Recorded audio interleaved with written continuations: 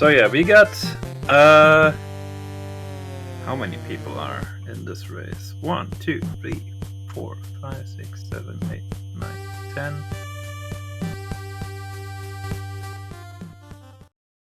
I think 20. Good 20 people. Awesome. A solid race right there. Yeah.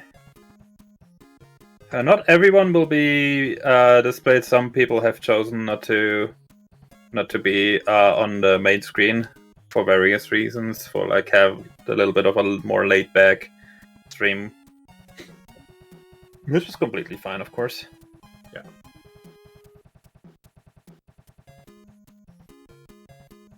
All right, we got the first 4 races on stream here. We sorted by time they put into the spreadsheet we had set up beforehand, where every racer could post their times. But we will try to give everybody ample screen time here. Yep. And we will try to keep track of where everybody is, but of course that is not an easy task. It's, with 20 racers, that's going to be a tough one. Yeah. But as we start out of the gate, we'll go over the rules of NESCathlon here. That every runner will have 30 seconds between game swaps. This basically just helps equal out the playing field for those that are using like an EverDrive or some sort of flash cart. The actual cartridges themselves, Yeah. if they're using like a Mister or some sort of like emulator type deal, it just evens out the playing field for everyone. No codes, no turbo or wrong warps unless specified in the game rules. Yeah. Games must be played in their entirety and in the order presented above or on your you guys, as you can see it underneath the first box there. And then obviously no save states. Yes. I think the only game that specifically specifies it in its own game rules is Mega Man, which is the all stages category, because there is a wrong warp in Mega Man. Yep. That brings you right to the credit screen. I think if in Iceman, if you spawn too many sprites or something, you get that. But it's pretty boring. I mean, it's not boring if you like that kind of stuff, but I enjoy the full game more. Yeah. And we're off, I think. Yeah, looks like we're going right now. Let's go. We got people hitting golf balls on a sunny Saturday afternoon. Let's see how everyone's approaches here.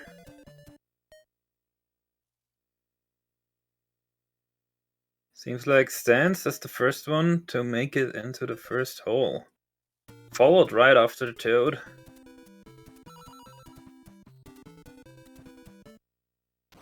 Yeah, the one thing that everybody seems to be doing is to put a backspin on the ball so it does not bounce as much, which is purely to mitigate what we mentioned earlier, that like this game takes a long time for the ball to stop when you don't want it, so the backspin helps with that a little bit.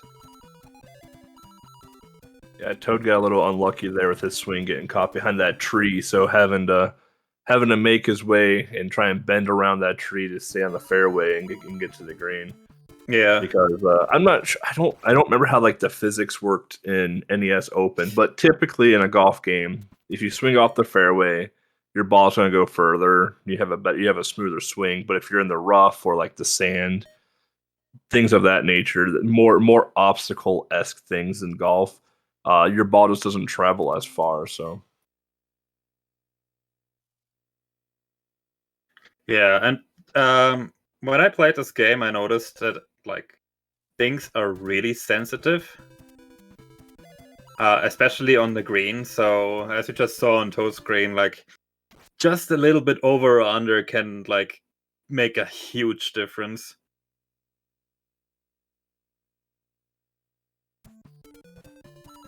And then, of course, nervousness is a factor. Right now, like Toad is getting hit hard with a face wind of 9 miles an hour. So yeah, no matter how hard he swings and hits that ball, that ball is not going to go crazy far just simply because of that wind. Yeah, that's why it took it like a little bit slower to get up to the water, to not like put the ball in the water, because I think that takes a long time to actually like display in the game. Yeah, it's like the out of bounds. Like you'll get the animation of like the pop up of like the water or the out of bounds. Then you have to wait for the drop, which flashes for a bit, and then you can eventually swing the ball again. Yeah.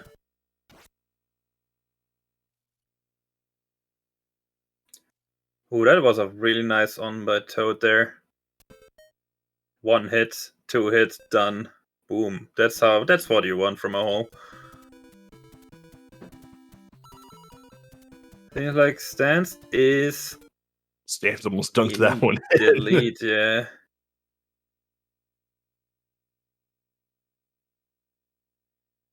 Yeah, I was watching some of the speedruns for NES Open because I knew they existed. JKL.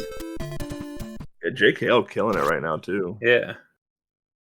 But watching how some of these people like speedrun this game, just like the accuracy that they can put out is pretty incredible.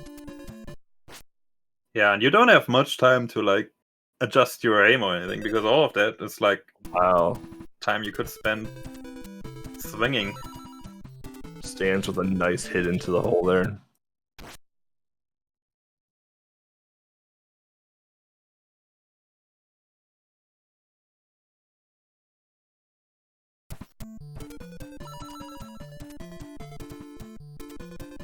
Oh no, JKL going into the water. So we'll have to wait a little bit for the drop, and then before you can swing again.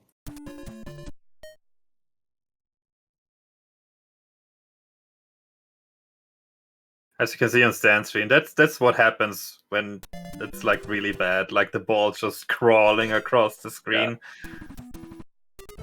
It looked like all the runners were on the same hole there at the same time. So it was interesting to see, you saw Stans maybe a hole or two ahead, and then all of a sudden, you get some wind element that comes into play, and now other runners either use it to the advantage because they had good RNG with it, or like you saw with Toad with the headwinds of 9 miles an hour, had to take it a little bit slower. So yeah.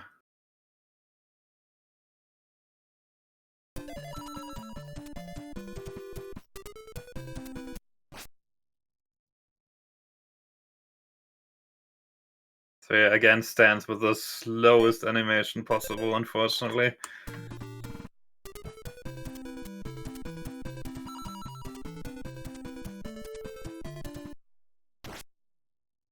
Like, if you're gonna miss, you want actually the ball to go out of this like whole animation as fast as possible.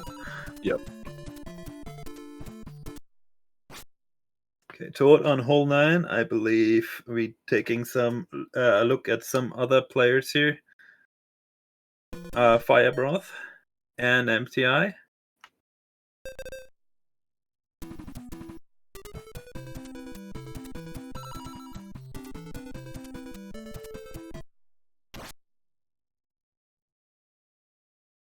MTI now on hole 9, and Fire Broth is now on hole 10.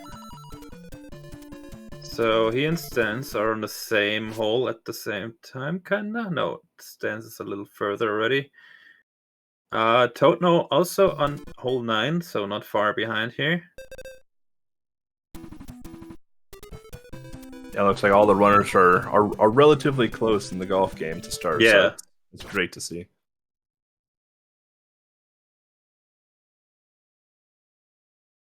Stans with a little bit unfortunate hit there right in front of the tree.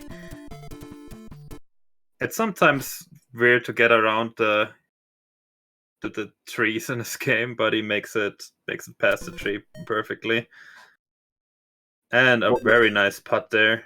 Super nice putt. The lies are always weird because like you have that overhead view, so when you see a ball go behind a tree, like your first instinct is, oh man, I'm right up against this tree. But sometimes you're actually pretty a decent amount away from the tree, and you can hit around it, or sometimes even over it. Then there are other times you're like, oh, I'm probably in the clear, but you're actually like right under the tree. And it's like, okay, well, this is my life now. Ooh, very good hit by Toad. Yeah, almost was like spot on there.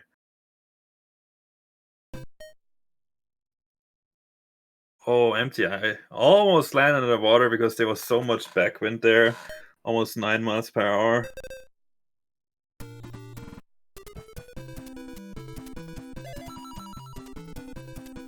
But makes a really good approach there on the green.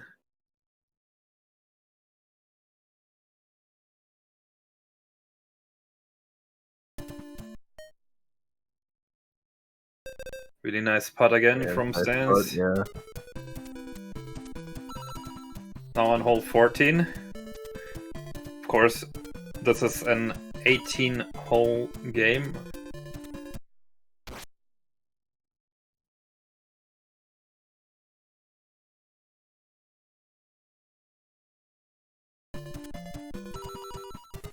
Toad on hole 13, so still 1 hole behind. Although this is not a very big course there.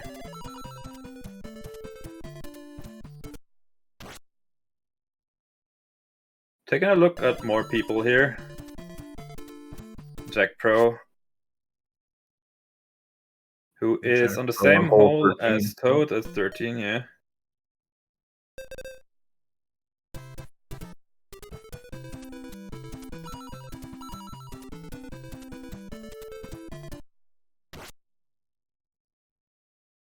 Oh, that was really nice by Toad, just landing in front of the bunker there. Saves the animation. And nice in. Maybe you should commentate this in like the Wii Sports. Oh, nice on. Nice on.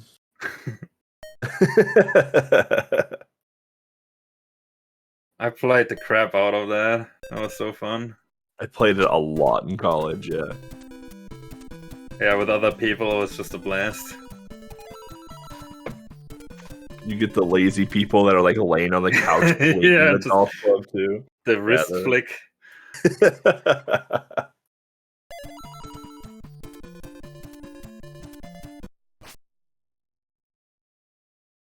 Ray Dude now taking a look at him. Hole 15 there. Yeah. Same hole as Jack Pro. Stands on hole 17, trying to get to the green there. Yeah, we're getting close to our first game change here. Toad now on hole 17, so he caught up a little bit, I think.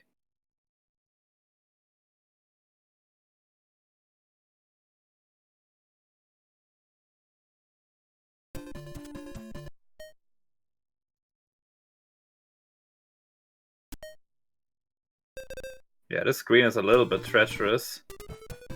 Oh, that was really nice on by Toad. Puts it in a really nice spot too, so he can now save 1 swing over Stans on that hole. And both are on hole 18, yeah.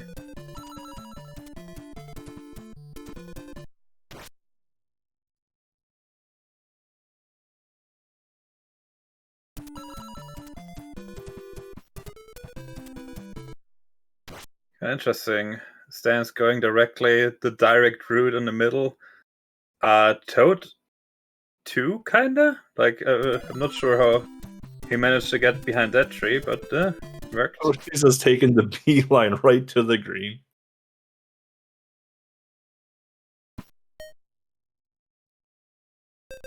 Nice putt by Stan to be moving on to the Little Mermaid now. Yeah, and Toad is just 1 stroke behind him here. And he is also done.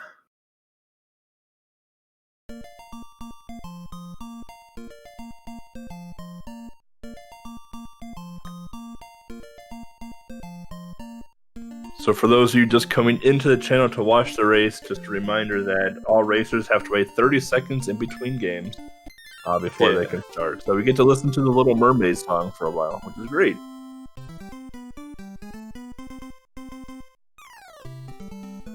So the Little Mermaid, on the surface and casually, a very simple game.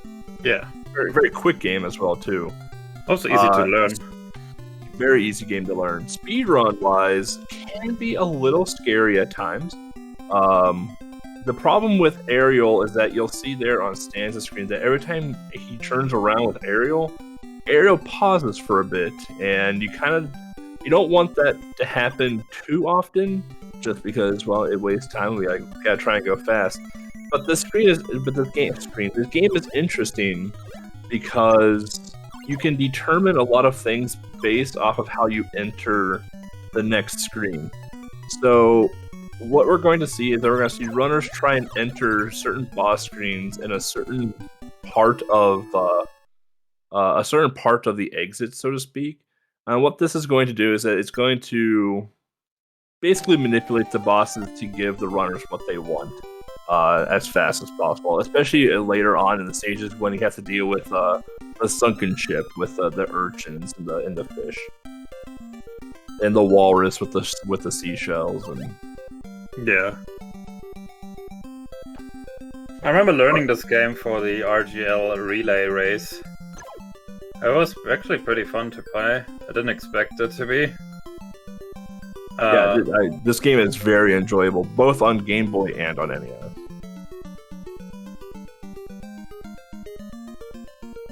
I was not any good at it, but I could beat it fairly consistently.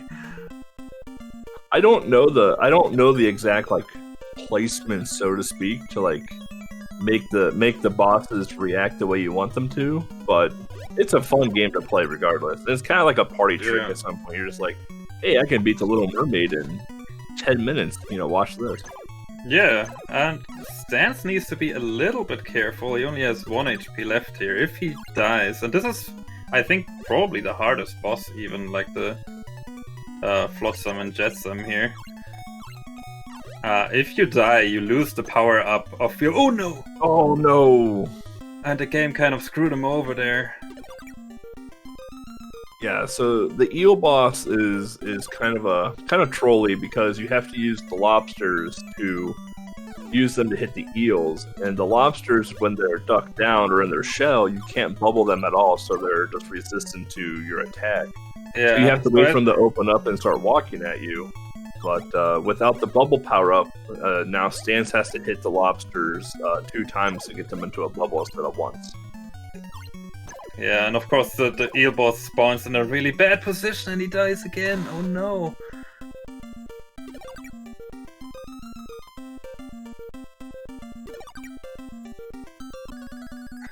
On the bottom right now we see Concakes and Thump Brothers. They're coming pretty much up the end for golf. But man, that's so unfortunate. Yeah. That's what I was saying. This game casually, a lot of fun, pretty simple, but man, the speedrun can be a little scary. Especially in a marathon like this, since especially in a race marathon. In a normal speedrun, which just he would have reset a minute ago. Yeah. Toad, though, probably coming up to my least favorite boss of this game, and it's the walrus. And the only way to hit the walrus is to hope he drops these seashells, and you have to be in a fairly precise area to shoot them onto the land and have them hit the walrus. Yeah, I think the way I did it, I just jumped up to the walrus whenever I had a seashell. That's what I usually do too. But yeah, it's really hard to get multiple hits in. So he stored his seashells over there, so he has 1 extra whenever the walrus spawns on the other side. And there we go. Nicely done. We got David and Tool now going into the Little Mermaid as well, so. Yeah, David coming up to the boss here shortly. The underwater volcano is, I wouldn't say it's a scary stage, but if you're not expecting it, can be a tough stage because the volcano is obviously blowing up from the ground, doing a spread shot, and then you have enemies just buried in the sand that if you're too low, you can trigger and they'll come out and hit you. Yeah. The But as long as lobster. you do the same thing every time, you're fairly safe in this game. And the lobsters are out for blood in the stage too. Yeah.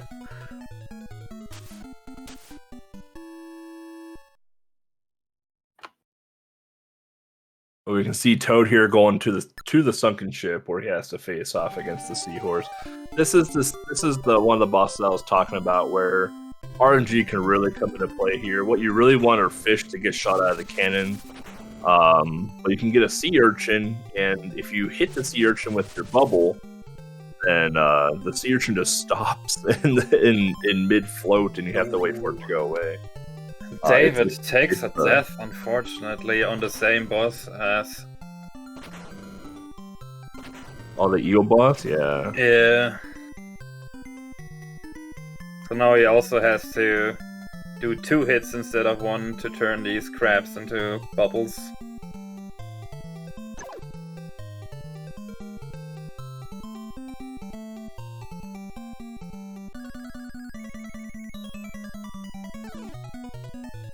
Stands though, even having a couple deaths on the stage 2 boss has made up a lot of time and is on the sunken ship as well. Yeah. We got 2 more people coming up on the eel boss here.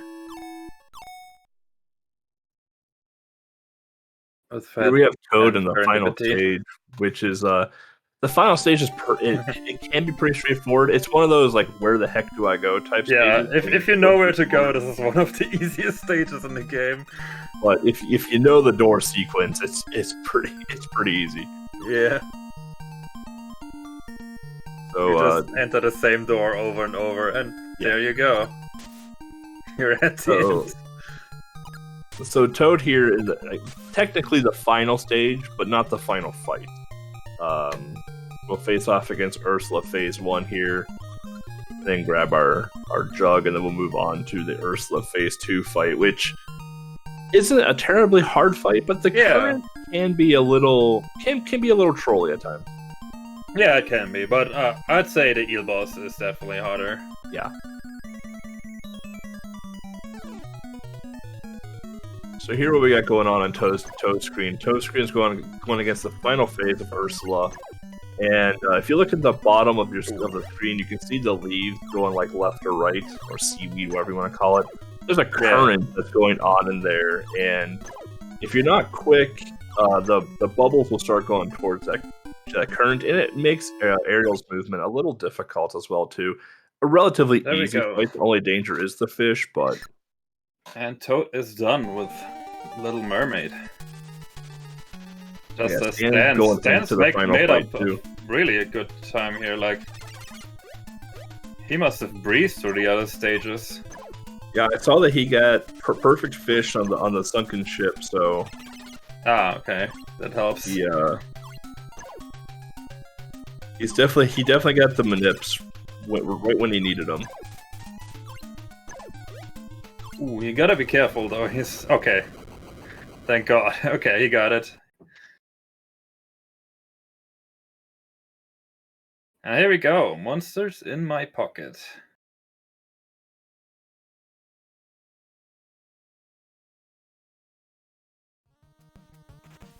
So I think to clear up the question of the delays, I think if you jump, you don't get a delay. So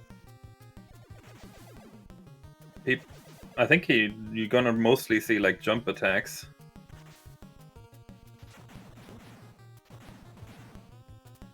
Okay, yep. So when he's swinging, he's standing still, so... Yeah.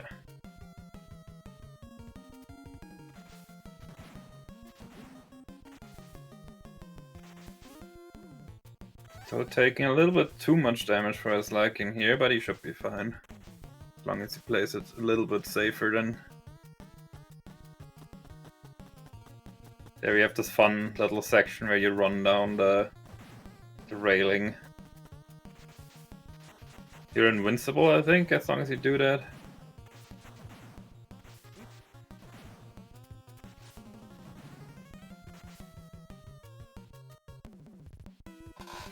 Comes into the boss with 2 HP left, but this boss is really not hard. Although it's not free either.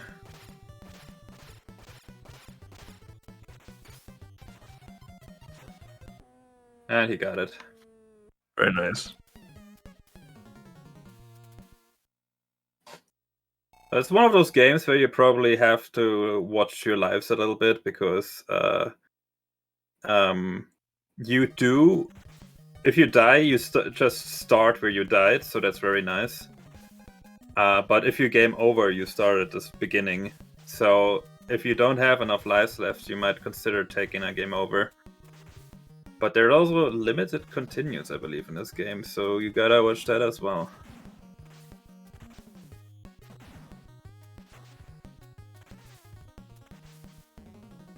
Seems like the name of the game so far is Go Up. Yeah.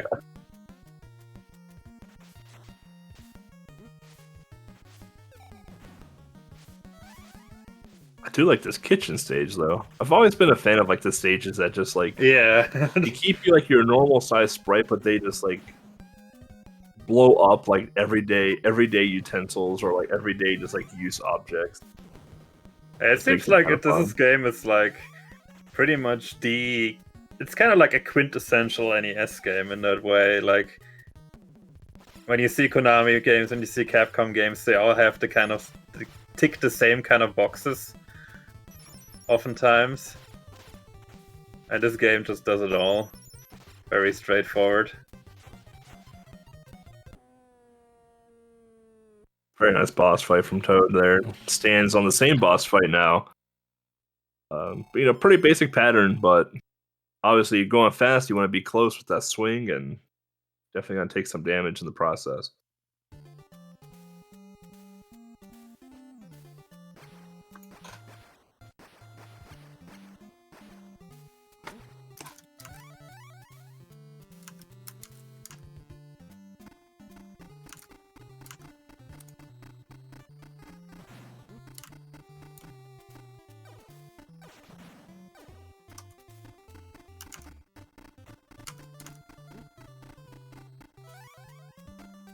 Toad there taking a bit of a stutter step to let the ball hit him, and then take some iframes to pick up that health right before entering the next screen there.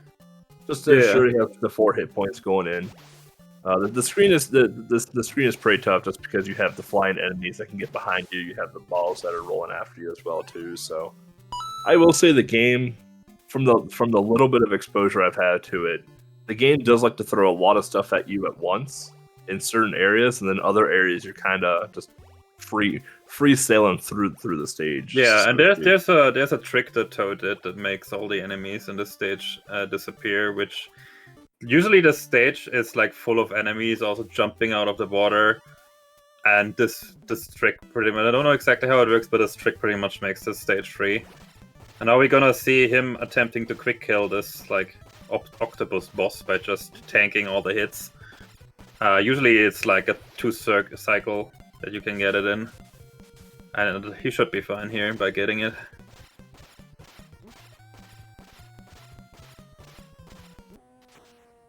Nice.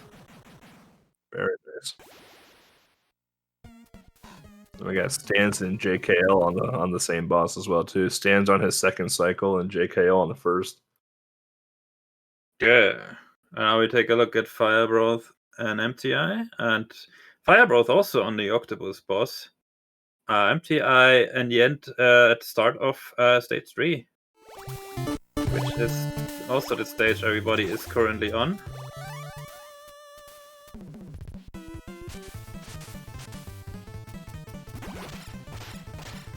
The music in this game is super good. Like, wow.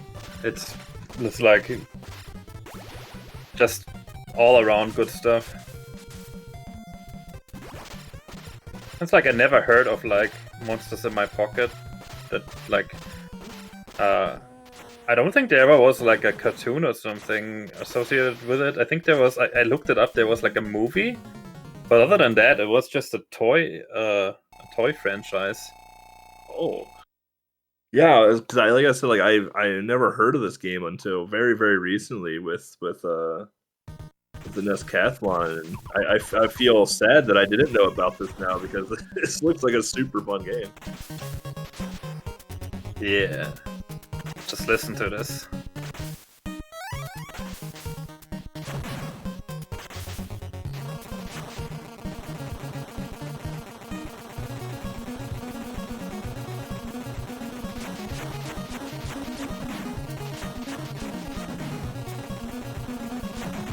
Yeah, you see on MTI screen how the stage looks if you don't despawn the enemies. You have like fish jumping up on each side of the little thing you're floating on.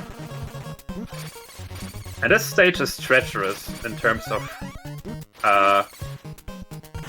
the double jump, because a lot of people try to do like a late double jump on this stage and then you just fall in the hole. But Pikachu, like with the super fast strats through that little jumping section, and he really knows what he's doing in this game. Look at his moves. It's a very interesting stage. Like you don't see stages like this all too often with the enemies just waiting for you, and if you get close, just jump down. A lot of times, like balls rolling after you already, or enemies from the top of the screen already coming down and rolling towards you. So it's interesting to see that a lot of it is based off like just like how well you know the jump mechanics in the game. Yeah. Then of course you gotta have your elevators going. So we have Fire Breath on the boss of the stage already. I believe it's, or is it the next one?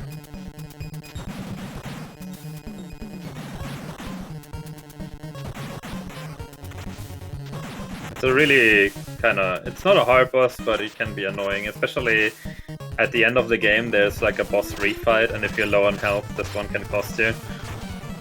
Just by how he sometimes moves towards you, or comes from the wrong side of the screen.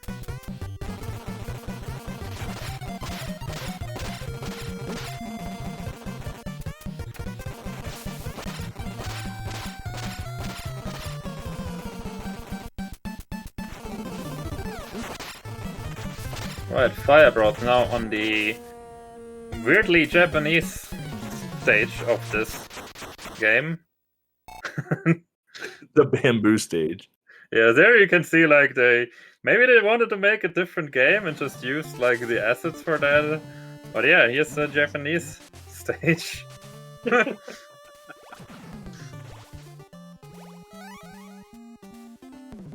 These flying enemies, they are really annoying. They like dive down at you if you get too close.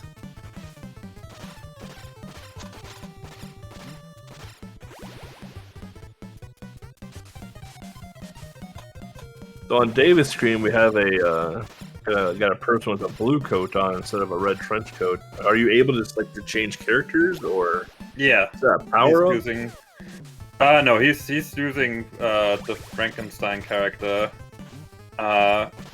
I think they're pretty much the same. Well, Frankenstein's monster character. Frankenstein is not the monster. I'm not sure what the exact difference of them is, but it seems like they have slightly different attacks, even though they seem to be still kind of the same. Yeah, it seemed like the same range and everything. Just it was a punch instead of a slash. Yeah. They definitely can both double jump, so there's no difference there.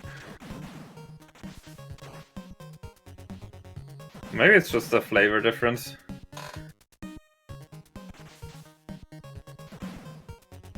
I will say Frankenstein looks cooler, so.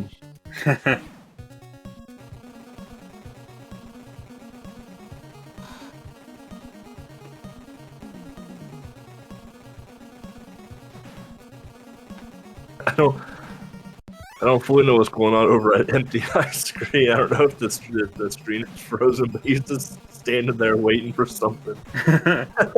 I'm not sure. I think we had a little bit of lag on him, but yeah, I'm not sure what happened there. Yeah, the boss that Jack Pro is on is it's pretty annoying. You got the enemy that breaks out into the 5, and basically which one is the real one and attack it.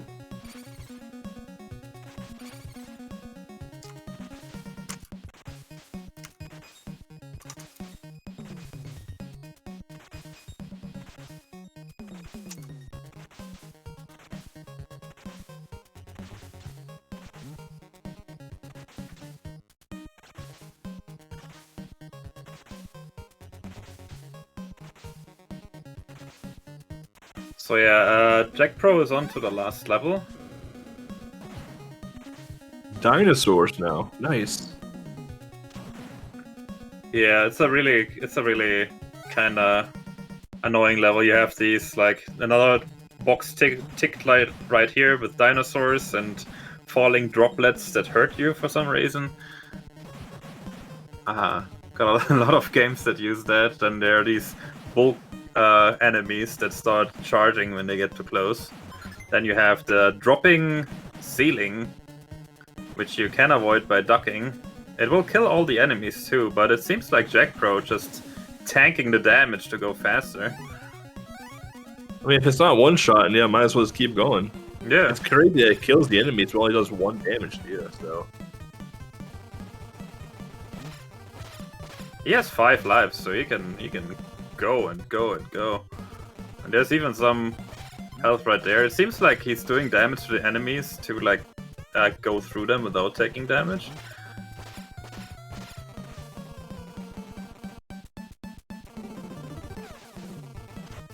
On the bottom right we have Super Pitfro himself, also using the Frankenstein's monster character. He's using the screw. The screw pretty much one-hit kills any enemies it touches, so it makes it really useful to just carry with you and just use. There's sometimes enemies hiding behind these trees, which is really annoying when you run into one.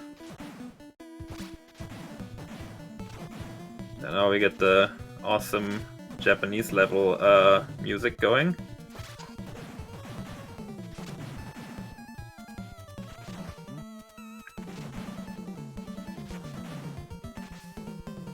Meanwhile, Ray Dude is fighting the Banshee boss. She can like split into 5. You have no way of knowing who's the real one, but like trying to hit the right one. And if you get lucky, you can get some extra hits in, so they're trying to like hit a few of them like with one jump and then just staying at the one that's the correct one if they happen to hit the correct one.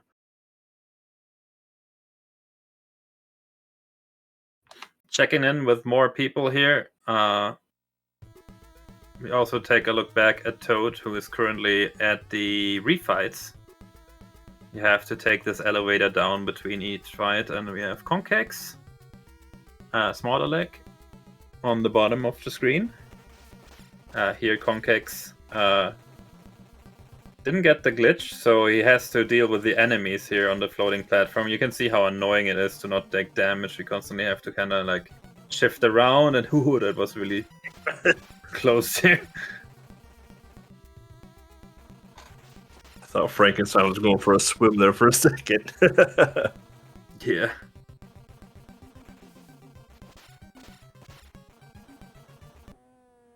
So yeah, you can see Toad took the early jump to jump over the boss, depending on which side of the screen it comes in to not take damage. He has two lives left, so he should be okay here. But this game, like, if stuff goes bad, like, you're quickly in trouble. So he just probably wants to play it a little bit safe.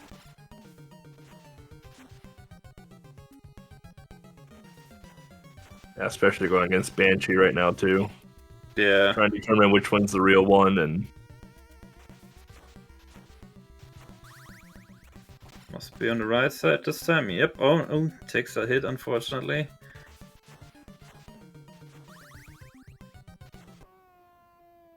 And gets it.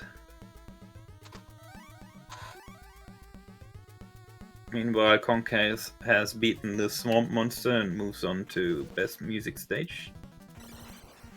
And here's the last boss for Toad, like, the second to last boss, that is. It is not an easy boss, because if you time your jumps wrong and your movement wrong, the lightning will hit you. And the lightning is pretty hard to avoid, actually, at times.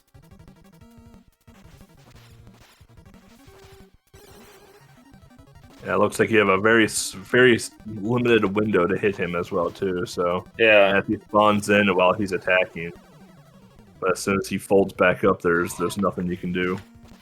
Yeah. Alright, Toad still got full health and moves on to the very last boss.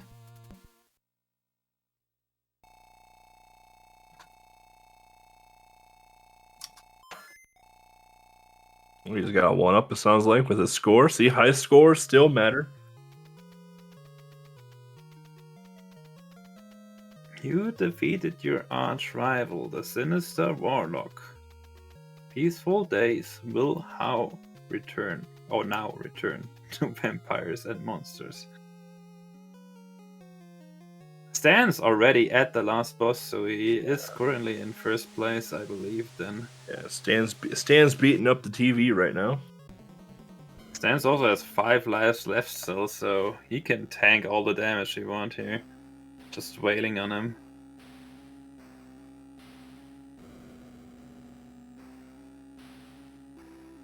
And Pikachu also on the last boss, so we have a 3-way going here, close together.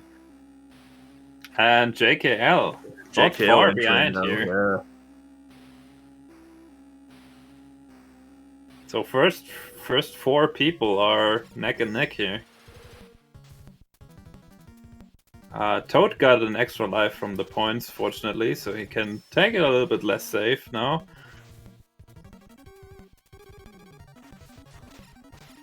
Stan's getting ready for Jackal. Yeah, next game coming up. Toad had the world record in that game for a very long time. Long time. By the way, Toad and Anthole are going to run Jackal co-op at HEDQ. HEDQ, yeah, that sounds it. So looking forward to that one.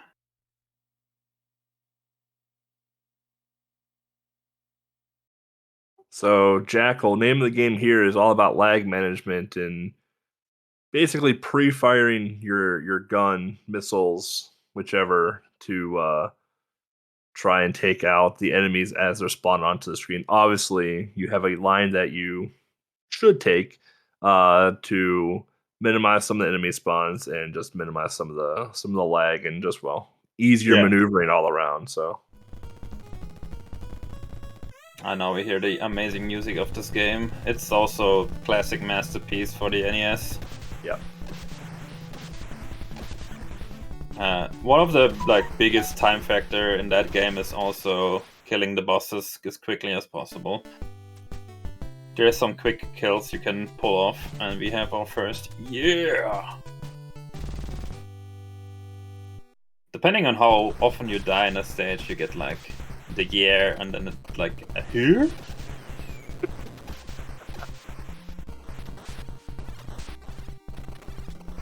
I do enjoy Jackal.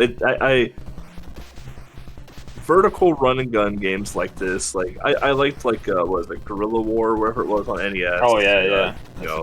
Games like that, I enjoy them, but they're not my go-to. Jackal though, there's a certain charm with Jackal that I can very much appreciate. Yeah, just in general, the NES kind of games, they also all have this nice simplicity going, where it's just, hey, you're on Jeep now, go.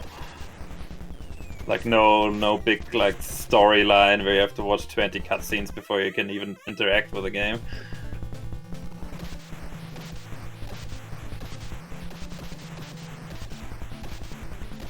Seems like Ant is either almost done with the marathon or there's something might have come up for him, so he's probably starting the marathon a little bit later. Either that or his stream is frozen. Also a possibility.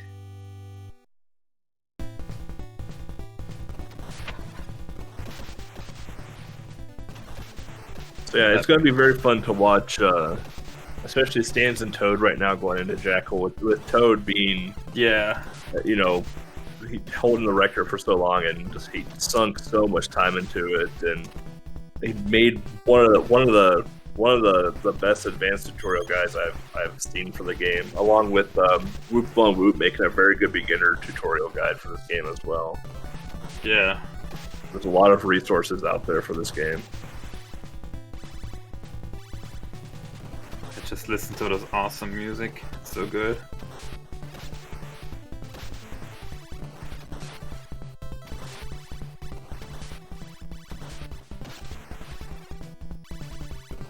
Of course, interrupted by the treacherous lasers. These lasers are really weird. Their interval is determined by how many lasers are currently on the screen.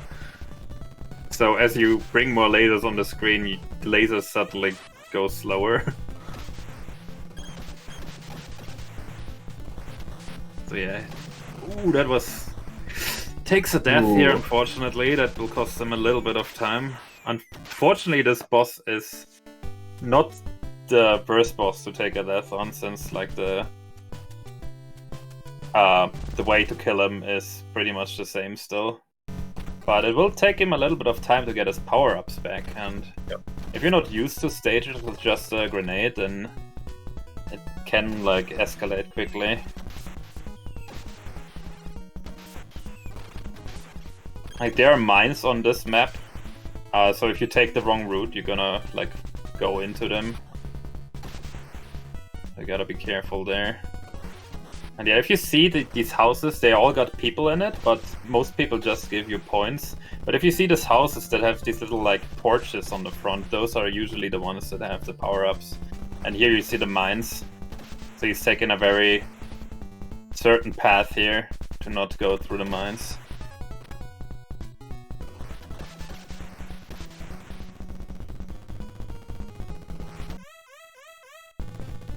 And Toad is on his toes right now. Yeah. Toad is right there. Yeah. For this boss, there is a quick kill. You can kill him in one cycle, but it's very hard to do. You can, like, circle around him and get in as many hits as you humanly can.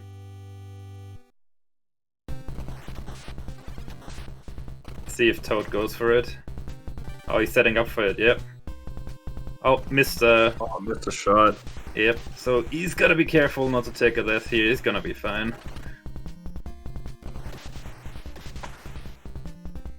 I'm gonna... Yeah!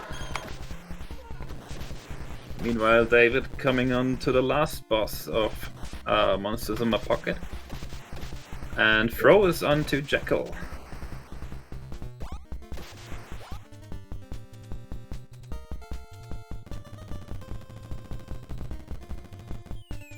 Yeah, so worst case scenarios for these runners is to actually game over, which can happen since the last boss is actually pretty hard.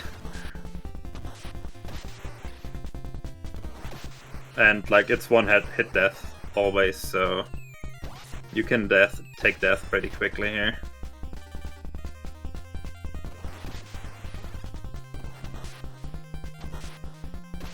Yeah, again, in this stage here, you see on both Sans and Toad's screen when they're crossing bridges that there's mines that they have to be weary of, so they're going to take certain paths across the bridges as well, too. Yeah, and all these missiles that they're shooting, they're all completely deliberate in where they're going and when they shoot them, because any additional missile that you shoot will just lag.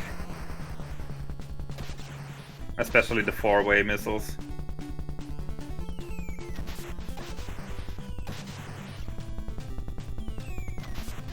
There we go. Really nice boss fight there for Toad. Takes the lead with that boss fight. It looks like Stans has died again because he has a grenade again, unfortunately.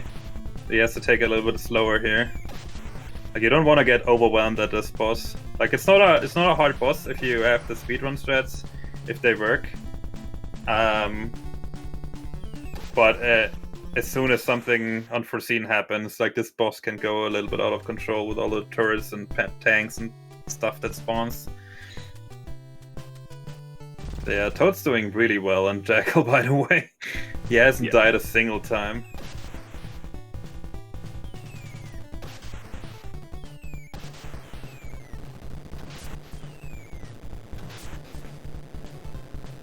And we have a lot of runners at the moment at Jackal. And there's a certain pixel you can take on these conveyor belts that Stance was just on to make them go a little bit faster. Looks like Toad did take a death, but he's up to like full strength immediately by taking the full power up that's hidden in this little nudge there.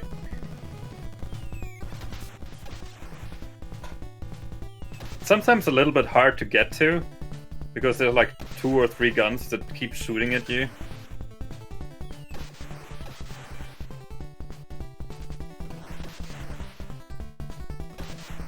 Yeah, Toad coming up to the last boss here. I have to hit the structure first here a certain amount of times. But you can't just stay in place. The only thing that will bother you are these tanks spawning from the bottom and sometimes these little guys. What's fun is also probably the most fun thing in the game is just driving over them. Just running over the infantrymen, yeah. Yeah. So yeah. And then you break down the building to be doing a flame-throwing tank, so true NES fashion. Yeah, and this is the last boss, the JJ tank, which is pretty hard because it seems like it's stopping randomly, but Toad beats it in like a freaking record time. Holy shit. Yeah. This boss is really hard. Yeah, it's not an easy boss fight. Between the bullets and the flamethrower going out, it's not an easy fight at all. Yeah. So Stan's gotta be a little bit careful. He's already made it like redder, so he should be okay. Oh no, he's on his last life now. If he dies, he goes all the way back to the first, not to the first, but to the start of the stage. Oh no. Oh no. That will cost him a ton of time here, unfortunately. We have Toad going into Turtles 2 now, choosing Raphael, arguably the best turtle. I disagree, but I never liked the Raphael brooding. I'm so cool. Like I'm gonna do like the opposite of that everyone says and bring everybody in danger that way. But that's just me. No, that's fair. Everyone has different turtles they like. Some people like Michelangelo. Some people like Donatello. Yeah, I'm more no of a one likes Bond guy. Leonardo, and yeah, that's true. That is one truth. That is pretty universal.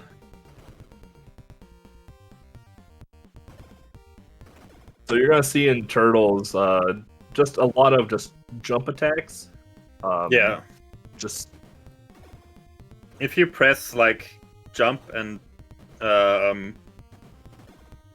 like slash slightly after each other, you do this like special attack thingy that kills most enemies in just one hit, and it has a pretty good range. Like it seems like it's kind of like the special attack that you would in like normal beat 'em ups would cost you health to execute, but in this game it's pretty free. Like it doesn't cost you anything to do. Yep. Yeah, there's a few jump attacks you'll see going on in Turtles 2. You'll see the quick slash that you see on Toad's screen right now. Eventually, you'll start seeing dive kicks, which can only be executed at pretty much the apex of the jump. So once you're at the very top of your jump, if you use the attack button, then you'll do a drop kick, which is going to be very useful for certain boss fights coming up as well. Yeah, so. It seems like Stance is back at JJ. This time around, he should be having no problem. He's already at the red phase. Yep. Oh god, I don't want to curse him again. Then we got Pika and Jack Pro on Turtles 2. There we go. Well now, he got it. And Toad taking out Rocksteady, and Shredder stealing April and going on to scene 2 now. Yeah.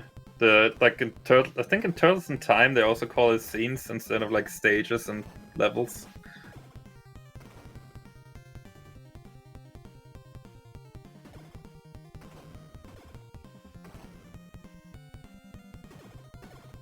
Here we see the first live stream ever conceived by Shredder. Live on TV for the Turtles.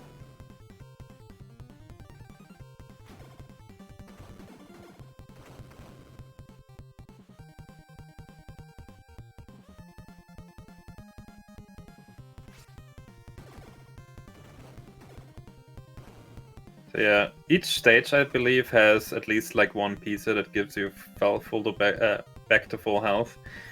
And the first stage, or the stage that Toad is in, might be the second. I think it's the second one. Has this weird like skateboarding girl that comes by that you can hit. I think in the J version it gives you like a lot of points, but it's not worth in the version they're playing on. You get like extra life from points, so that's definitely something they want.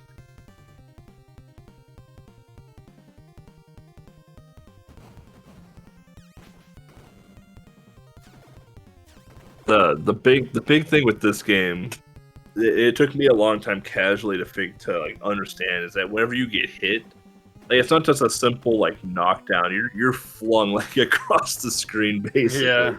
So if you have a lot of enemies on one side and you accidentally get hit and flung to the other side, you get some time loss there.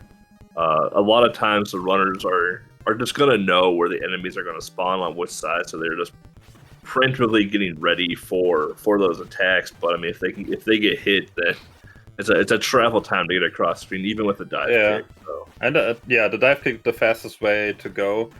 Here we see Toad getting the good like position on Bebop. Yeah, Bebop. I think. Yeah, is Bebop. So he can't hit back because usually, like, if you try to do the quick slash on Bebop, he will just punch you away after a few hits.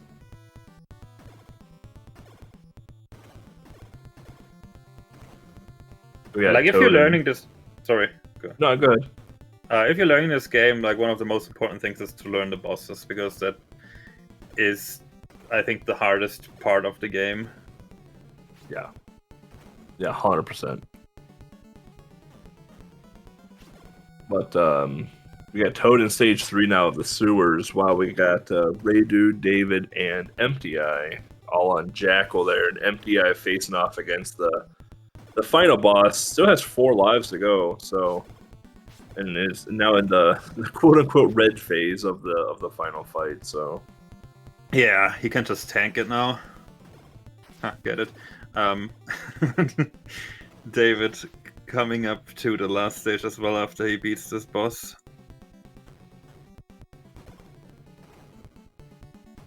Empty Eye now into turtles as well. So Raydude went for the full power up, got it, and didn't get hit. Was a little bit dicey. For being halfway through the race so far, there's a lot of people are very close to each other. Yeah. We have Concakes on the last boss of Monsters in My Pocket. We got some brothers. I don't know. I think it's the 4th stage? Like there are 2 more stages after this one. Yeah, he's got the battleship, and then he'll have the... Yeah. I call it the door boss, but yeah.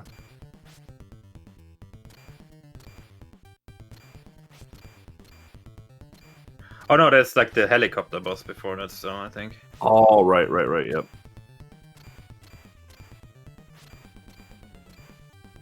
So yeah, Toad fighting the flying boss, which is just all around annoying.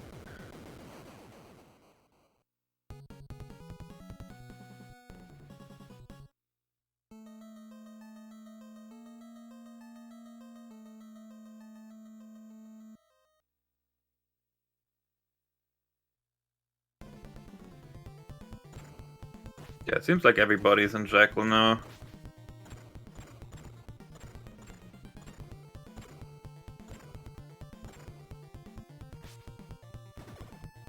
They're fed, even picking up the little guys.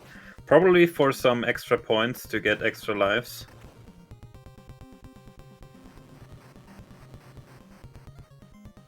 Yeah, it looks like Ferret there taking on the door boss to move on to the final stage there, so. Yeah.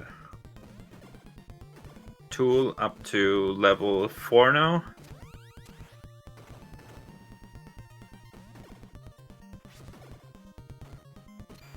And Toad's fighting snowmans.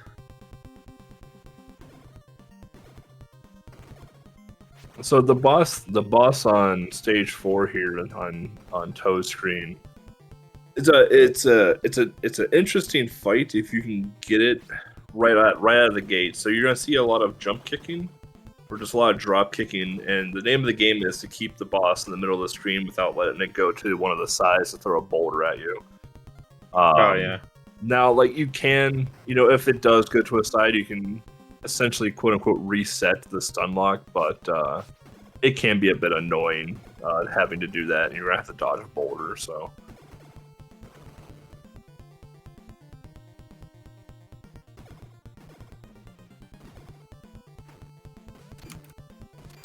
But we got Jack Pro going against the flying boss as well too. ZGN, Jackal, and Sign and Monster in My Pocket. They're going against the Banshee boss there. Yeah.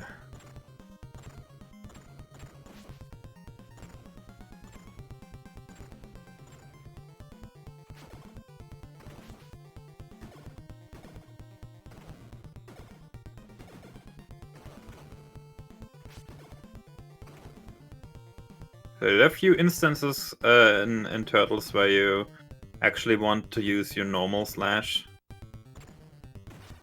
One I can remember directly is against Tigers. That will come up soon for Toad. There are 20 races in this game, Gustavo, or in this race. Yeah, so here you can see on Toad's screen trying to keep the boss in the center of the screen there with the dive kicks. Yeah.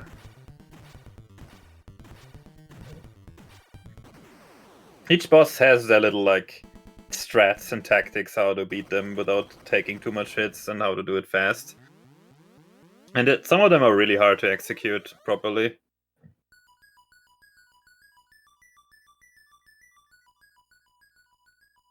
Spring is here.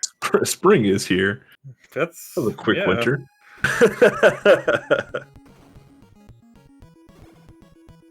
Man, I wish winter was that quick.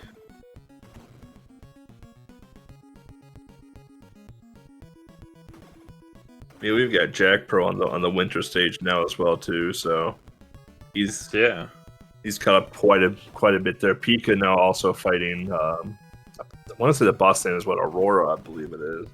Yeah, and, using a different strategy there. The drop kick approach, just doing the swing approach in the corner there.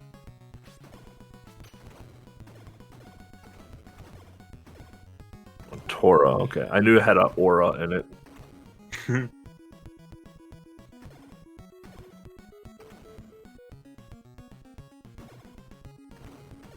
Sinan now coming up on the last boss of Monsters in My Pocket.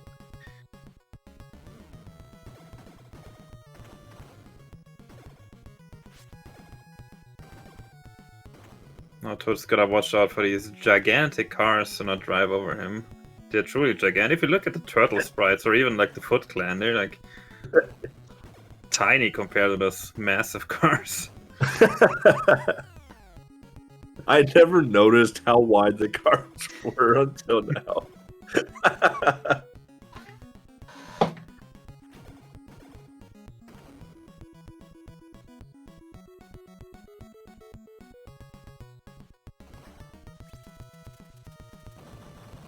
Oh, uses the environmental barrel explosion to get rid of some enemies there. Meanwhile, Jack Pro is using the same strategy as Toad did earlier with the jump kicks. Pika right behind Toad right now in Turtles too. So.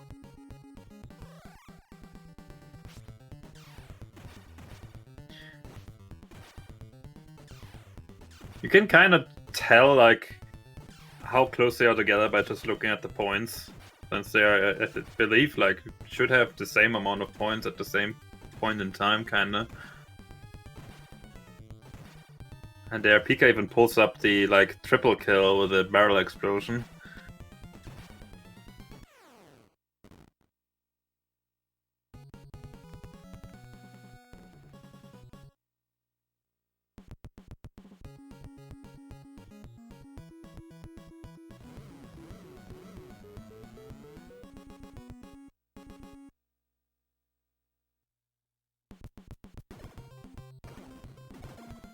gets a kiss from April for his efforts. Pika finishing off Baxter there.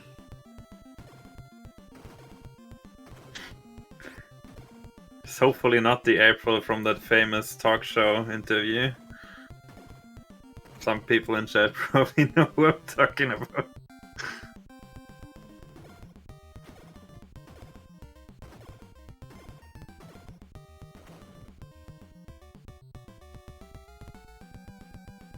Yeah, Toad has to deal with these little, like, I don't know what they're called, but they electrocute you and they drive around really fast, so you kind of have to, like, set up in their path, kind of, and pre-attack so you can hit them and kind of stun lock them in place.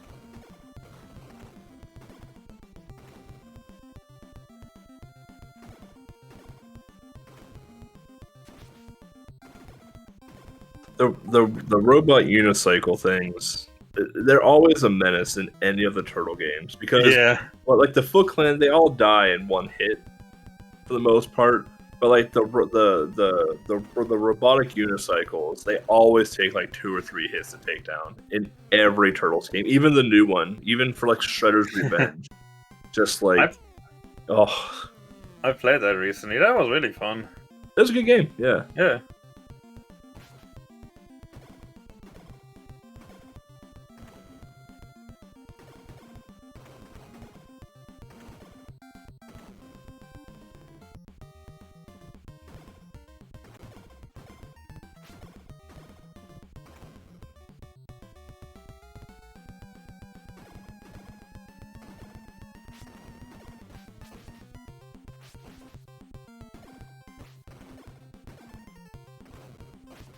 Yeah, just like in any beat 'em up, like you can easily get bullied if there are multiple enemies in the front or back of you. Yeah. And it's like Jack Pro and Fire Broth there taking out Baxter as well too, and moving on to the Turtlemobile and going on to the next sync. They're really on the same screen here. There we go, Toad onto the hoverboard stage. Toad and Pika both. Yeah, Pika made up a lot of time in that stage.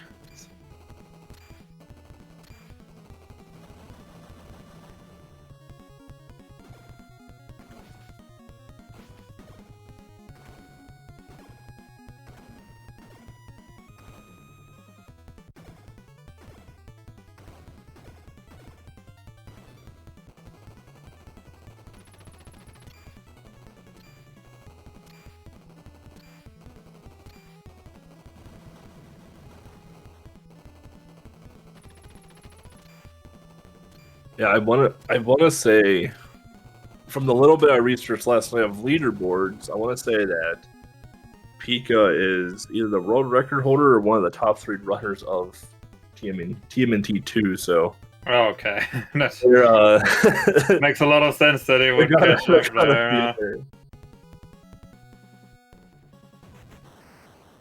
And they're fully synced now. Holy crap!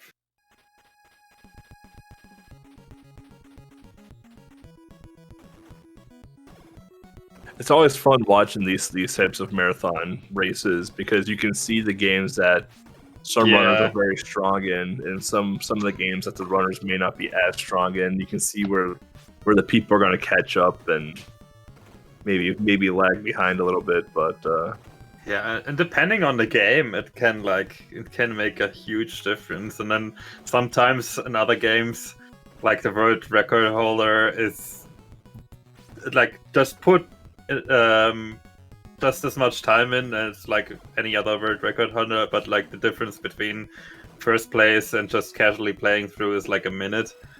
Yeah. And while it's still, I mean, exactly as impressive as in any other game, like the game saved in a marathon, unfortunately, doesn't pay off that much.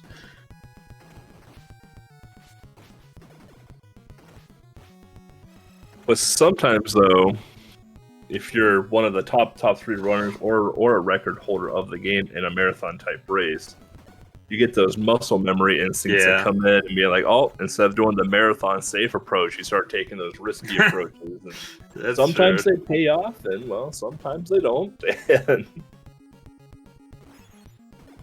A lot of times, also like runners, if they go for world record only, then even though they probably know of the safe strat and have done it in the past, it's been so long. If they don't practice it, like if something goes wrong suddenly in a race, then you don't know what to do anymore. Yeah. You forget certain things, or you forget where certain things are. Yeah. Yeah. 100%.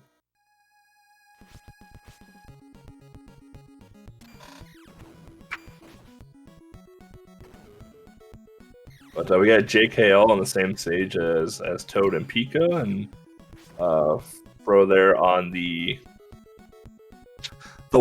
large car stage. That's just ridiculously. I know it's America, but still.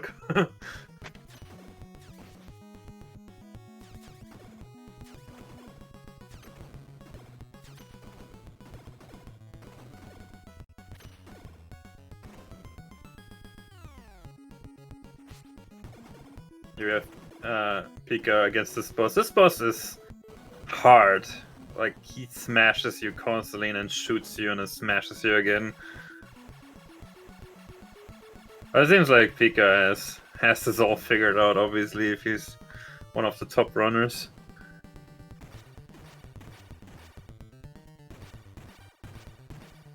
So it seems like they're trying to cycle it in a way that they jump just as the boss is about to swing at them, so they can continue wailing at them.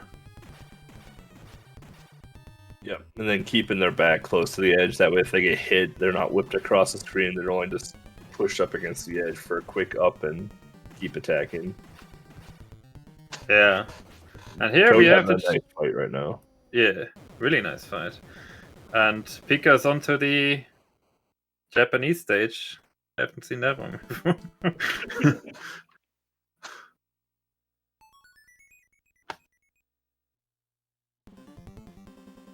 Yeah, this stage has like tigers that come to life from paintings, and they can be a real pain in the ass. Also, these are environmental like traps that come from the ground, with little bamboo spikes, can be really annoying.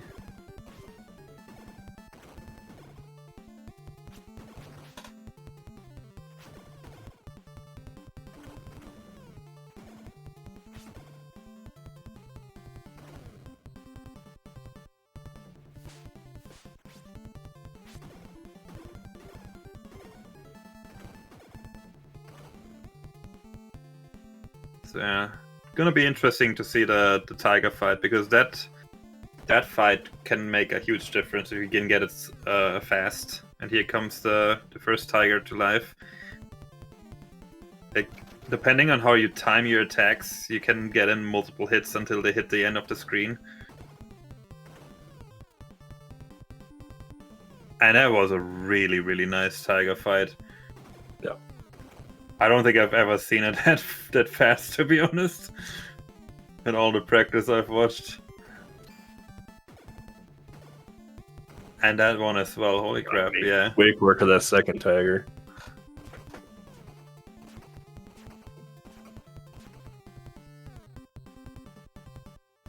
And now we have scorpions. Yeah, so suddenly scorpions.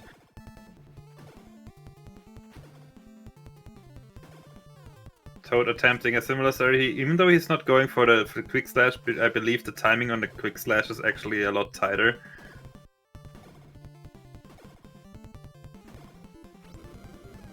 So a pretty good fight there. Yeah. We got David in the car stage. Radu just finished off killing Baxter there and is now pushing forward to essentially the hoverboard stage, because at the end of it you pop on a hoverboard.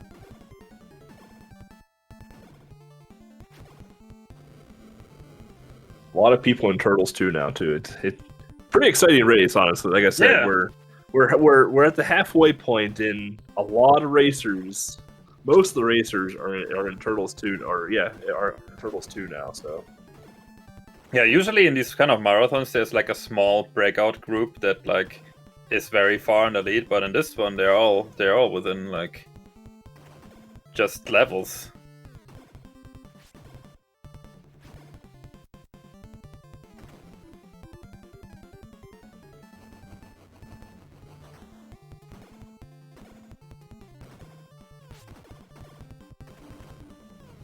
this is a pretty tough fight that Pika is on right now, just because like the range of that weapon is quite large, and you have the head flying around, and yeah.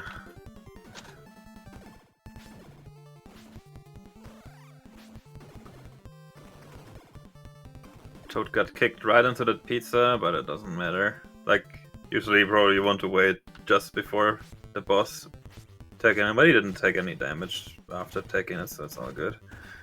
Yeah. Pika now in the Technodrome there. This is where, pretty much in any turtle stage, is where the game gets real fast. Yep. Turtles 1 on the NES, Turtles 2, obviously the Game Boy Turtles. Like, you enter the Technodrome, like, everything that you have faced up until this point is now just going to get thrown at you, and your skills do get tested, especially casually in these stages. Toad had a really nice samurai fight there. Didn't even detach his head.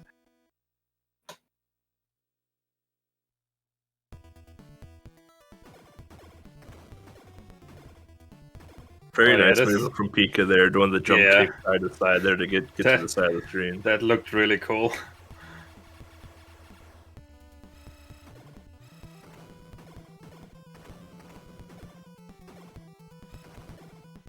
Yeah, these white Foot Clan guys, they can be really dangerous. But if you time your slash right, then they also, I think, die in one hit.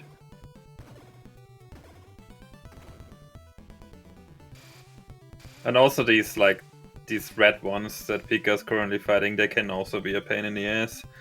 Yep. You got Tool face off against Bebop there. Fed and Jackal. Trying to dodge missiles and bullets there to save some lives there. They only have two lives left here, so yeah. Want to try and preserve for the final boss fight.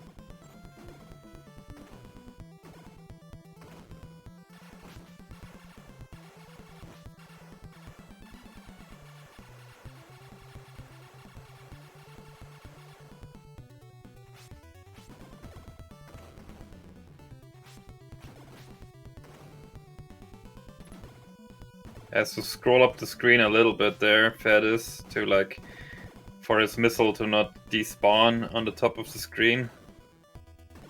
But yeah, these guns they just shoot in your direction and it gets really tough. Yeah. Luckily, this game lets you go backwards and you can reset some of that stuff, so. Ooh, ran right into that little guy waiting there.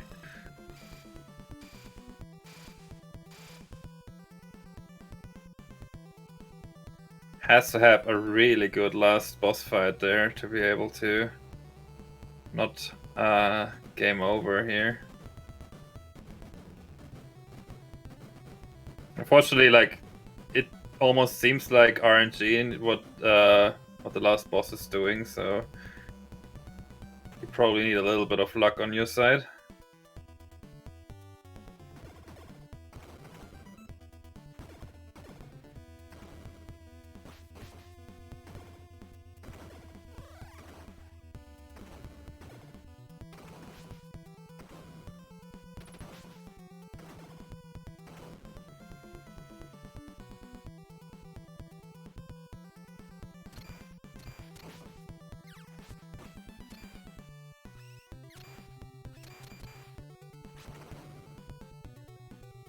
Yeah, it seems like both Toad and Pika are doing really well in totals here. Yeah. Pika up to Krang.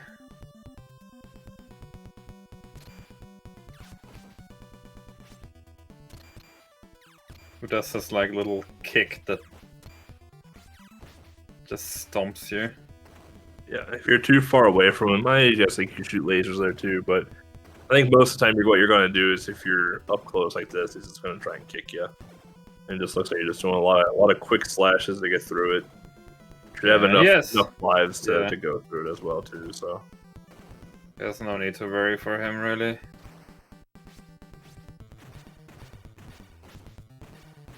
Unfortunately, it seems like Fed has died on the last boss, so he has to retry the last stage. Meanwhile, Kong's coming up to the last boss here. 4 lives. Yeah. Yeah, that's a good cache of lives. Still gotta make the conveyor belt of death here.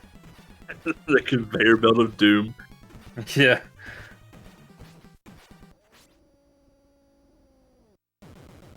That's a pretty good strategy here to take out these turrets and go across safely. Yeah, that was a very good approach. And Pika's on the last fight here against Shredder. There's one fake Shredder and there's one real Shredder. You can tell them apart by one is moving faster than the other. Of course, the way to go is that you only want to hit the real one, and it seems like Pika got a really, really, really good setup here. With the real one in the corner and the fake one just shooting these like beams at him that do nothing.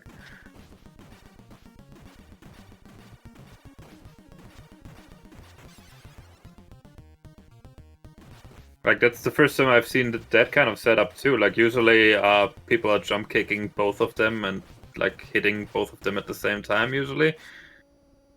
Oh, it seems like the second Shredder Giant finally has realized that he's not doing anything, but it's too late now. Too little too late, fake Shredder. And Stan's like caught up on Lob and Turtles. Look at this at the Krang fight. Jack Pro also in the Technodrome as well too. Pika moving on to Metal Storm. Yeah, GG on Turtles there. Really well done. So yeah, what you see on Toad screen is more what I'm used to seeing, like both of them kind of like cuddling turtles. But yeah, Toad is also only going for the real one. He might hit the fake one on accident at some point. Oh, he's got the same kind of setup now, with the other one staying away. Which is really nice. Oh, he got hit though, and now he's a small turtle. So here we got Metal Storm. Name of the game is don't get hit by anything, or he'll die. This game is a one hit kill game with some power ups along the way as well too. So here you're gonna see Pika pick up the armor and the gravity bomb.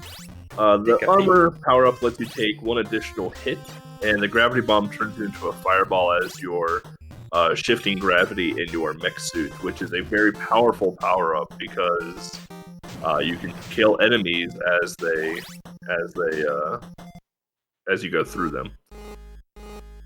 Yeah, so red alert, we're going to the first boss fight here. So yeah, this game, like I've seen this a ton of time on Whitehead's stream, who is, I believe, still the world record holder of this game. I might be, yeah. But the game is interesting. You saw a quick kill that you can do casually as well too. When you shoot in this game, you can simply just hold down the B button to fire your gun. Yeah. So when you're going for attacks like that, since you're so close and the attacks are just hitting immediately, you can get some pretty gnarly quick kills into this game as well. So. Yeah, and here you can see one of the first gimmick stages, kinda, and that this stage like scrolls forever up and down, so it kind of like wraps around. So if you go up or down enough, the stage just repeats. Yep, and you'll see like the gimmick as well there too, where every time you shift your gravity, it shifts also the doors as well too. So yeah, and these doors are kind of treacherous. They have a huge hitbox, so if you stand anywhere near in the like vicinity of them swinging, you're dead.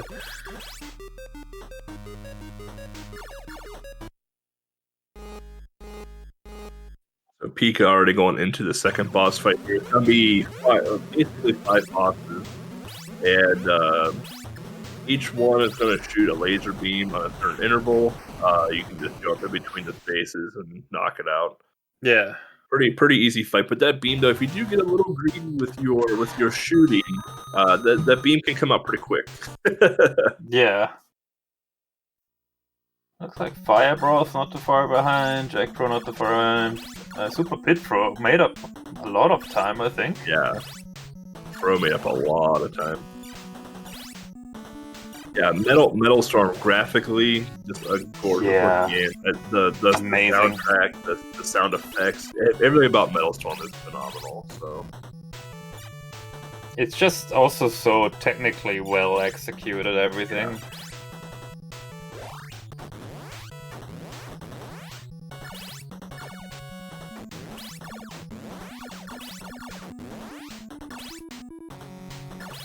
It's just like games like these, they have like one thing and they concentrate on that one thing, and this game being like the gravity thing, and it's just like they have more and more ideas for that thing. You don't need like 5,000 different abilities in a game to make it interesting. It just took this one idea and just executed it super well. Yep. Pika there, though, taking a bit of an unfortunate hit in the so he's not able to do the quick kill here, because that would require him to take a hit on the top left. Yep, I believe. Yeah, you would gravity up to that top there and just aim down and shoot. In the process, taking a hit, but since they took an early hit in the stage, had to play that one a little safe there. So this stage here is absolutely terrifying. Yeah, we got a wrong warp here. Let's see if he goes for it. There's quite a few setups to go for it. Here it comes. He's not good. I think he might be tried. He might have tried it, but not get it. But I'm not sure. I think he would have wrong warp by now if he had gotten it. Unless I got the timing wrong on trying it. Like, I think the way it works is if you pick up an armor at the exact same time you take damage, the game doesn't know what to do. So it just, like, puts you at the end of the stage or at some later point there. But it has to be the exact same frame, which is why it's so hard to do. Yeah, especially going fast, it's a terrifying stage for that. Yeah. But especially since this stage is like auto-scrolling, it saves you a ton of time. Yeah. That's probably one of the scarier stages, just because you're confined in this box and there's just there's nothing you can do. You just have to know the movement of the enemies and just know how you can use that box for safe plays. Yeah. We got 2 more people on Shredder here, MTI and Smotherleg. Raydude in the Technodrome, making his way through. Also, by the way, thank you all for all the raids and almost 300 viewers. That means a lot to us. Thank you all. Yeah, thank you for coming out and supporting the racers. I love seeing the cheers in chat too. People cheering for their favorite racer, streamer, runner, whomever. It's always fun to see that stuff. Yeah, and a lot of people, like all of them, have put in, like the racers have put in a lot of effort and time to learn these games.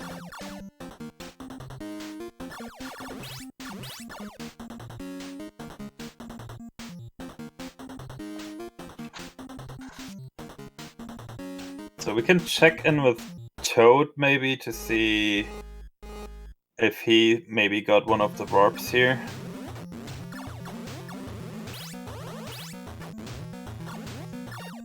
And here we go, thank you Nami. Nami's, by the way, is doing the restream again, and she's doing an amazing job.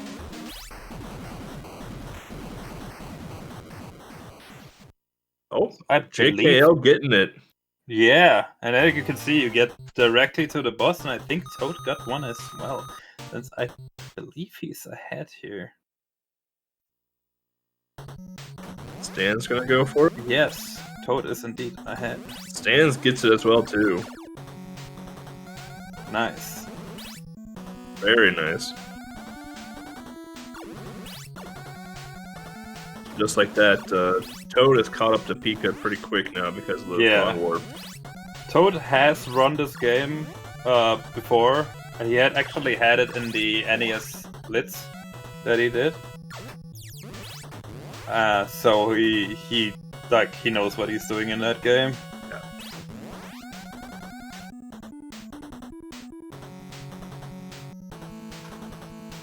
So Toad going against this boss. So this boss here is kind of a nightmare. You want to fight at the very edge of the platform to dodge the laser that comes straight down, but you have the bouncing lasers that happen too, and if you're not paying attention or if you're in the wrong spot, that bouncing laser hits you and you lose your power up, and yeah, that boss is a nightmare. Yeah, and it's like what Toad did looked easy, but it's actually like you have to be ice cold. Yeah, and you have to react like super fast to what he's doing because the boss has like 3 different modes he can go in. You kind of see it change color. You can probably see it on Pika's screen right now. Pika doing a slightly different strat here, and now going into the same strat as Toad. Yeah, Pika doing the strat that I typically take during the blue phase there. And you can see, like, it can just happen, like, boss can just kill you. Because the boss can also go all the way down, which is the worst case scenario. And if you do the, like, stance, what Pika's doing right now on the edge of the screen, if the boss goes all the way down, you have to go to the left, or you'll die. Oh no.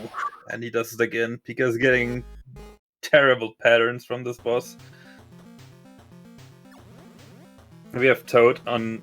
I think one of the most interesting bosses. Yeah, this is my favorite boss in the game.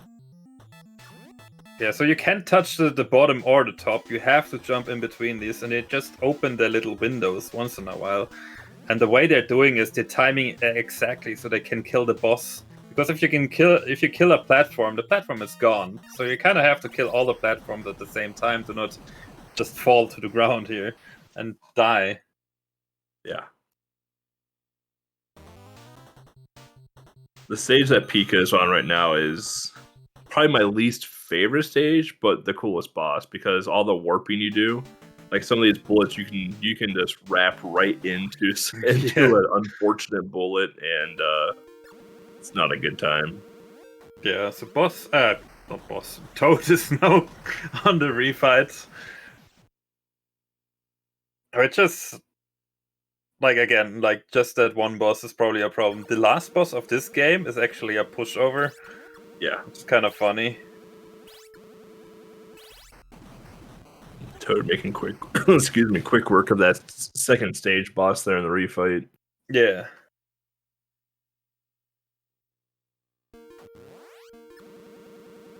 Actually going for the quick kill here without taking a hit.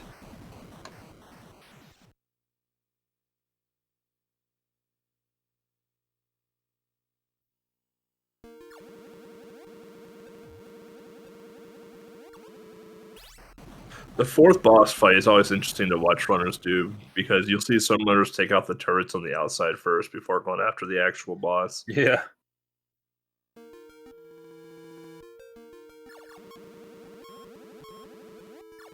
Toad again on that boss. He will probably just tank it if the boss goes all the way down, but he might still hope that he's not doing it. But look at the timing. He knows exactly when that beam comes and jumps. Very nicely done. So now the last boss is just a formality. You can just go to the right. Oh no, that's not even a last boss. Sorry. The platform boss, and then the final boss compared to everything else you've gone through the game. Yeah. Yeah.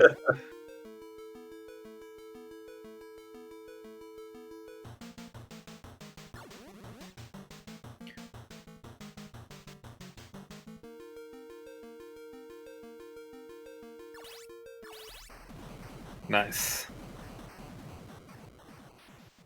And now you can just go to the right side of the screen and shoot up. And that's pretty much all you have to do for this boss.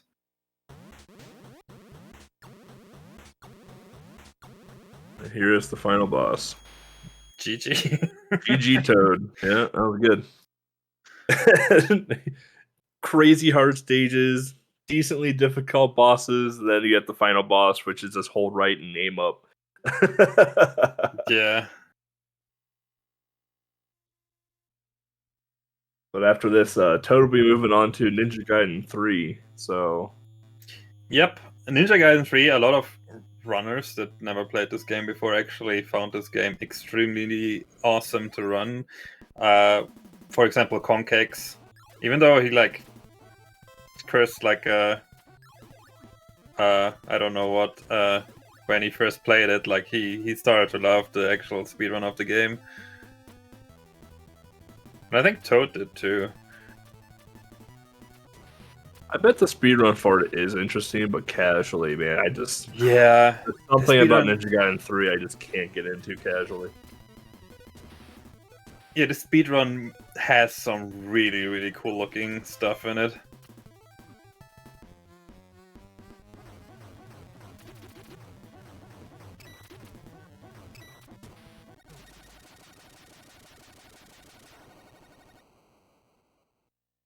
With JKL and 3 people on the same boss here. That's pretty cool. Yeah, Pika going into the final boss fight. Yeah, all of these people are still neck and neck. Yeah, it's so fun to watch.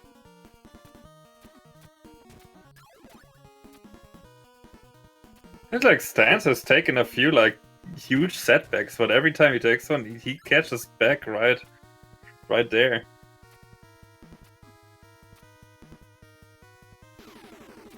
He can now move it into Ninja Gaiden as well. All JKL going into the final stage there, so he'll go into the boss fights there. Stan's going into the final fight, and he'll be moving on to Ninja Gaiden as well.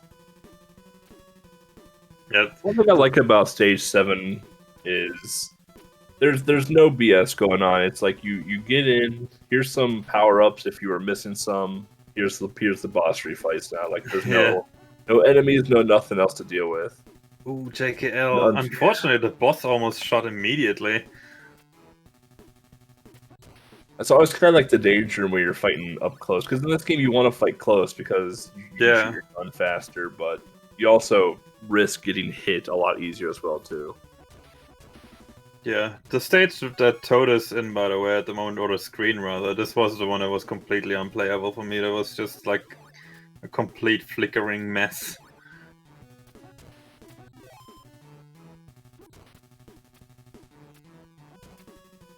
I should update my power pack at some point.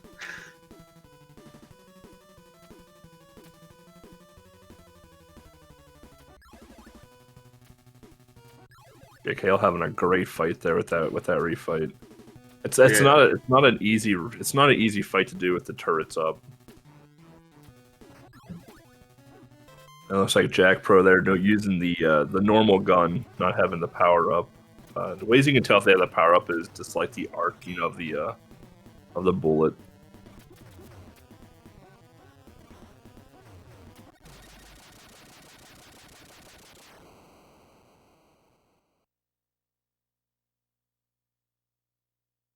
Now JKL on the last refight.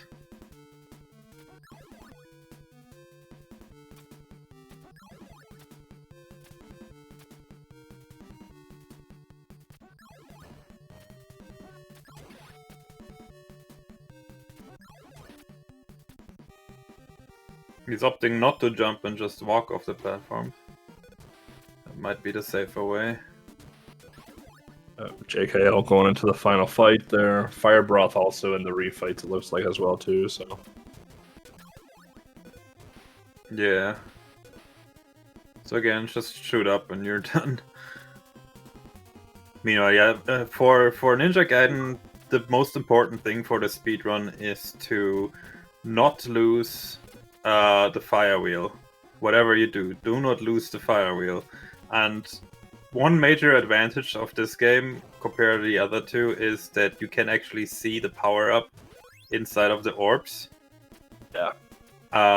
The problem, however, is that the fire wheel has a pretty big range, and as soon as you accidentally use it like at the wrong spot here, you might actually jump into one of the power-ups and pick it up even though you didn't want to, and there goes your fire wheel. And the whole game changes pretty much from that point. Compared to the other games, you also cannot use the fire wheel, or the spin slash rather, for the first one, I guess, for the bosses. On some bosses, it still helps because it makes you kind of invincible to some of their attacks. So you're gonna see it on some bosses, but most of the time they pick up like a different power-up right before they go into the boss's room.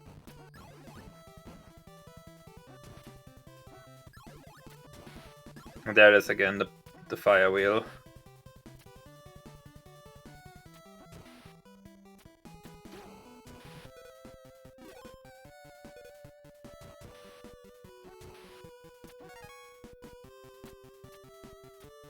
Fire Breath there finishing up Metal Storm as well too. The one thing I think I've always disliked about Ninja Gaiden games were always like the flying enemies, whether it's a bird or some sort of thing. Like just the flying enemies were always the worst. Yeah, this combined with like the knockback and all of Ninja Gaiden games is really frustrating when you just get hit over and over again with those stupid ass birds.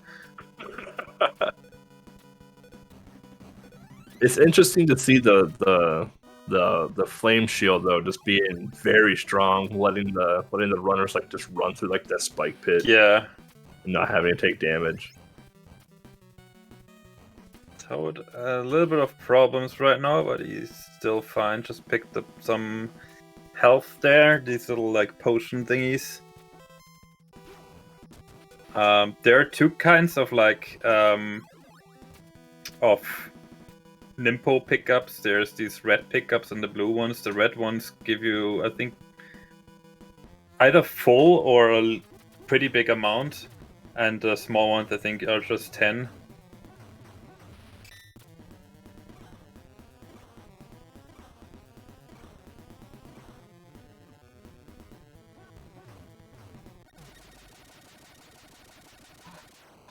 Nice fight by Toad there. Yeah.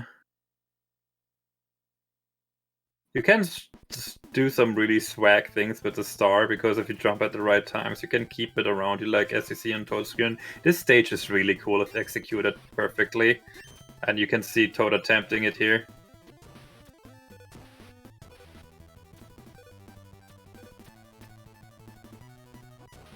Missed the platform there, unfortunately, but not a big deal. Just want to use that wheel at the exact right time to go into this screen, so it times out just before he hits that little pickup, and he does not want to pick up that star. Or this one.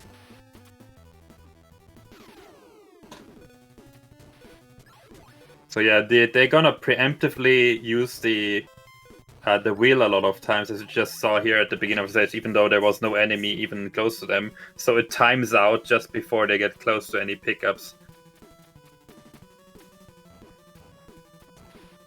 Pika now also making up a lot of time in Ninja Gaiden, so... Oh yeah.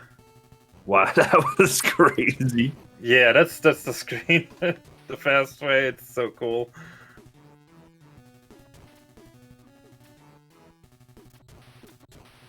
Toad, I believe, did not go for the backup health. Oh no, it's coming up right now, so let's see if he's gonna pick that up. There's one here, he skips it, taking the risk. Pika not far behind now. Yeah.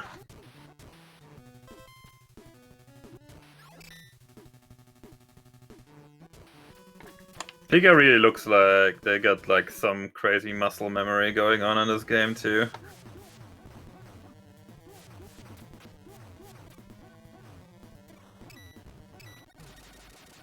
Very nice kill by Toad.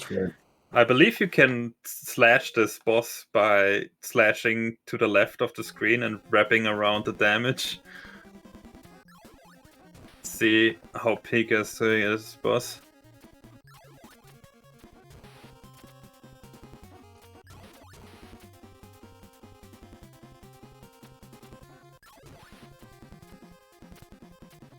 Oh, really nice kill there. Just walks up to him and pretty much destroys him in one go.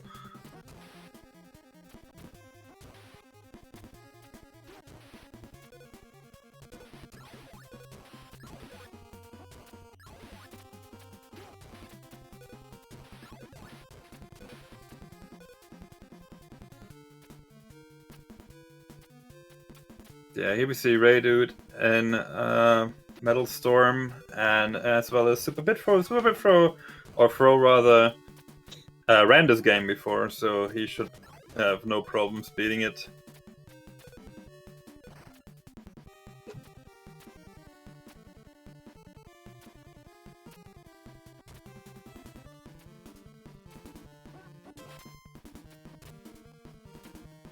Yeah, and this, like, Ninja Gaiden, like, in good old classic Ninja Gaiden fashion, like in the last levels, they just throw all kinds of crap at you from all different angles. This boss is really annoying to fight against. If you actually go out at the bottom, you die, so you gotta make sure that, like Toad, you grab onto the wall, because you can actually die after you beat this boss. Kind of stupid. Here's a swag star by Toad. Gotta be careful not to actually fall on the ground here.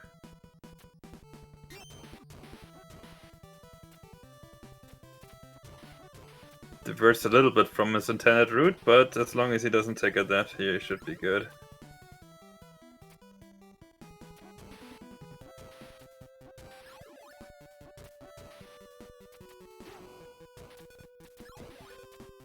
It looks like we had David going into one of the, probably arguably the hardest boss fight of Metal Storm, and he takes it. Metal Storm. And this is like the strat you would normally do to fight this boss, like where you just try to take him head on and react to whatever he's giving you.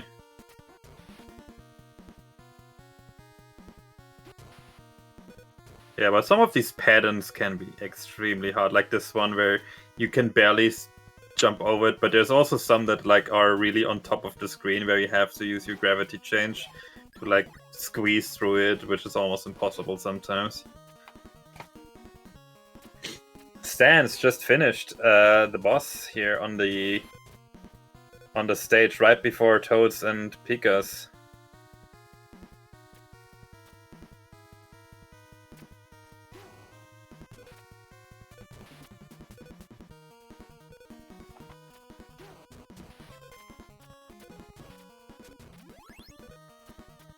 Picking up some nice extra health here. The good thing in this stage is, as long as you keep the wheel, you can pretty much use it non-stop. Because there's so many Nimpo pickups that you can just like go through everything. As long as you don't accidentally pick up like a different power-up or something, you're golden.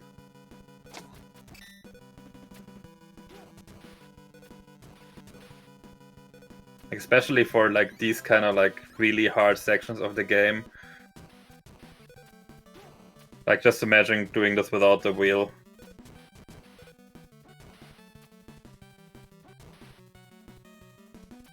Having to do with the flying enemies, just how it's always fun watching the screens like with stanzas on, just seeing how fast people can climb the. Did you just see like Pika glitch through the floor there? That was crazy. And Pika's in the lead now, taking over.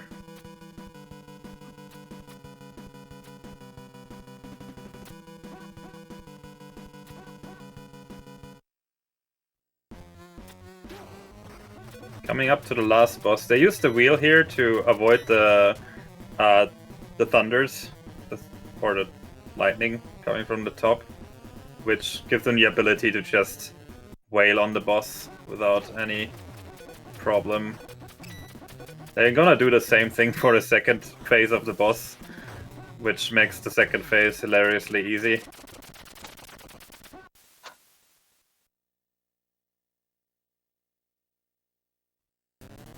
Just the mashing on Pika's side whenever they're in the air hitting the face is just incredible.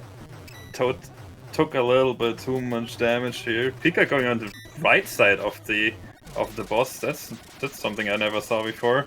They're gonna use the wheel to actually get off the like little armor thing first, and after that the wheel becomes pretty much useless. So they're gonna kind of like try to stay in between these laser beams here. Just 2 more hits for Toad. Nice. Takes it down.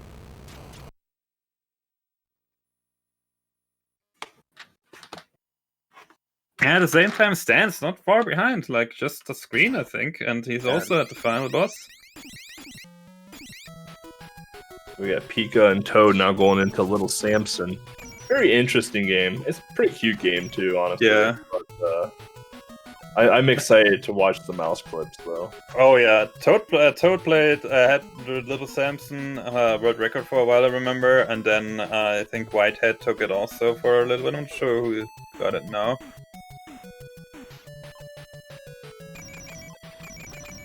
Yeah, Stan's fighting the last boss without the fire wheel. As you can see, like, you have to actually dodge these lightnings and he takes a death, unfortunately. Yeah, it looks like Darth Dreads is the record holder right now. Toad in second, maybe Hat in third. Yeah.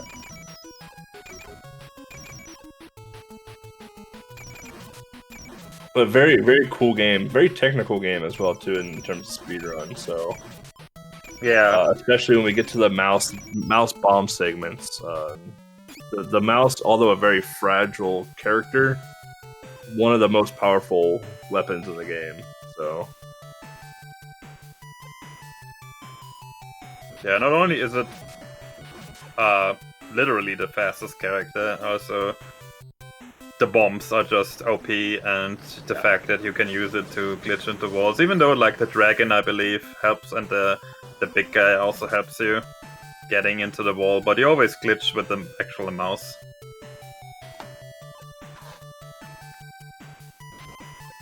So this game is fairly interesting in like its setup. It has these 4 tutorial stages, like each character gets a tutorial stage, and then the actual game begins where you can choose between the characters at will.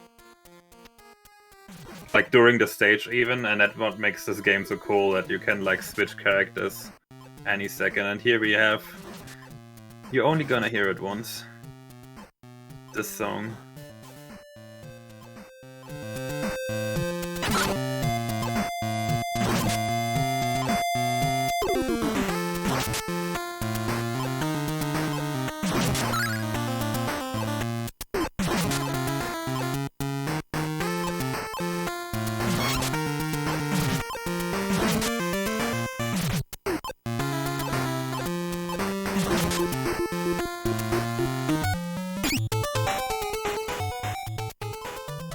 So yeah, I'm not as good as a singer as Toad, so I'm not gonna ruin the song by singing.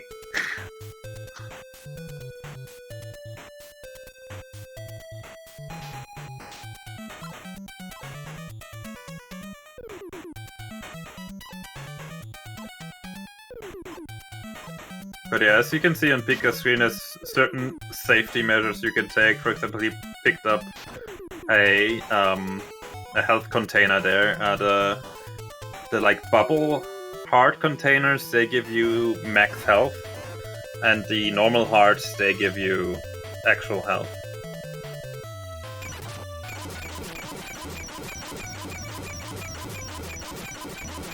And yeah, at the end of the tutorial stages, you have the main character fight against the dragon, because the dragon doubts the strength of the main character, so you have to prove that you're actually worthy to go on this journey.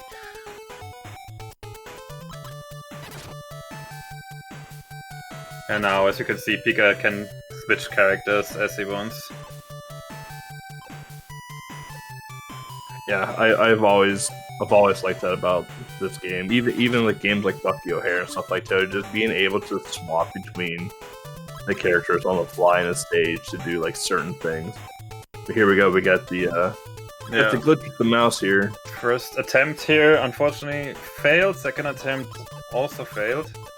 But it's still faster than going manually. Of course, with the nervousness and stuff, it's can be tough to get into the wall correctly here, and he got it. Go.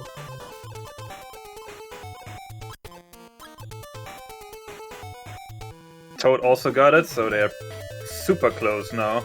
And now you can see how good the bombs are. Just watch this.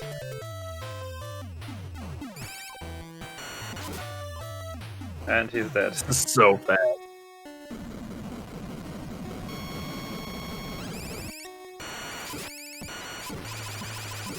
Toad only has 1 HP, so he gotta be careful here. Nice! It's insane how much damage that bomb does.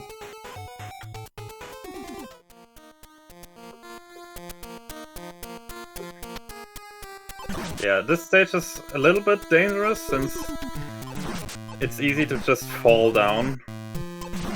Yeah. Oh shit, we're gonna hear it twice apparently.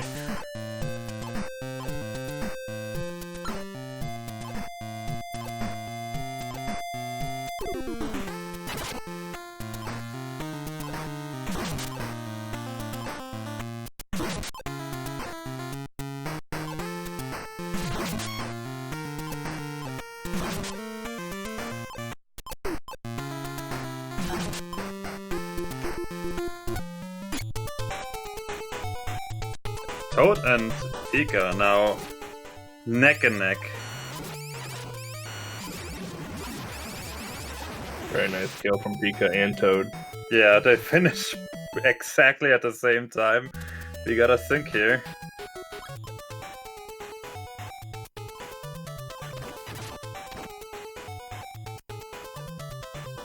Pika does have a bit more health than Toad though, so.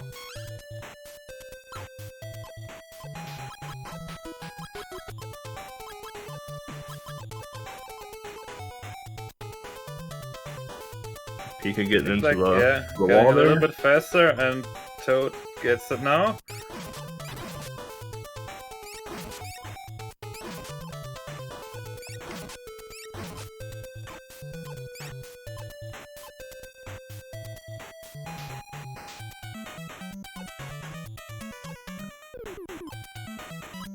Setting up for the next zip here.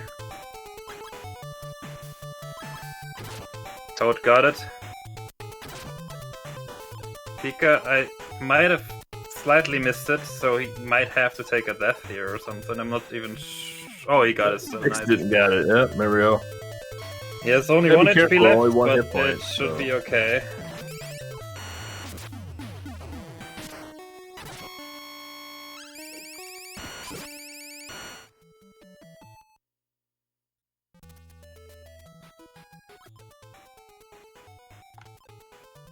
Yeah, as you pick up these health containers, you can get also like a fairly tanky mouse going.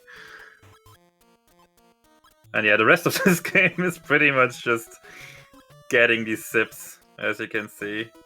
Just switching in between them to get into the wall, and then doing more of that, and more of that, and more of that. And Toad got a really nice zip there really fast. This one is hard.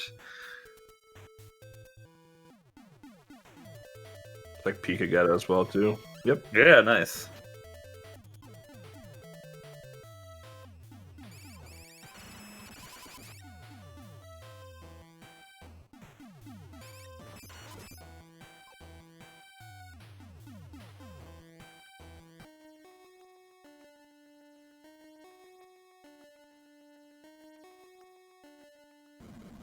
And here comes the definitely not Mega Man Dragon. Definitely not Mega Man Dragon. Yeah, it's on the right side. True.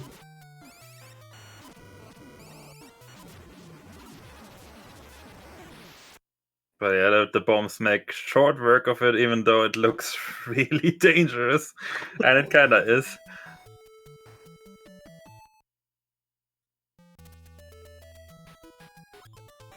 We got Stans and JK Loser also, and Samson. Stans just getting a nice zip going here. Not that far behind the other two. Like a stage. Or two. Yeah.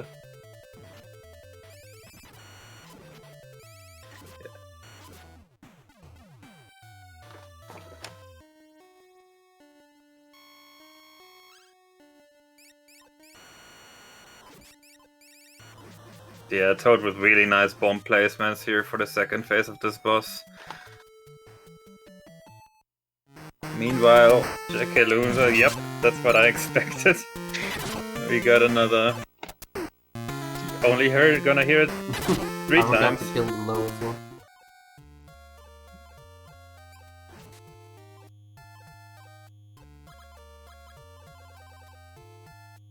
And Toad got another zip going.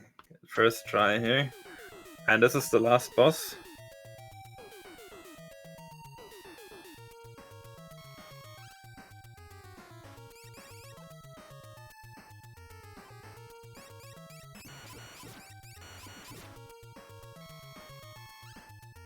Yeah, this boss, you can like almost, yeah, he almost got the one cycle. He's gonna switch now just because it's so dangerous to do this with the mouse. He still has like all the health of the other characters he can go through, and you're just gonna punch this guy to death. And that's it. Yeah, GG on that one, Toad. GG. Moving on to Batman. Batman, it's gonna be interesting. You can like Batman itself is, it's not an easy game, but it's also not a super hard game. But the speedrun is extremely technical. Incredibly fast fight on Pika's side. Yeah, really nicely done there. Gets the one cycle, I believe.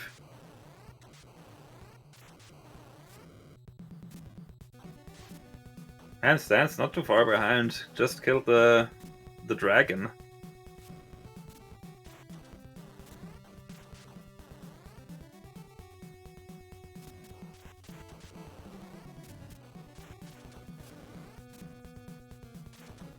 So yeah, I'm not a fan of the controls of Batman. I don't like the fact that you have to wait like 2 hours after you press the jump button before he actually jumps. But it's still a super good game. Like, I can't deny that. It's a good game with a really good soundtrack, but I can relate, especially when you're doing the wall jumps, right? Yeah.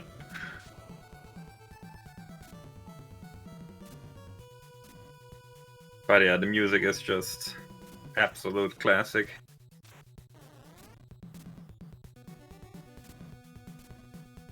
Ooh, Like I it's a said little bit of in the pre-show, it'd be interesting to see who spends the time to farm a little bit for the power-ups and health, since that is an RNG drop. So yeah. versus who just kind of just goes through it.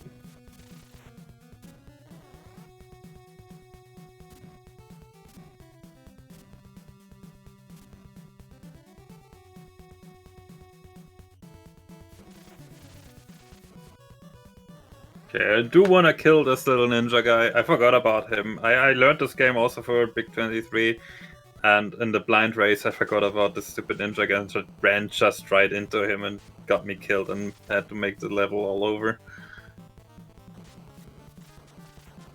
Like, he just stands there, but if you go, he goes full Ninja Gaiden on you.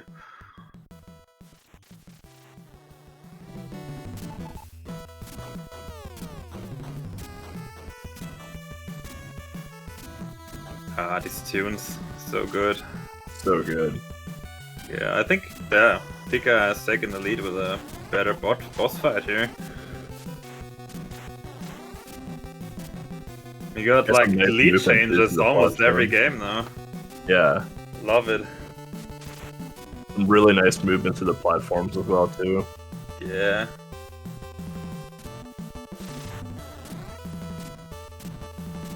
You have Jack Pro on the last boss of Ninja Gaiden. The first phase of the last boss. Also does not have the wheel.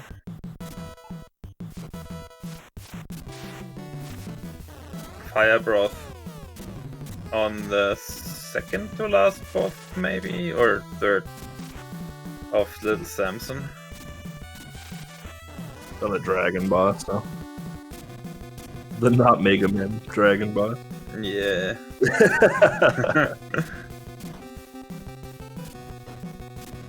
Yeah, these wall jump sections, while they're really cool, like the way they set this up, like it is tough going through there without taking too much damage. One cool thing you can do is you can punch enemies, or you can damage enemies rather, and not only are they stunned, they also like don't deal damage to you. So if you do it at the right times, you can punch an enemy and go right through it without taking damage. Yeah, some of those wall jumping segments that you were seeing there with Pika and Toad, just like falling off and like holding left to get back onto the wall to jump over like the electrical current or whatever. Yeah, not an easy thing to do. Yeah. And here we got another, fourth time we hear it today from Smartamek.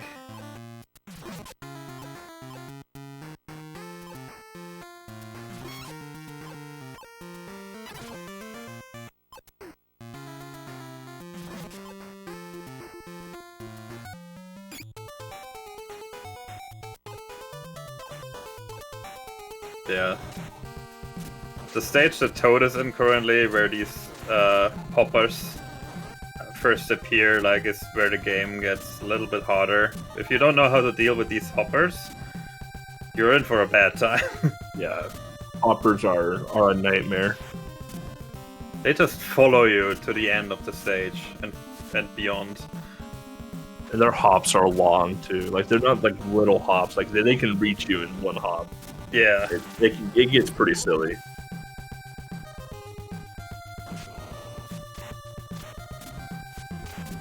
But he's the way that Pika is moving through all this is really impressive. He doesn't even take them out, like.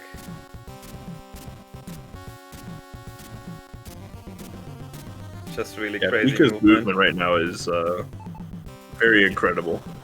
This game. And like to get to this level takes a lot of time, so I definitely believe that he has speedrun this game before before like the NESCathlon started. And if not, that's even more impressive, to be honest.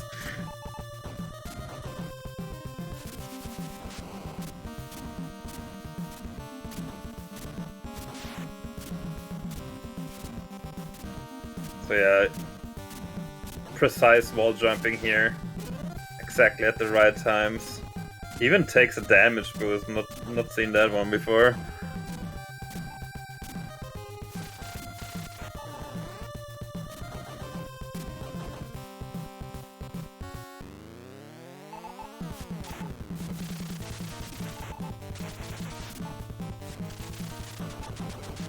Wow.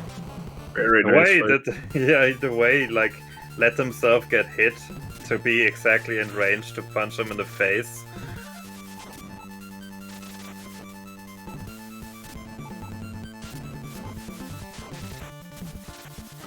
So yeah, this is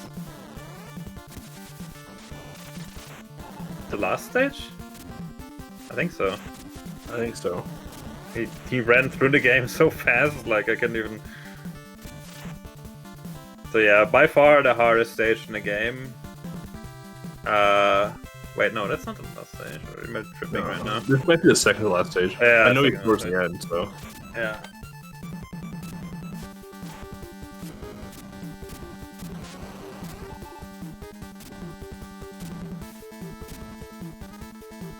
Yeah, this stage you make these little jumps like across here. I remember falling down all the time. All the time, yep.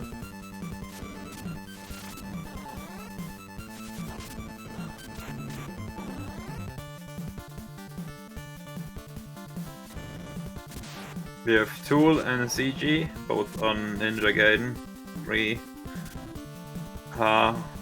Quite a bit in the game here.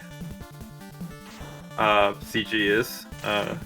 Tool is on the second level stage. Like, ooh, CG takes an unfortunate death there from the knockdown.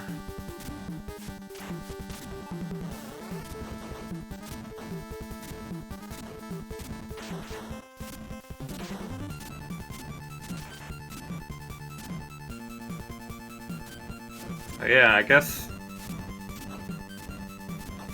it all comes down to Mega Man now, since it doesn't seem like Pika will like give up any time here.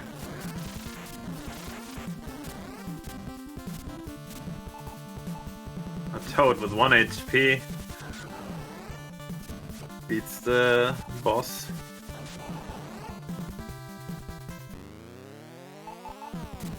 So yeah, Toad's taking it safe, like anyone who doesn't like fully run the game would, and just killing the hoppers off, because just leaving them alive is so dangerous. Yeah. And I've not seen those strats on this boss. This is so crazy. And there we go, this is the last stage. We got the clock tower stuff.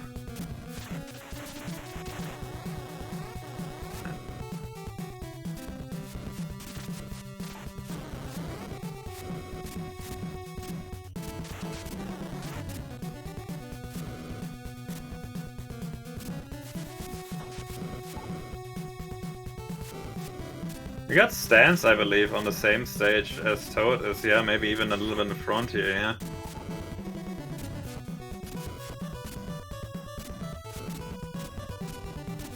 Toad unfortunately having to concede a little bit of time here, since this is definitely not one of his games.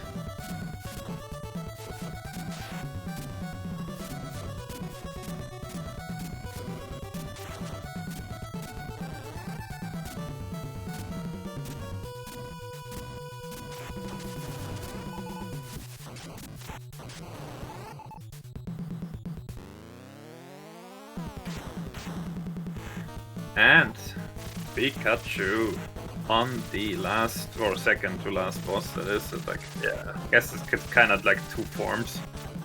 The phase 1. Yeah, even if he dies here, he won't lose much time, but he won't die on this boss. He knows to jump. If you jump at exactly the right time, you can just wail on him, and that's it. That was a crazy good Joker fight. Yeah.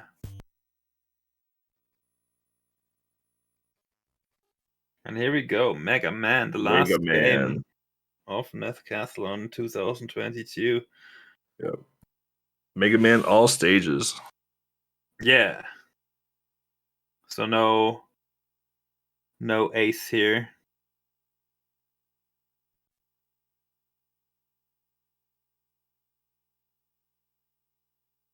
Even though I don't even... Is it really an ace? Or is it just like the credit warp? I don't even know. I believe I read it as an ace, but like that would require you to like actually like put in something as a code, but who knows? It doesn't matter. That's interesting. He's going Bomb Man first. So it looks like he's not gonna go for early Magnet Beam. The only other threat I usually see is like people going Gutsman first. Yeah. I don't believe I've ever seen maybe to beat Gutsman better. But yeah, that means that like Mega Man must not be Pikachu's game, so Toad might have a chance to catch up some time here. But he's still gotta beat Batman. The Joker, the clock tower, yeah. Stance, meanwhile, already at the top of the clock tower, going into the last boss room.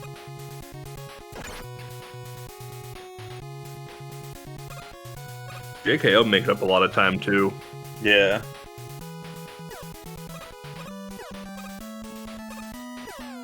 Oh, Toad with a really nice health drop there, that will help.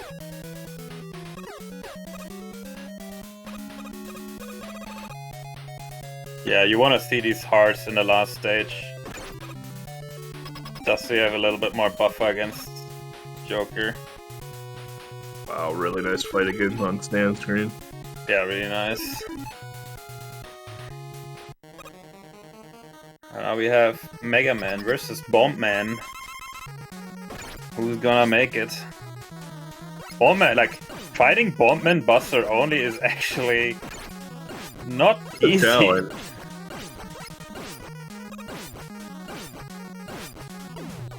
He's gotta be a little bit careful, but he gets it. Ooh, that bomb!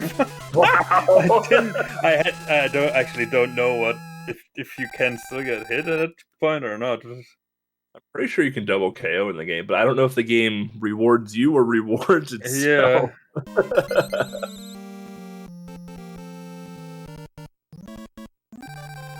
Now Toad's gotta be careful on the last climb here. He only has 3 HP, so he does not want to take any unnecessary hits, and this stupid ass jump is so hard. Those jumps are impossible. Nice timing on this one. If he can make it, yeah, he should be having it now. At least making it to the final boss.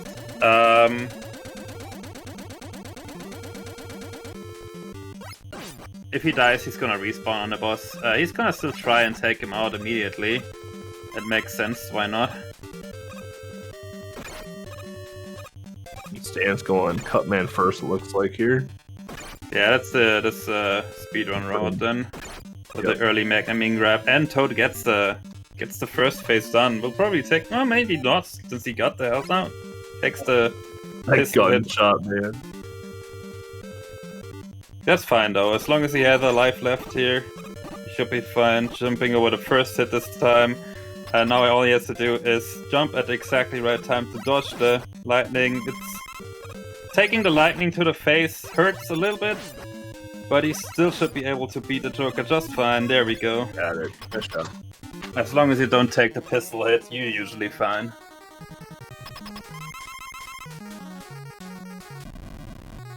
There we go, Toad on to Mega Man. His favorite game.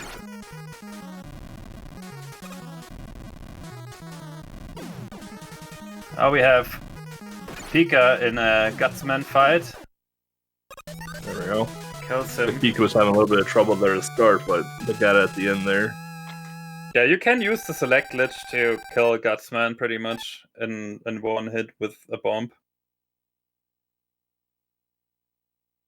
Here we're gonna see Stan hanging out in the corner of the boss room and just shooting Cutman down.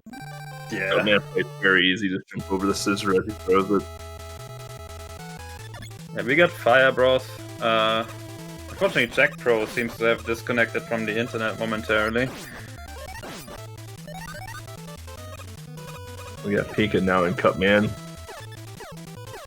Stan's going into a Lekman stage now. Yeah, Lekman stage is where you grab the early magnet beam. Yep. A very nice climb there. This is hard to do, to just be at the edges. Of course, one of the mechanics in this game, speedrun specifically, is that's like there's the pause menu, which brings up your weapon menu, and then there's select, which is just a simple pause. What select does, however, it is canceling out the damage animation. So if you select at the right time, you can pretty much boost right through enemies. Another effect of select is that if an enemy takes damage and you press select, the timeout for its iframes are still running on. So if you select and unselect, you can make the enemy take damage pretty much on each frame. Doing it precisely is of course hard, but you don't even need it to do that precisely to be effective. That, of course, as some people might have found out, is also true for Mega Man. So if you're taking damage, and if you have currently like an enemy shot in you, and you do that, you will also take damage multiple times. Yeah. And here is the magnet beam. So what he's gonna do is he's gonna glitch in the wall by shooting and pressing down at the same time. Now he has to align himself with the magnet beam and then press left for after a few frames and then tap to just grab it and then get out again. If you tap the trick too is much, scary because if you go fully into that square, you go into jail basically. And You have no way to get out other than resetting the game. Yep. And now we have the most broken item in the game, which is the magnet beam. And you're gonna see it pretty much in every stage now from there. Here on out, yep. It's the most useful utility item in Mega Man. Maybe even more useful than the broken ass Mega Man 3 Rush Jet. That's true, yeah. Agreed. So it's like, with this item you can zip. Here's Rush Jet. You can ignore the entire stage now. Yeah.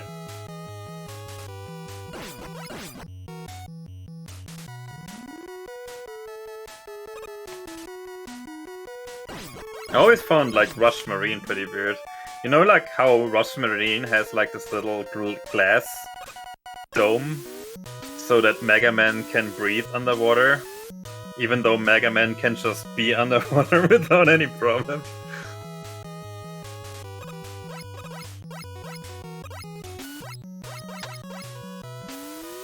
The thing that always got me in Mega Man 3 is that you have Rush Coil and then you have Rush Jet. It's like, why not just give me just Rush Jet? I don't need no coil. Yeah. Yeah. So like, it's nice. Like back when I was a kid and I played it, it was nice to like get the upgrade, and it was kind of cool. Yeah, yeah. You got something to work for, and then you hit the dark stage, and then you're stuck farming E-tanks. Or you're a Rush Marine on a Gemini stage and you're hopping out of the water in Rush Marine. It's like, well, this is my life right now. Yeah, that's just the sad thing about it, since there's no stage where Rush Marine is actually remotely useful. Yeah, so here Pika's gonna take the safe way to get the magnet beam here. That's the developer intended route how to get magnet beam. And we got stands with a nice ice zip. You want to get that zip, that saves so much time.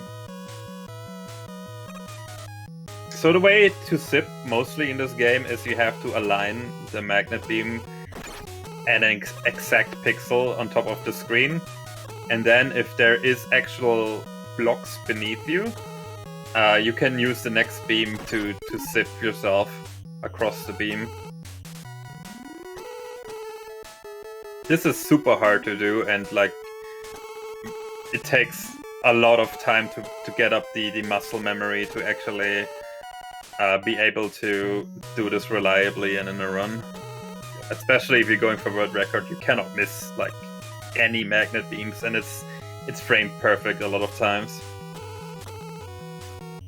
Yeah, I know Cool Kid put together a really nice tutorial for Mega Man 1, so... Concake's on his new favorite game, Ninja Gaiden 3.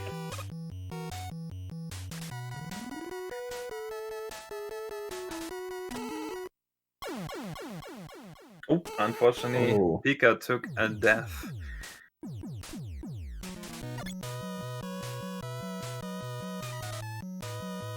Stan's going into the fireman stage here. I believe either Stan already has or will be overtaking Pikachu really soon. He just got all the strats down here. Yeah, fireman stage is super cool just because all the zips in it. There's one zip which is particularly dangerous to do, which comes up at the end of the stage. It'll be interesting if he actually goes for it, because that one takes some courage to do in a marathon run.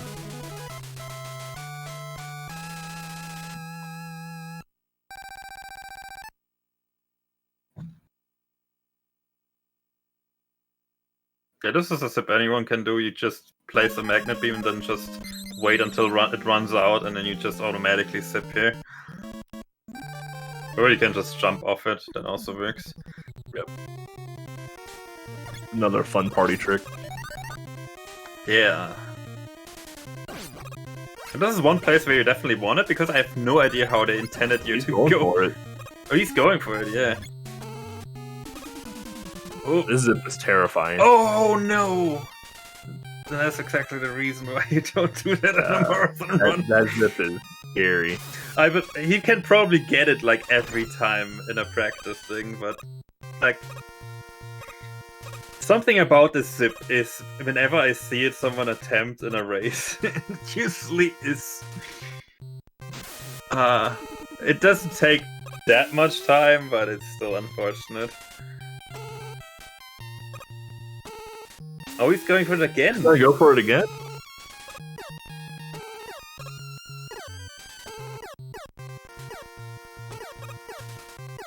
Oh no! Oh man. Like this he doesn't also have any more depends. magnet beam now, so he has to do it the normal way. Yeah, it depends also on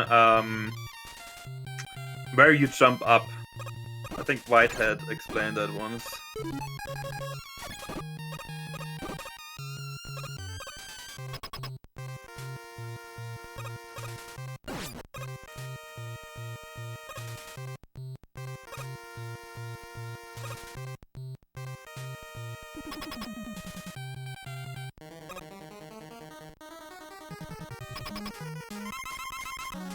Alright, we got Jake Hale going against Joker here.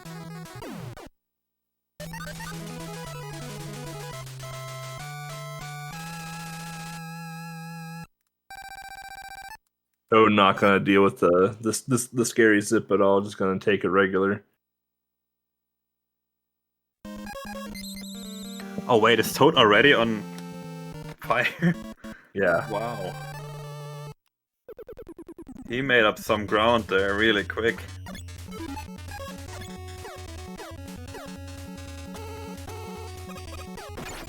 But yeah, going for the freezing at the top. You can do corridor zips, but as Whitehead, a very good runner of this game, has pointed out, like, just don't do them. They're not worth it.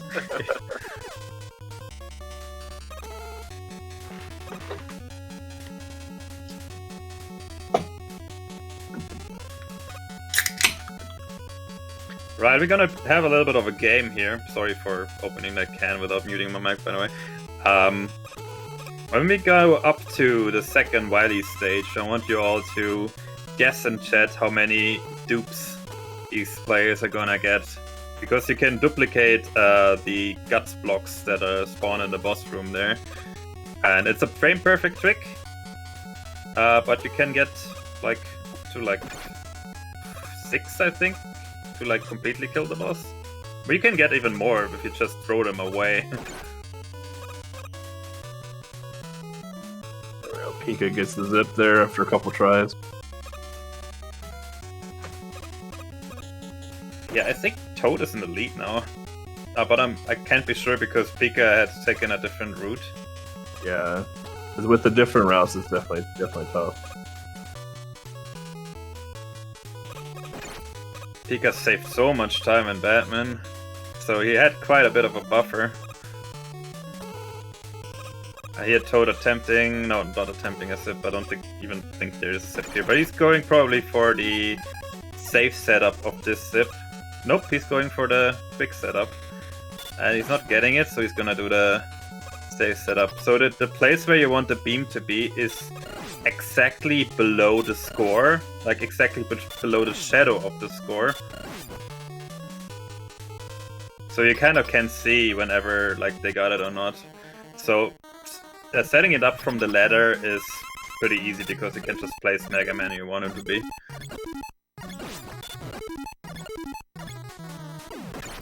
And here we see Bomb Man once again.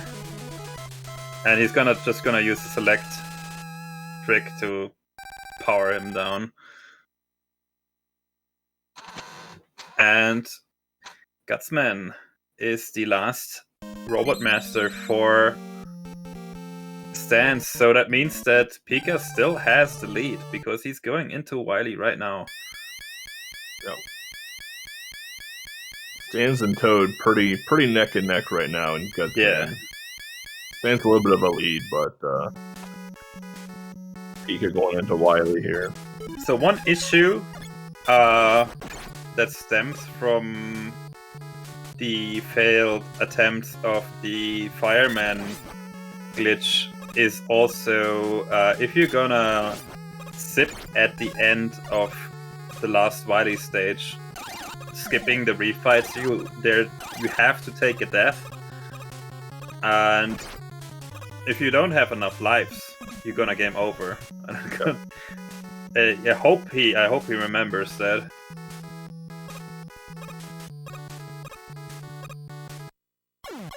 Oh, Stan's going for some corridor sips here. Unfortunately, doesn't get any. And Pika died, unfortunately. Dying in a Wily stage is always rough, because they are very long. Yeah. And you do not get your weapon power back, so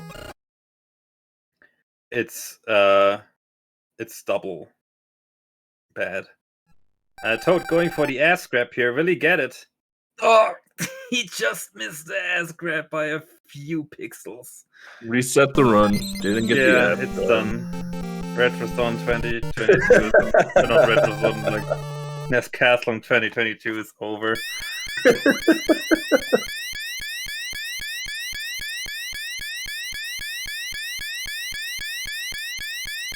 So now we got Stans and Toad here going into Wily 1 as well. Yeah, unfortunately, like Pika's stream just took a little bit of a dive, and Stan's doing the right thing, going for a game over here, so he has full lives. JKL getting quick magnet beam there, not getting put in jail, so we're good to move on. Toad's not getting any good guys here. Just got two low jumpers. Oh, he got the zip.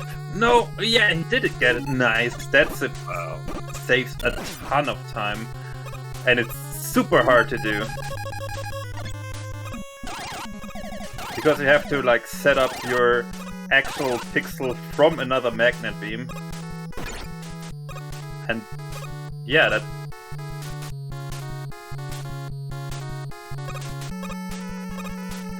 that puts Toad in the lead here, depending on where Pika is.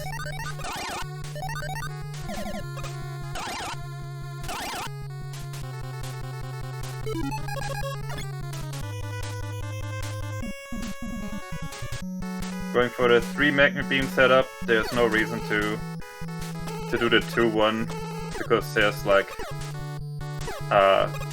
there's refills coming up. Fighting the Yellow Devil, the first iteration of the Yellow Devil.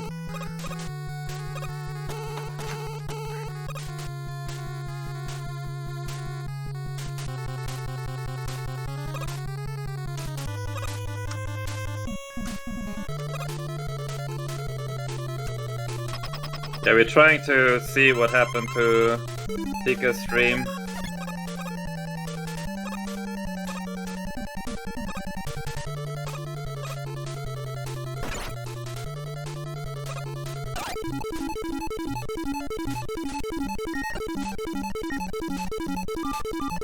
So yeah, you can see if you do the select too fast,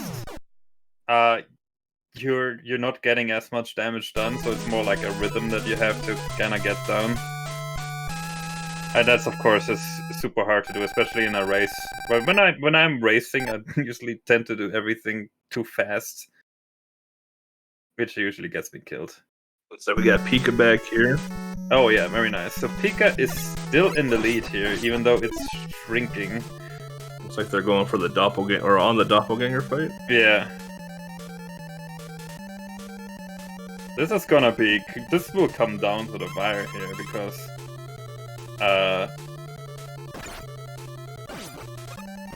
like the other players are catching up. Toad was, I'm not sure if he was like unsure if he was taking damage from Elecman there. If he had and did the select glitch as said, like he would probably take more damage than he could. But yeah, nobody's going for the Wily 2 zip here. That's probably the hardest zips in the game to probably like, a good call. Yeah.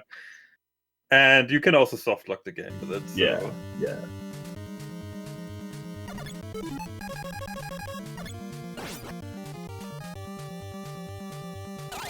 So we have Toad coming into the same boss room that Pika just was in. Pika not going for the sip in Wily 3. Oh no, he's actually going for it. Never mind. Did not get it, the pixel. He only has so many tries and he doesn't want to use up his last bit, so he's gonna do the normal walk. The sip is quite a bit faster here, of course. As you might see on the other players when they pull it off. Toad now entering the same stage. They will start the sip pretty much from the first screen, and there's a setup where you can place a magnet beam right at the first drop, so you can get like the drop right. And the important part about that is that you have exactly the right falling speed into the next screen. So just holding down the magnet beam right here, what Toad is doing, place it in the right spot, so he doesn't even have to do anything. And now he just has to wiggle his way down. Got out of it, but gets it right away. That was amazing. And there you can see it's quite a bit faster, and now he's gonna end up there. How many dupes will he get?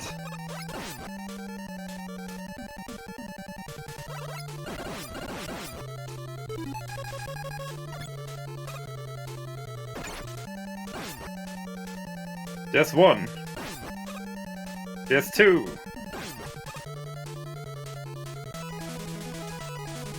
There's three.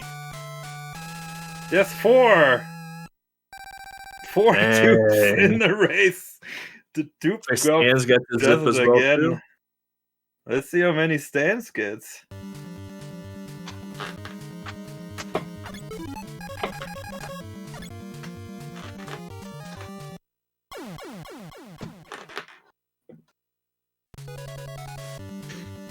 Pika taking the game over. Smart thing to do. Even though he now no longer has the lead. Yeah, Pika is now in second. It really comes down to Toad getting this specific one, and he gets it immediately. Holy crap.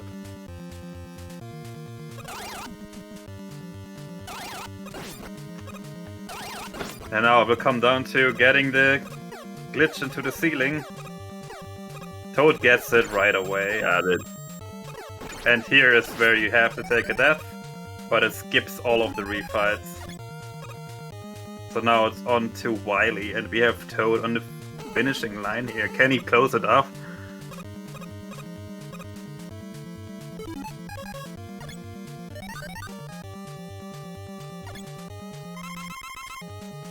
Pika going for the bomb approach, which is an easier setup, but sometimes it doesn't really work, especially when I do it. But he gets it in second try, very nice. Meanwhile, Toad powering down Dr. Wily with multiple hits with the fire. Is a little bit low, but gets it. Stands right behind there. GG for Toad. GG Toad. First place. Toad coming out of retirement. Racing retirement, and gets first place.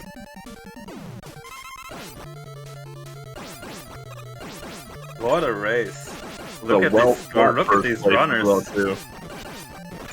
3 players right behind, so fighting off Wily. Stands right there now going into the Wily fight.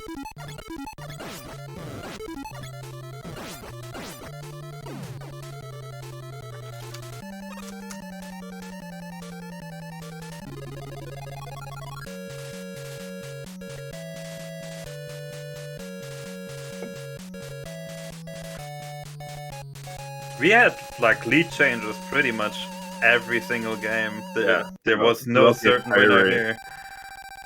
Yeah, this was a very, very exciting race. Stans finishes up in 3rd place.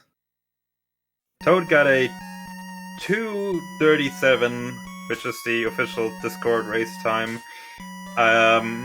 Pika got a 2:38 flat, so just 50 seconds after Toad, and we have Stans with a 2:38.42, which is just 42 seconds after Pika. So the first three runners, after a 2 hours and 40 minutes race, finishing within 2 minutes of each other. That's crazy. Yeah. Phenomenal race. Yeah. And even still, like people after third place, like they're still in Mega Man. Like it's a very good race still. Everyone was very, very tight with one another.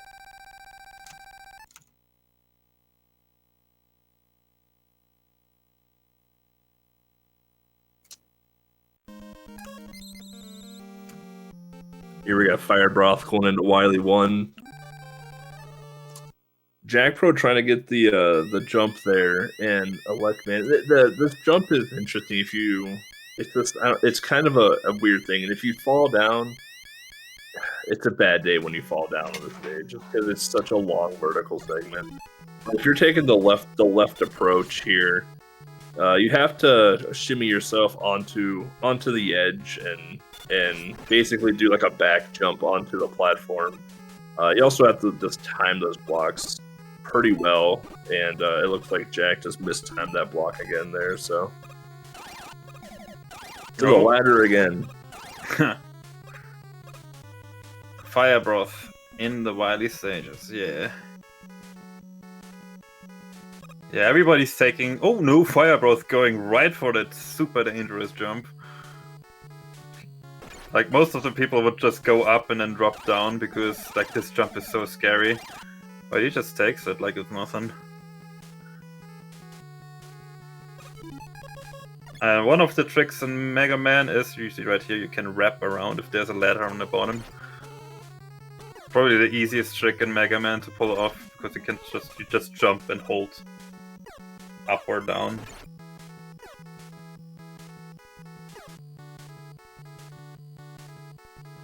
JKL now also in the Wily stages.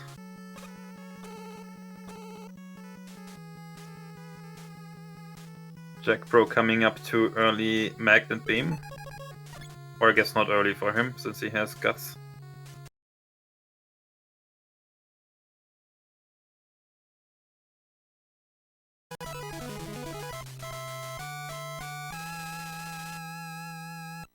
Got Throw on Batman.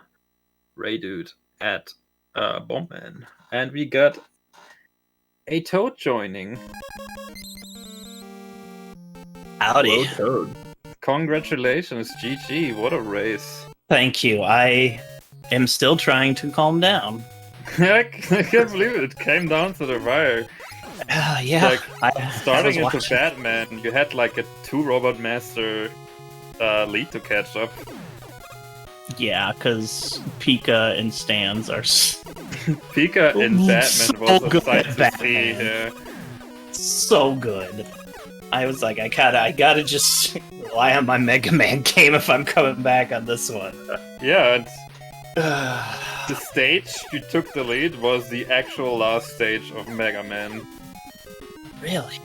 Yeah, it came down to that. He has that much of a lead. I know in Mega crazy. Man, my muscle memory was kicked into some level I wasn't paying attention to because it was doing a lot better than I was mentally, that's for sure. But I was hitting like your Wily was first try zips, crazy. yeah. You got the starting zip immediately. You got all the important ones, like the ones Wily right 3. before, yeah. Mm-hmm. Wily 3, dupes. like where you dropped out of the wall and then you immediately got it back. Yes, there's 2 setups you can do there, and the first one is you jump on... If you see when you start stage 3, I shoot a Magna Beam, jump on it, I do a full jump off it. That's how you do the first one. The second one, you get off the wall at a specific point, and you just do them and you can just hold the button going to the next screen. Yeah, exactly, yeah. It's so nice. Oh, Pika and Stans, what a race. Holy crap. Woo! That was really nice. No, I couldn't. I was holding on to the only hope that Pika might not know. Either Wily 3 or Refight Skip, because he had me dead to rights. But, I don't know, just hitting those zips at the right time. I did not hit the double Wily 3 zip in practice like that. But just the rhythm of doing it over and over again gets you that muscle memory to wake up anyways. Yeah. So it just kind of ends up coming back. Yeah, Stan's had a pretty good. To watch. It was just interesting to watch from game one because there were just so many lead changes between you, Pika, and Stan. Oh, almost every game, multiple ones. Pika and Turtles was a monstrous exhibit. Yeah. Oh man. So I still got I got the adrenaline going through me today. Yeah, this was your first like marathon race in Long time. years. Long time. I have nothing but respect for every runner in this race. We've got 20 runners this year. Amazing. Yeah. Loving the turnout. The list was very good too. Yeah, list was great. Just everybody seeing people practice. It was just awesome. Yeah, I really enjoyed the practice everywhere. Yeah, that mood, the practice month or month and a half coming up to a marathon always just feels, and it just culminates into this. It just feels awesome. Yeah, everybody was just super supportive too. Like everybody's helping each other. It was really great. Oh, yeah, for sure. But I don't want to take up too much time from the current runners that are going on. I just want to say, Feed the Kids is coming up. Yeah. Forget about that. You should. Anybody can submit to it. Yep. Submissions are still open. It's the last weekend of November, right? Yes. That is correct. This is a setup I know from Fire Bros right here. Oh yeah. Perfect. All right, y'all. Thanks again. Great run. GG. Thank you. It was so fun. So fun. Thank you all. Take care. Oh, we got a dupe on Fire Broth there.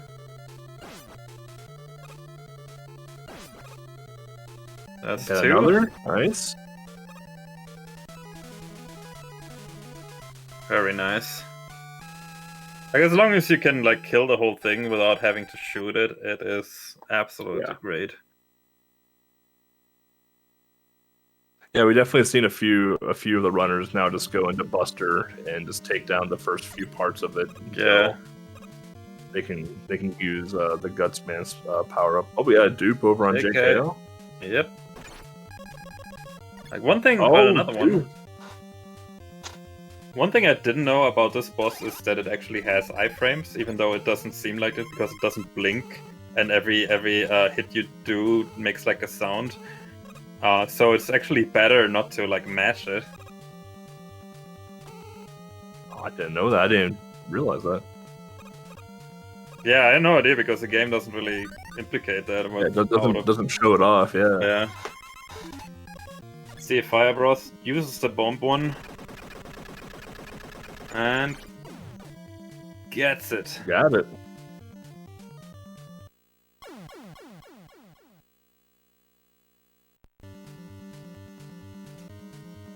Oh, for a second I thought FTI would go for a Wily 2-step. That would be interesting.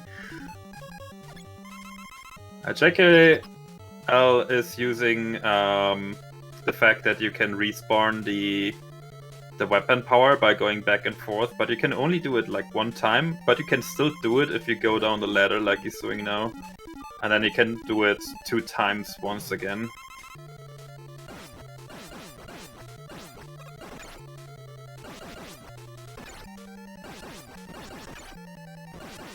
Oh, that was 1 pixel higher, and he had it. There you go. Nice. He is out of Magna Beam though. I hope he's using the bomb approach. I mean, he can always just pick up the Kashichi. What's the name? The windmill. All right. Yep. That gives you full weapon power. Fire Breath there finishing in 4th place with a time of 2 hours GG. and 48 minutes and 27 seconds. GG, Fire Breath. Awesome run by Fire Breath.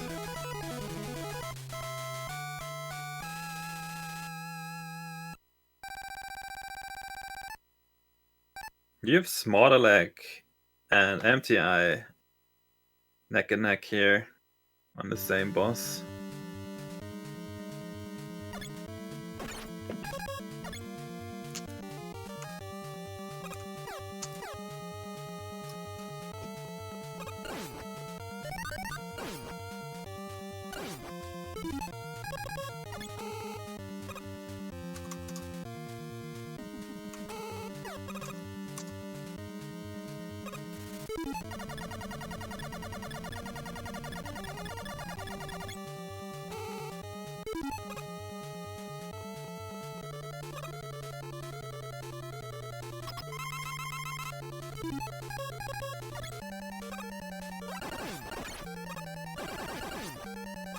Oh, Empty Eye. It was too close to the wall, so he cannot actually use the magnet beam he placed down. Has to walk the walk. Meanwhile, Smart Alec already at the boss chooses not to even attempt dupes and just like powers on the first few phases and then uses his guts to finish the boss off. Since the boss does like become faster, so he will take some damage.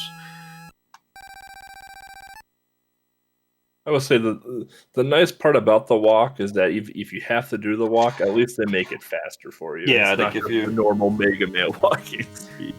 They give you the backflow from the water a little bit. That's nice. JKL with 5th with a time of 2:49.51. GG's JKL. GG. So many sub 3 hour runs. This is Yeah, fantastic. it's crazy. And now we have a Smart Alec and the last stretch going for. I think that was it actually. But now just opts to go the long way. Perfectly fine. You can use Alec's weapon here to like make short work of these. But you don't need to apparently. Since he just went through pretty unarmed. It uses his last bit of magnet to get through there and now switches to bomb to do the glitch. I believe you have to mash start to do this. You have to throw a bomb and then get hit by the bomb and then mash start. The magnet one functions similar in that you have to start from a certain height though and get hit by a bomb. It's not easy to pull off. No. I find the bomb one to be easier than the magnet beam. I actually found the magnet beam easier when I learned it, but I don't know. I could never get the bomb one to work. I don't know why. I'm so bad at placing the magnet beam. The thing that just happened to Empty Eye would always happen to me, where like hit the ceiling and then nothing happens. But now I got it. Nice. Smart Alec finishing out Wily now. The last stretch is really not a problem. If you're low on health, you can just go back and use the select glitch. And he gets GG it. finishing Batman there and taking down Joker. Nice job. Oh, nice.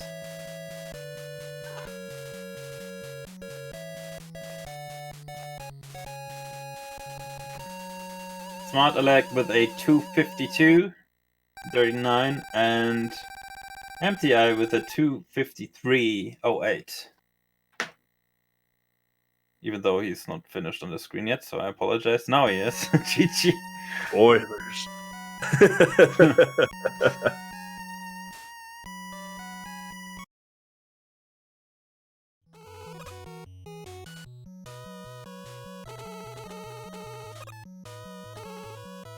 I really like David's movement here. Some quick magnet beam action there. That's always nice to see, even though he can't do the trick here. So he probably, like, this trick is really hard coming up. You can place a magnet beam and stand on it and then jump over the first one and then do it again and again.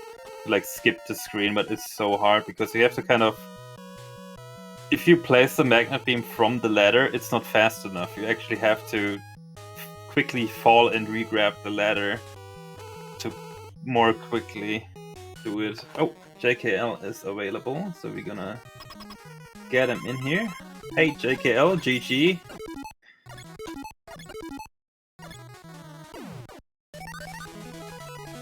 Congrats on your 5th place and sub 3 hour, or sub 250, I guess. Yeah, very, very nice race.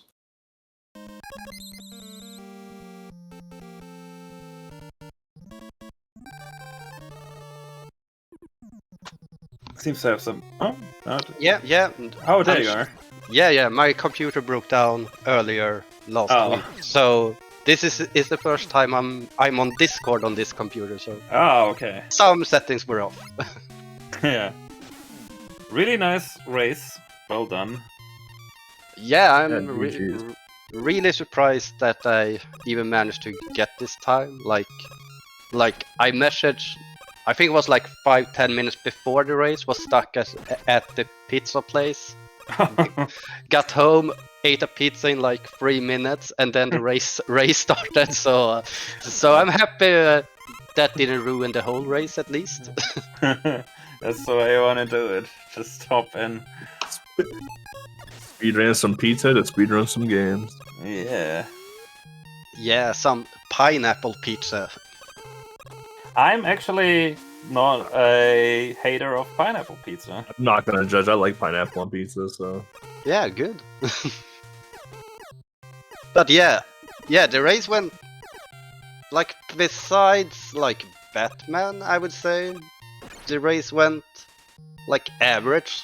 Like I lost basically a minute to each game in compared to my PB, but that's kind of expected. To be expected, yeah. Yeah, whenever your screen was there, I saw you doing really good at the games. Yeah, I kind of took a different approach to this race than other races, because usually I go like hard into races, just learn the games and just wanna try and do my very best. But for this list, I saw like Mega Man, Batman, Samson, Ninja Gaiden, and Monster in My Pocket, like games I already kinda knew or didn't wanna speedrun. So I kinda took the Arcus style of practicing for a multi-game race, where you basically just learn every game so you can complete them, and then I just did full runs of the list, and I thought that was a lot more fun than grinding every single game. Obviously, I would probably gotten a little bit better time if I did grind every single game. Like if I actually learned, it's more fun.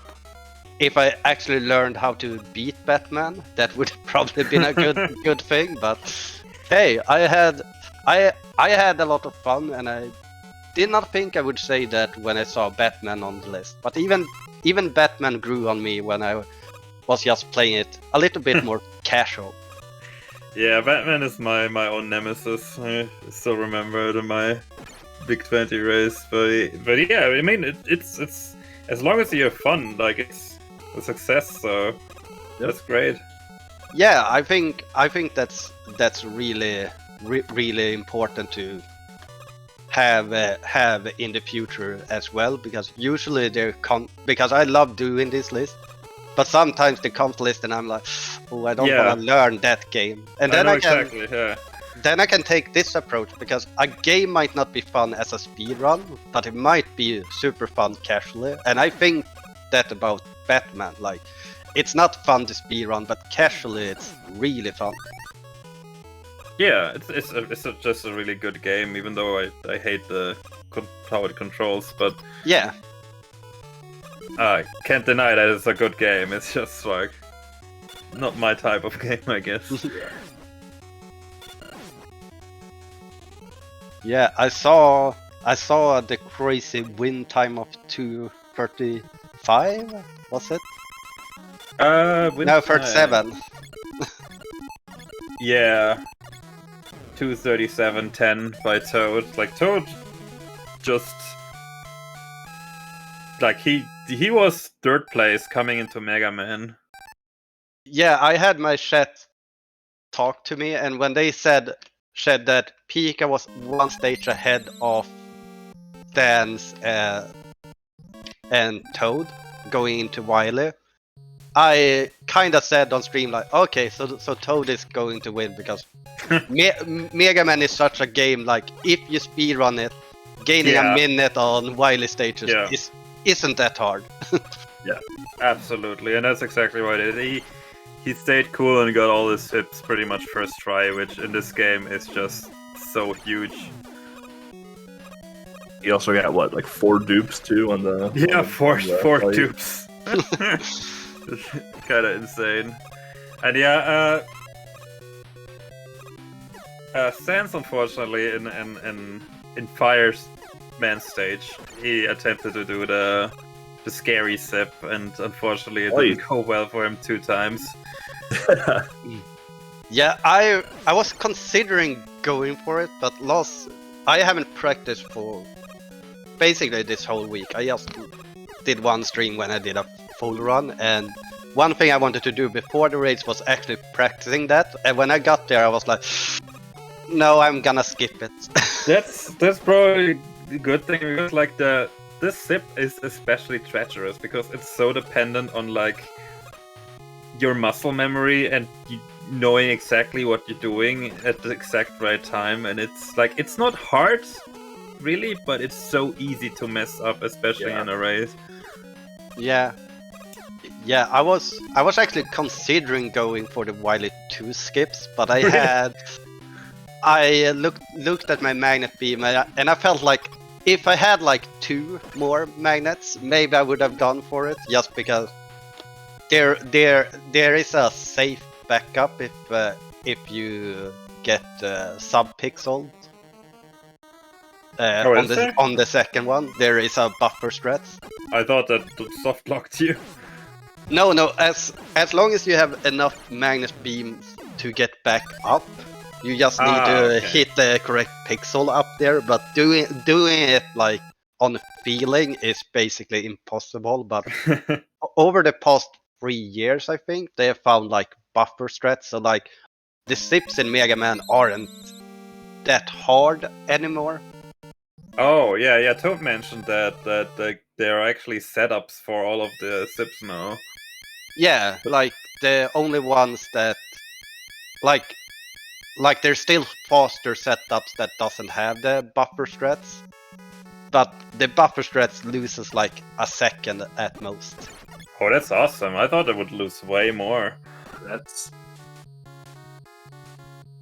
I have to look into that, because that sounds really interesting. Yeah, I purposely avoid a lot of the zips in Mega Man 1 just because how difficult some of the faster setups were, so... Yeah, because you just need that, like, impeccable muscle memory in that game to, like, set it up on that specific pixel.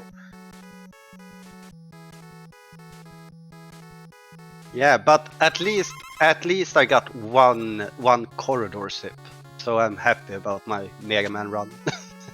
Yes, the corridor sip is always swag. And Jack Pro, by the way, finishing up in 8th place with a 3 hours and 1 minute place. GG to him. Very solid time. Yeah.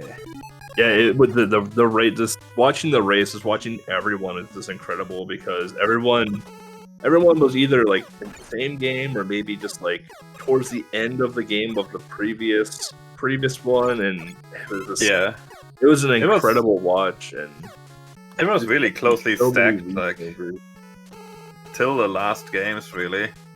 Yeah.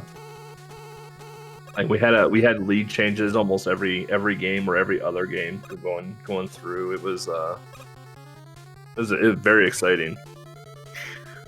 Fro going for some corridor sips to Whitehead's dismay. Unfortunately, not getting any. You got pancakes on the punchy boss. I don't know what it's called. But yeah, I just want to say thanks for hosting this. It's always fun to join races, and I hope I'm glad you enjoyed it. I can join the next one as well. Yeah, of course.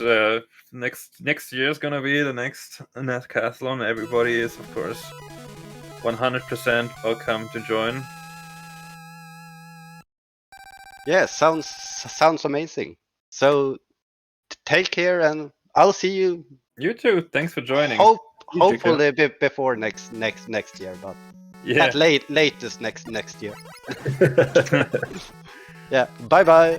Bye.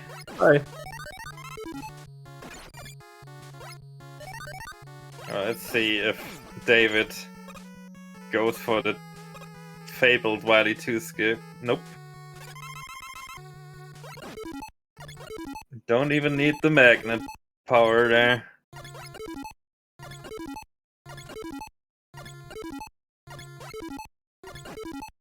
I think Stan's been the only one to attempt the fireman skip so far. Yeah. It does save a fair bit of time, but like, it's just so scary. Yeah. Like I go for some risky things in a marathon, but yeah, I don't know if I would go for that particular zip.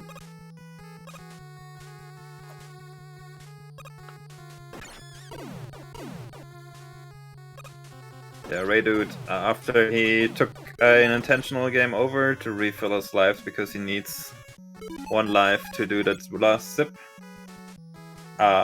is gonna come up to Wily. We have Smarterleg here joining us. Welcome, Smarterleg. GG. Hey, thank you so much. Much appreciated. Well done. How did you feel during your race?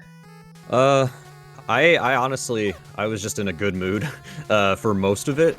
I got a big PB in Batman of all games. Oh, that's nice. Which is one of my weakest games, and I completely destroyed my last PB. I had a 1420, I think, and I got a 1345 in the race with no deaths. That's quite an improvement. It's like great PB, yeah. Yeah, I was ecstatic about that one. Yeah, this was just a fun list to play. There were a couple things that went wrong. Shredder was not having it today.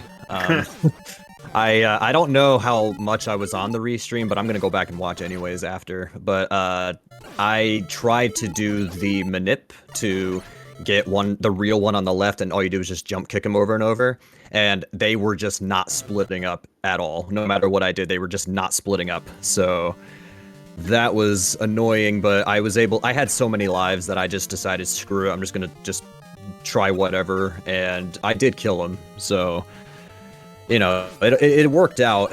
And then my golf was, I had a bad golf, but there's not really a whole lot you can do about it. Golf is just golf, basically. Yeah, there's not a whole lot you can do. You just have to pray for good wind and see what happens. Yeah, and that the game doesn't put you in the animations that are super slow.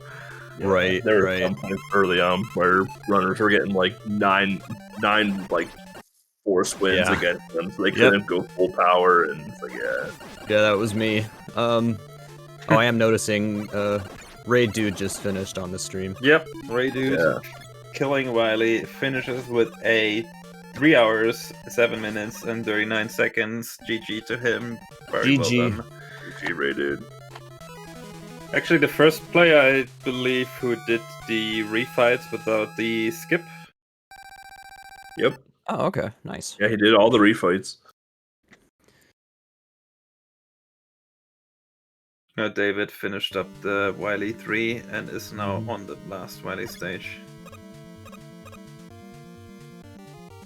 David had a pretty solid Mega Man.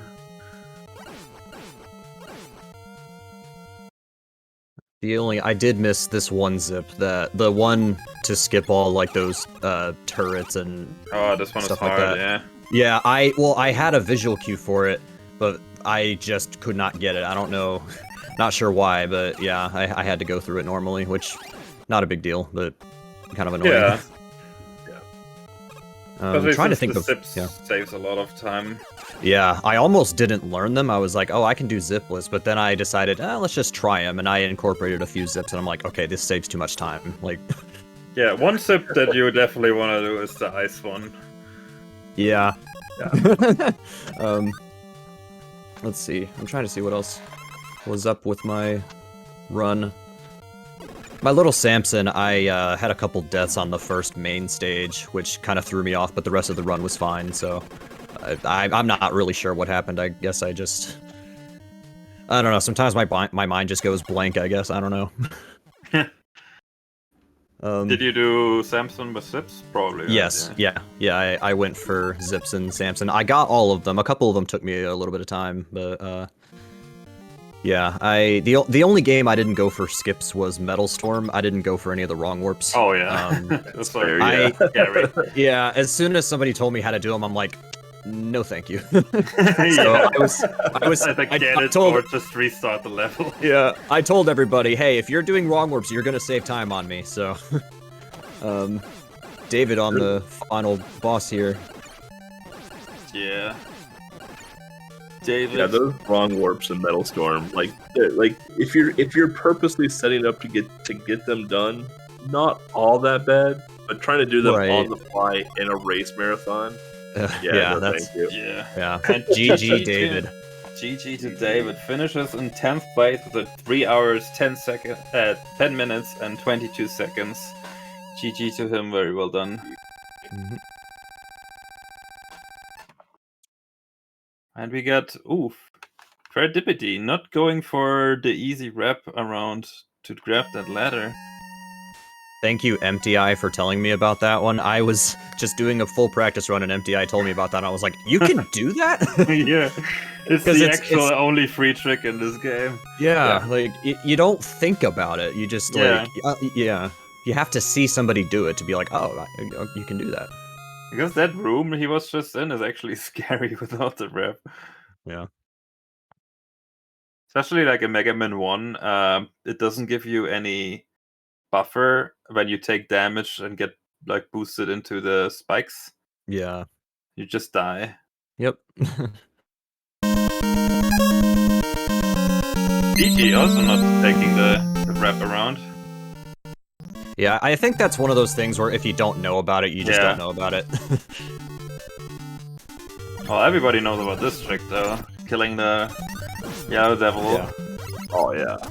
I was worried. One time in practice, I shot the bolt into his eye, but I think I like just barely missed, or like I wasn't dead center, and so some of my attacks just weren't hitting him when I was trying to do the pause glitch. So I had to shoot him again, but by that point he had separated and I died. So that's how I lost a run once. But it didn't happen today, thankfully. Bro, taking on, unfortunately, he got kind of screwed by these stupid platforms. I hate them so much. They have random movement, and if you stand on them and you take damage, you're pretty much dead. You fall just right through them. Yeah. I do want to say, normally in these multi-game races, there's always like one game where I'm just like, oh, I don't want to play this, or, you know, I'll tolerate it for the race, but this list is kind of the exception. I actually enjoyed every single game in this list. Like, every one of them was just fun. Monster in My Pocket is definitely the highlight for me, though. That game is amazing. But I don't really have, like, you know, to me, in my opinion anyway, there was just no bad games. This was just a fun list. So, yeah, thanks RGL staff for putting this one together. This was a Toad fun one. And I believe did put this together. Yeah.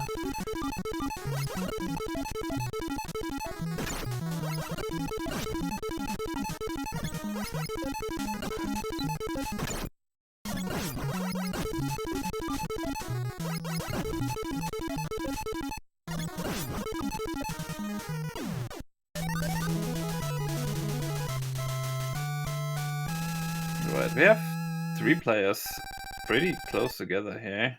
Yeah, Pitfro's about to start Wily 2, and ZG and Ferret are in Wily 2. I was actually worried I was gonna miss the Wily 3 zip because for some reason, like my PB in Mega Man, the only zip I missed was Wily 3. Oh. And I was worried I was gonna miss it in the race. I did not miss it, however, I had some other issues. Man, I had to take a death because I was too low health and I didn't want to try to fight the boss. Well, that makes sense, yeah. Yeah. Especially with the Ferret climb. getting a health drop. Yeah.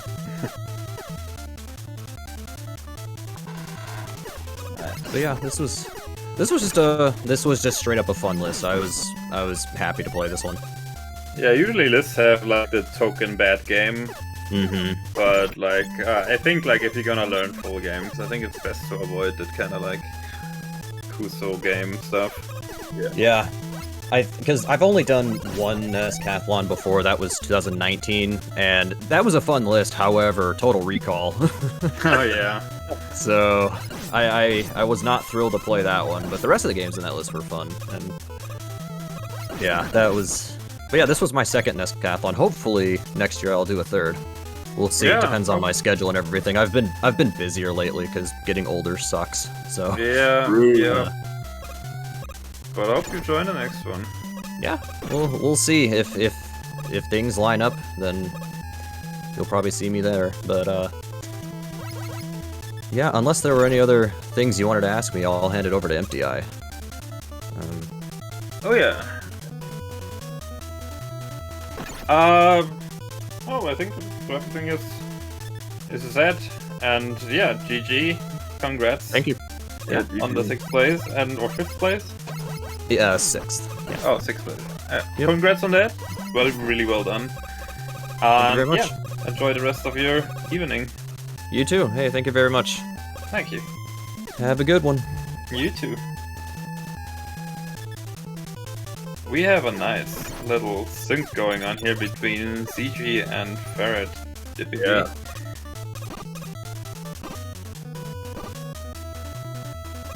It's just seconds apart here, coming into Wily 3 boss.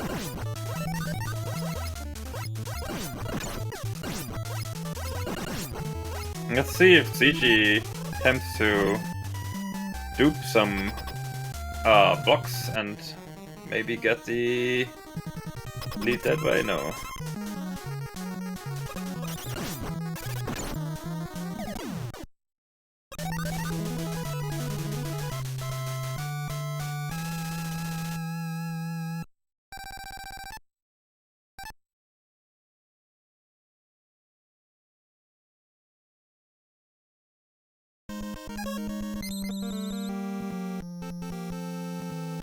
And both players finish the boss. Very well done.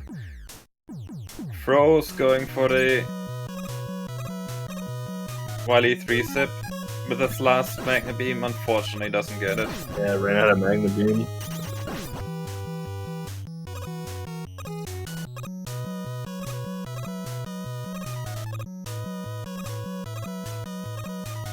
So now we gotta race up the stairs here. Oop! DG with an interesting strategy, using Magnet Beam to go up the ladder here. I've never seen that one before, actually.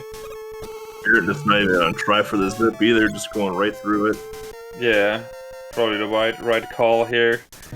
Not attempting it if you're not completely 100% sure you can pull it off in the first try, else you're gonna probably lose time at Magnet Beam. But he uses some Magnet Beams in interesting like places I've never seen before. And that saves him a little bit of time as he makes it to the teleporter. Well, almost first if he didn't do the last second weapon change there. Uses fire, which means he probably won't go for the sip here. Same for Yeah, Ferret. looks like him and Ferret both are doing the refight. So we got a full refight off here. He doesn't want to use too much fire, so he switches to normal Buster, unfortunately. Like, he's really low on health. Please be careful of that health bar. Yeah, now with Fireman coming up. If Fireman shoots him right now, yeah. It's hard to come out of that teleport against Fireman, huh? Like, you can't even jump out of it, really.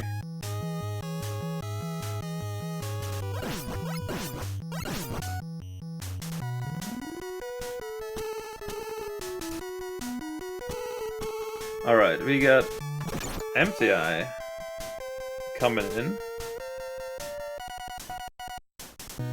Hello there. Good.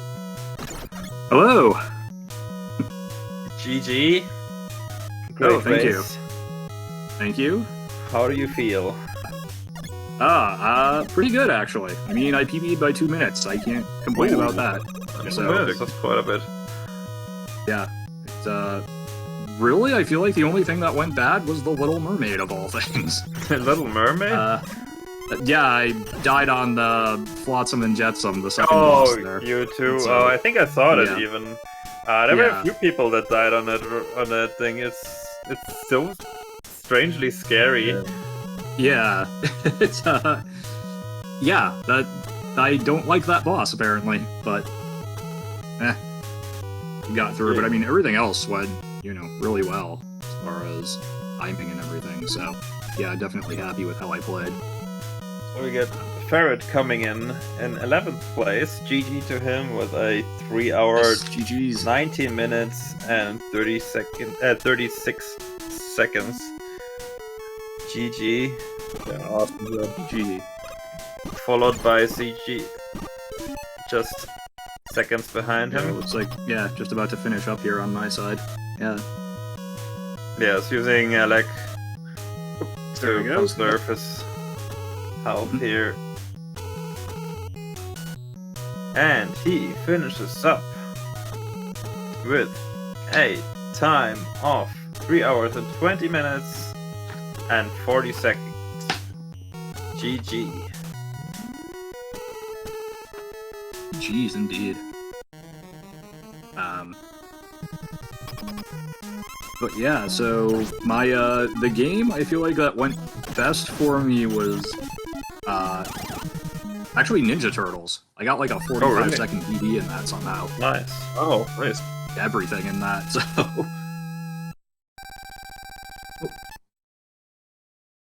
there's another finisher. Yeah, we have a bunch of people. Yeah, there's Coming up Pro coming up on Wily.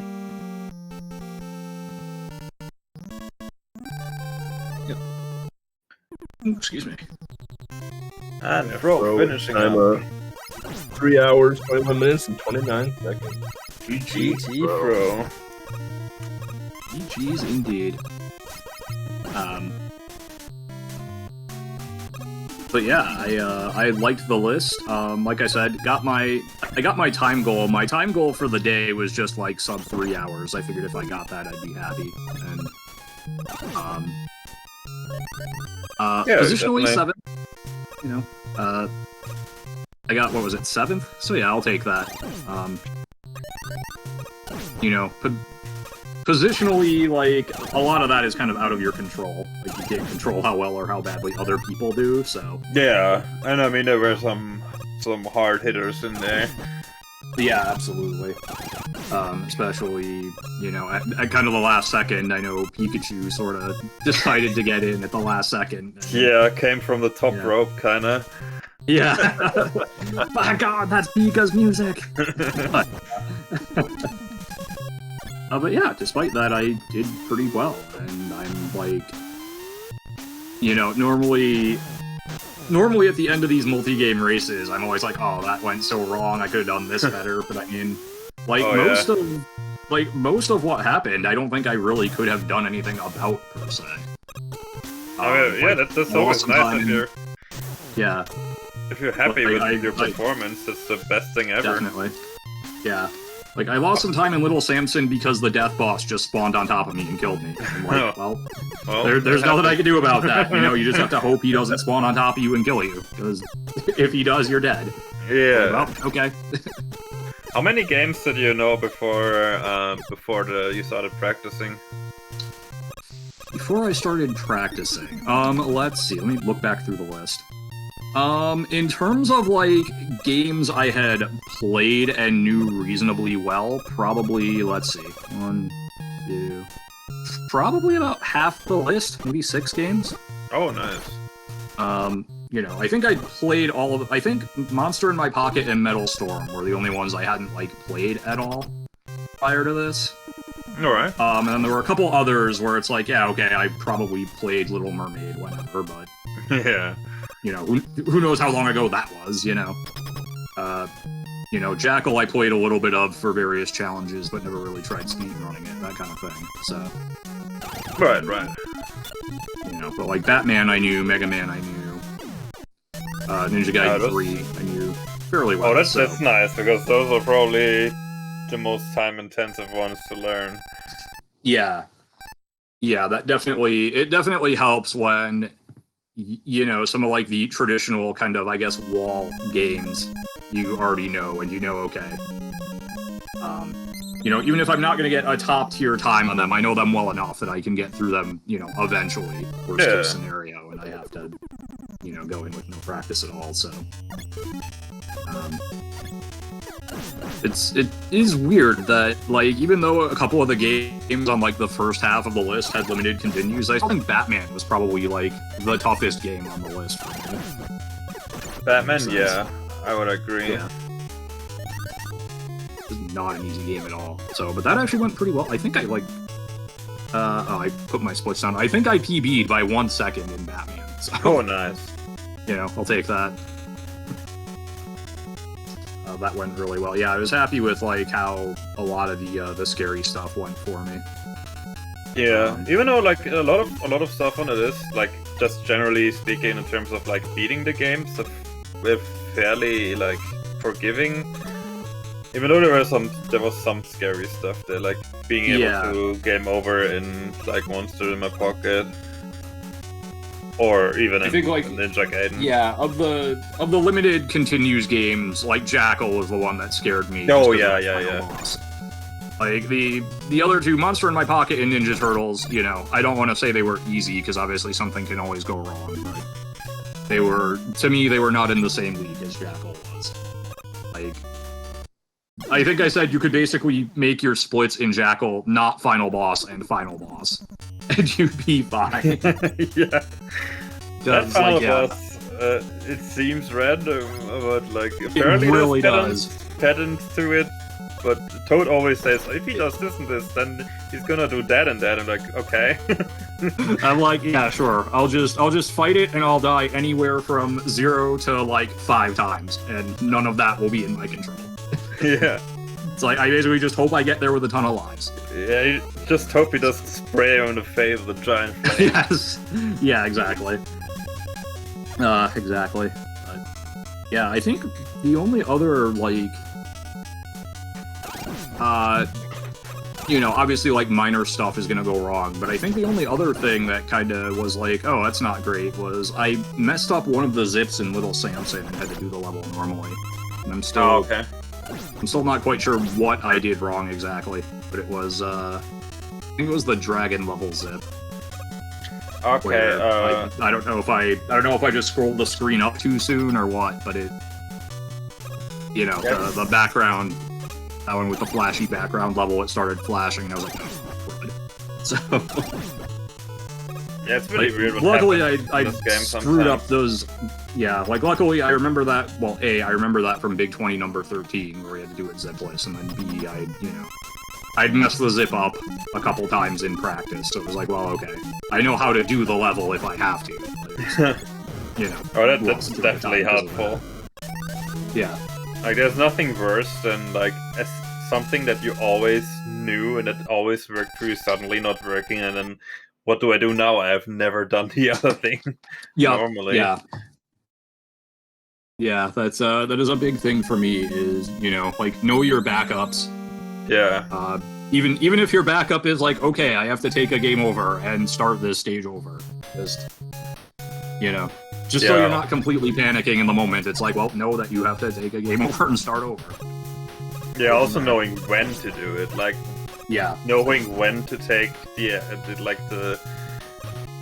sack the time, take the game over before you waste even more time on it. Yeah. It's gonna cost. Yeah, that you was the other anyways. thing. The last zip in Little Samson, I did kind of the older, slightly slower way because I was like, okay, I messed it up the first time, and it was like, okay, I'm just gonna do the easy one, even though it's not quite as fast. Yeah, where you just switch to dragon and back to mouse and go down. Just doing that. So, Yeah. but yeah, I'm extremely happy with my performance. Like I said, I PB'd by 2 minutes, so I can never complain about that. And especially because I thought my last practice run, where I got, the previous PB, like, I thought that was a really strong run. I wasn't quite sure how I was going to beat that, and so... Yeah, it's always The answer by 2 minutes. You're always like, oh no, Yeah. I wanted to have this time in the race and not in practice. Yeah, exactly. Yeah. I want to have easy PB time, but... yeah, somehow I did, so... GG. Definitely happy about that, yeah. And, congrats to Toad and Stans and Pikachu and, everybody who has finished or is still racing. Yeah, I know how hard these things are. It's, just idle observation, it seemed like this was a, yeah, I guess. I was gonna say, it seemed like this was a longer list than previous NESCathlons, I felt like. Because of turtles, mostly, yeah. Probably, yeah. But, yeah. It seemed like the average completion time might have been a bit longer, I'm not sure, but yeah, either way, I definitely enjoyed the list. Like Smart Alec was saying, pretty much every game was, like, at least enjoyable to play. Yeah. In various terms of scary in the context of a multi-game race, but like I've said that in Big 20s, Super Mario 2 US is always like a great game that I enjoy playing, and every time it's in a Big 20, it terrifies me just because of it's the limited continues and everything else. I feel like Jackal was kind of the even though it's otherwise nothing like Mario 2, it sort of occupied that same spot of it's just scary, like being able to lose like minutes, 10 minutes yeah, in a game. Or like, oh, this is a great game where I can just lose 10 minutes at the end of it because of, And like nerfs and stuff, even if you have practice, like if Data is gonna be an asshole, he's gonna be an asshole. Yeah, like I had a bunch of lives going into it today and I needed them because, like I said, I don't even remember how many times I died, but it was a lot. So. Fortunately, the rest of Jackal went really well, so yeah, I really enjoyed this list. Like it's just all around classics. Yeah.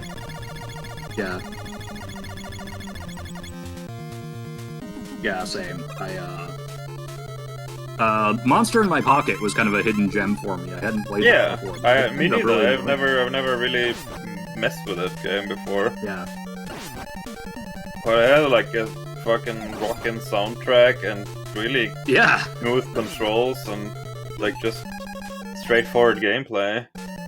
Yeah, I liked it a lot. I'm pretty sure, though, I'm not 100%, but it would not surprise me if it was the same composer as, like, Ninja Turtles 2 and 3. There's a song or two that would not have been out of place in, in those games. But... which is not a bad thing, I like those Ninja Turtle soundtracks a lot, too. It's like, yeah, this very much could fit in one of those games.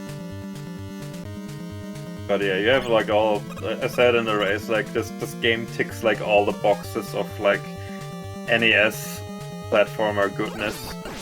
Yeah. Yeah, I had a good time with it, so. You have Conkex in the last stage of Mega Man. I think Conkex has a pretty decent race. Yeah, he's been doing pretty well for himself here.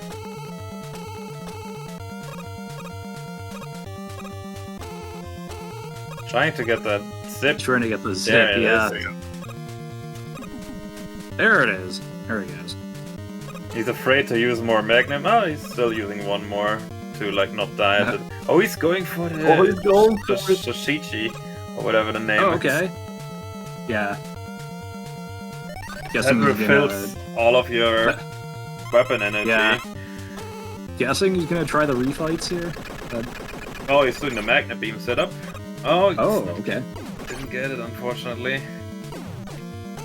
Redoing it is a... Oh, there we go. Nice. There you go. There it is. I didn't learn the magnet beam setup at all. I just did the bomb setup. 'Cause- Evil Ken is I how don't he know, thinks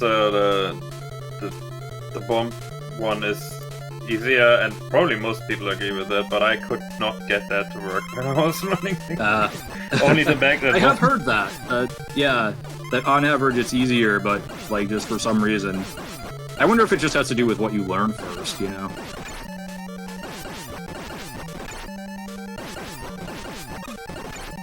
And we have Concakes finishing up the game with a time of 3 hours, 34 minutes and 57 seconds. GG to Concakes. GG. The one and That's only, the GG. kid, they call him the Diamond, they call him something more. Probably like 10 more things. All right. But yeah, if there's nothing else or no other questions, I will go on, get out of here. Yeah. Eat a protein bar and make way for someone else. So Alright, thank you all for for joining. Yeah, thank you all for putting this on, by the way. I do appreciate it. Happy to. Yeah, it was a lot of fun. I'll try to be back for the next one. Alright. See you Alright. soon then. Yep. Take care, everyone. Bye-bye. See you. And everyone, don't forget, we have a marathon, a charity marathon coming up, Feed the Kids, which is going to be just collecting donations for a good cause to feed the kids. Anyone is welcome to join it one. Just join our Discord you can get the Discord address with !Discord. You can join the channel, and then there's a submission form where you can enter your games. And this marathon is gonna be fairly open in terms of what you want to submit. It doesn't really have to be strictly speedrun even. Just if you want to show off something specific or we have something cool. And it's for a good cause. That will be on November 25th to 27th. So fairly soon. And if you're into marathon speedrun racing, next weekend, November 12th, we have the Tiny 10. Oh yeah. Where it's instead of 10 NES games, we have 10 Game Boy games. So if you haven't had enough of my voice yet today, you can do it again next weekend. The staple of Game Boy game racing is the Tiny 10. How many times? So which ones is this now? This is at least 13? 13. Gee. Hey, let me look. It's been a while. Still going strong.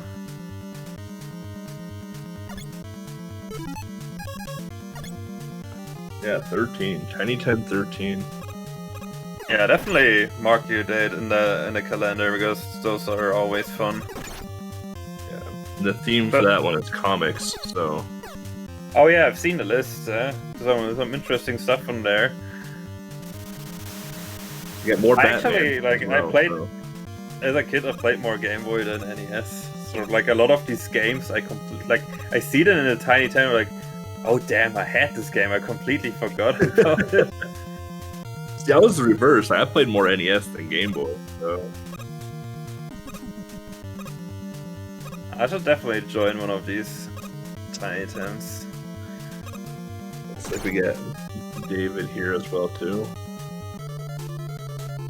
Oh yeah. Let me get him in. GG to David. Hello. Am I coming through clear? Oh yeah. Yeah. Awesome. Yeah, that was interesting. Very well done. I'm happy to have just finished. Some of those games are really difficult. You did a really good job. I saw you on Mega Man. You had some really smooth, like, magnet beam handling there. So prior to the game list coming out, Mega Man was the only game that I was really familiar with enough to at least beat it.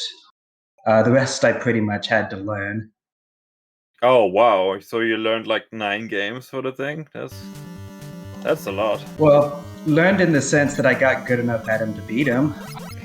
I mean, yeah, but you still put in a really good time, and you learned 9 games. Yeah, that's not an easy feat. Yeah, exactly. It's intimidating, especially when Jackal's on the list. Oh And yeah. also, TMNT2, I am not a huge fan of beat 'em ups, so that was another game that scared me.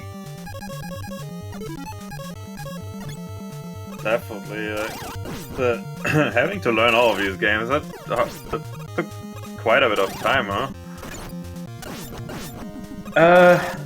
Yeah, pretty much. I didn't really have it until like last week, maybe a week and a half ago. Oh yeah, can imagine. But you're kind of used to like learning a lot of games.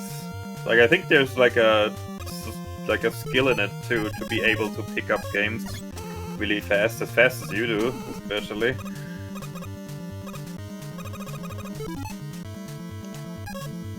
Yeah, I'm good at picking up new games, but I'm not really good at mastering them. Well, mastering, picking up is best. Yeah, mastering is like hard. yeah, it's always a completely like different story. Like, just if you like come into a list and you already like know 5 games, then you can like focus on completely different things.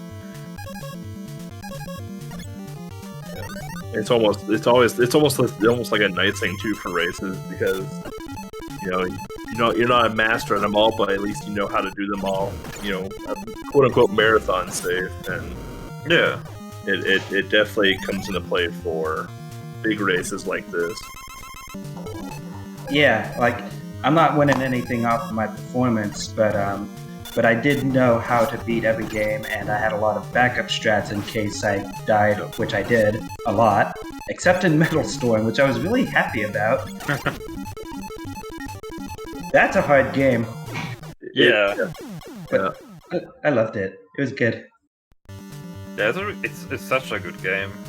It's a very fun game. But yeah, it's difficult with the one-hit kill. Especially stage 6. Stage 6 gets really difficult. Yeah.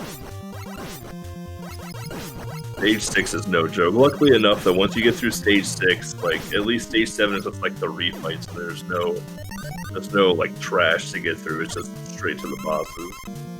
Straight to the boss fights, and the bosses have the same pattern every time.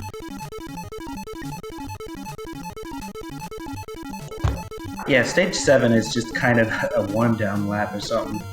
Yeah. Take it easy for a bit. Victory lap. Take it easy for a bit until you get to the one boss that has like the different faces, and then after you beat that one, then you can just sit back and just be done because the final boss isn't even a boss. Okay, fair enough. Yeah, the stage 5 boss is kind of difficult.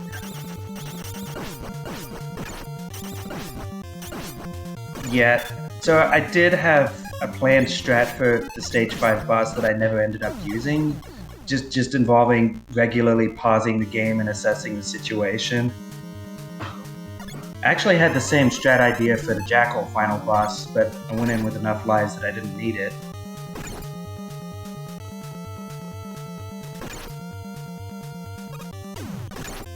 Yeah, what strat was that? Oh, just regularly pausing. Oh, okay. Yeah, like the bosses there just kind of come at you fast and try to overwhelm you with stuff and make it hard to think about what you're doing. Pausing doesn't remove the projectiles from the screen, so you can just pause, see what's up, and unpause and move.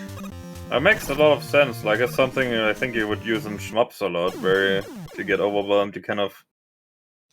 I mean, Jekyll is pretty much a shmup in a lot of ways. We have Anthole on the Joker. It's his second attempt. He had to climb up all of the way again. He's getting... Can he do it? Oh no! I think he has 2 more attempts though. As long as he doesn't get hit by this stupid ass pistol.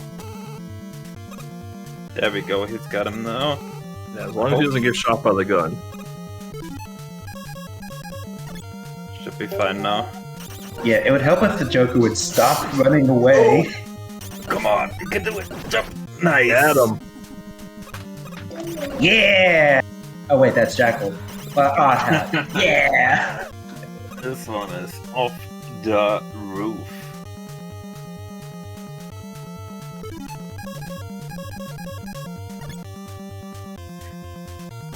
Sinan now entering Mega Man at the same time as Anthole. So now we got everyone, I believe. Although is Fate still in the race? I'm not sure. Yeah, Infinite Mystery is on Infinite Mystery didn't. Oh, Fate is still here. Yeah, okay. Season still Samson then. Yeah, I am did not want to be on the main screen. He wanted to chill, which is absolutely fine.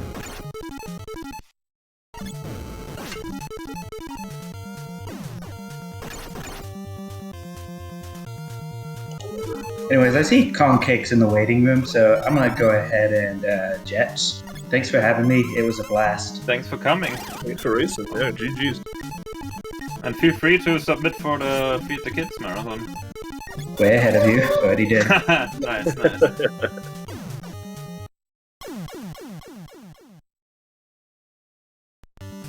Hello, Kong Cakes. Oh, hello. How are you doing? Here. I've arrived. GG's on your race. Thank you. Very well done. Yeah, it was pretty good. Today was actually the first time I played Turtles 2.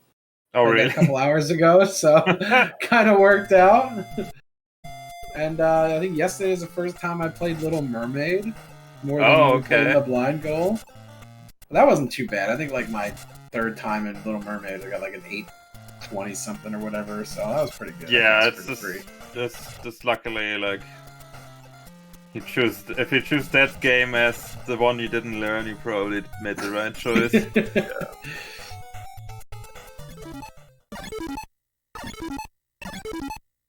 The games I wanted to go well, like Ninja Gaiden 3. I mean, I kind of messed up on the final boss, but not bad enough to where it really was too rough.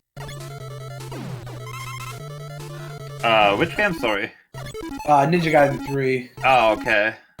I hit the boss in the wrong spot, so I wasted a fire wheel on his first form, so I didn't have one for the last one, so I had to die and come back and fight the last part of that. That boss, which is kind of rough. Yeah, final boss. Yeah, in that game, it all seems so very specific in its setup, and if you miss like a tiny thing, everything goes like south. Yeah. Especially like with the fire wheel. Whoops! I picked up a different weapon. Guess I game over now. Yeah, and in the last stage, if you lose the fire wheel anywhere after the first screen, even if you game over, you still start past it. So. Oh, we got some brothers into the 20. Oh no! Oh.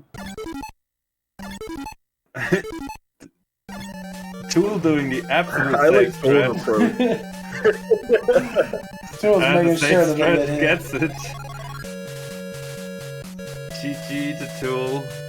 Comes in 15th place with a 3-hour, 48 minutes and 38 seconds. GG. GG's.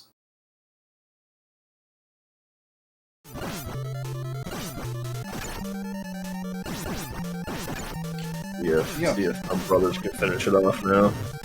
Yeah, you want if you're gonna take damage from it, you kind of want to stand in the Wily machine, else you're just not getting, like, you're not out damaging him. If you're going in from the front. Oh, and that's a tough game over there. So you said you did Turtles a couple hours ago, Little Mermaid Yeah. last night. So how many games? So beyond Mega Man, because I know you're a big Mega Man guy. Beyond Mega Man, what games were more heavily practiced than others, or did you just kind of YOLO it and jump in? The most one was Ninja Gaiden. Okay. Yeah, 'Cause I I saw played you that- having fun with that. Yeah, that was one of the first games I figured I'd try to get out of the way, and I was like, oh, this is a really fun game. So I got down to like, I can't remember what my PB got down to, but I think it was like 14 something, I think. Oh, wow. So I had a lot of fun playing that one. And then Batman, I didn't really learn too much, but I got a decent time in that. I think I had like a 15-minute PB there. Nice. But yeah, Little Samson I had to brush up on because way back in the day I had a 10:02 in that game. But that was a long time ago. And like, yeah, so Mega Man and Samson were just kind of like, oh yeah, just remember how to do all the zips. Yeah. But yeah, like NES Open, I was like, I'll just wing that. I played the Japan course at some point in my life, but not anytime recently. There isn't Same with too Monster much My you can Pocket. practice about that game other than just generally getting faster. But the thing is, like, I don't think, like, you will probably save some time, but not enough time to make it worth. Yeah. If you have to, like, split up your time anyways. Monster My Pocket, I beat that one time and I was like, I don't know about this game. It's not bad. I like the music and everything, but it got like little stubby attacks, man. I was like, come on now, get that out of here. So today was only my second time ever beating that. That one better than I thought it was gonna go. I was really worried about that one. That one and Jackal I game overed a couple times on. That was rough. Like 25 minutes, I think, in Jackal. Oh. Yeah, Jackal is scary. Yeah. Super scary.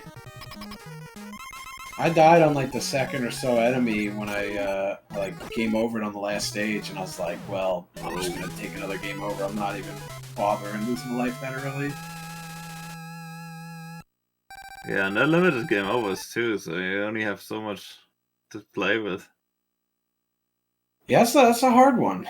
That one, Yeah. Metal Storm, I was not looking forward to. Last night was my first time beating Metal Storm since like the Big 20, number 4. Like 5 years ago, 6 years ago. Well, at least in Metal Storm you have unlimited continuous, kinda.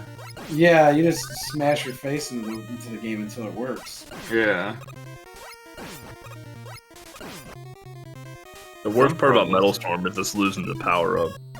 Yeah.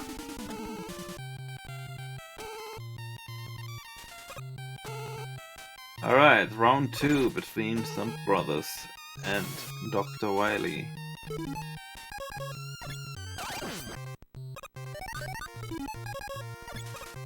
He's just gonna take a death and not bother even wasting his ammo.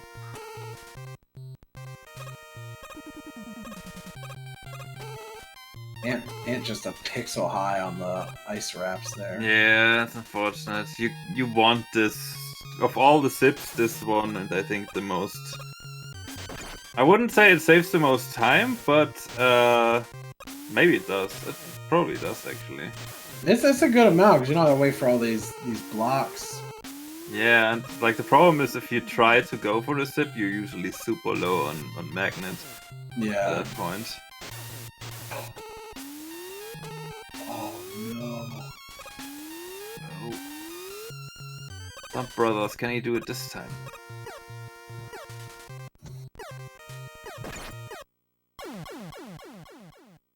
Can't just go for the like pause trick, but this time it seems like he has it down.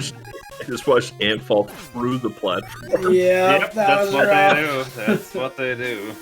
Hey, there it is. Nice That's job. exactly what happened to me in the blind race. Oh man. GG to Thumb Brothers, finishing in 16th place with a 3 hours, 53 minutes, and 58 seconds. GG. GG. With all this Mega Man going on now, I just wanted to remind everybody, or let everybody know, most people might not know, for Feed the Kids, we talked about that a little earlier, I believe, our charity marathon we got going on, we are going to do a 46 Robomaster race. Oh. And everybody's invited to participate in that. And I think even like, if you don't, maybe you don't know all the games, I would say find somebody who knows the ones you don't and do like a little tag team relay. Like one person per Robot Master? Well, I mean, like, let's say you want to do Mega Man 2, I'll do Mega Man 5, you know? Yeah, it's gonna be Mega Man 1 through 6, but just the Robot Masters. Hey. I know 3. That's about the only one that I know. There you go, you just gotta find somebody who knows the F now. I'll do Flashman. He's not even doing the rest of Mega Man 2. I don't blame you. I don't want to sit and wait for the damn cutscenes to go. They take too long. This is a good place to change. Unfortunately for Ant, like he fell through the platform again. If you take damage while you're on these platforms, you're gonna go through. And sometimes you just go through, even though like if the game wants to troll you, you're just falling through. This boss on Fetty's screen here, is this normal, all stages? I don't remember the stage. Yeah, I don't...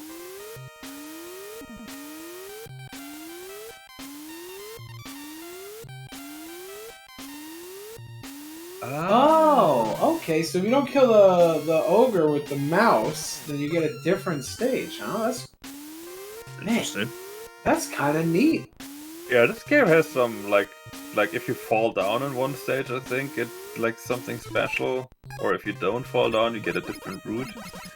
That's awesome. It's really the game that just keeps on giving. I do remember the giant crab, but I just remember that from when I was at AGDQ 2017. Someone did all stages.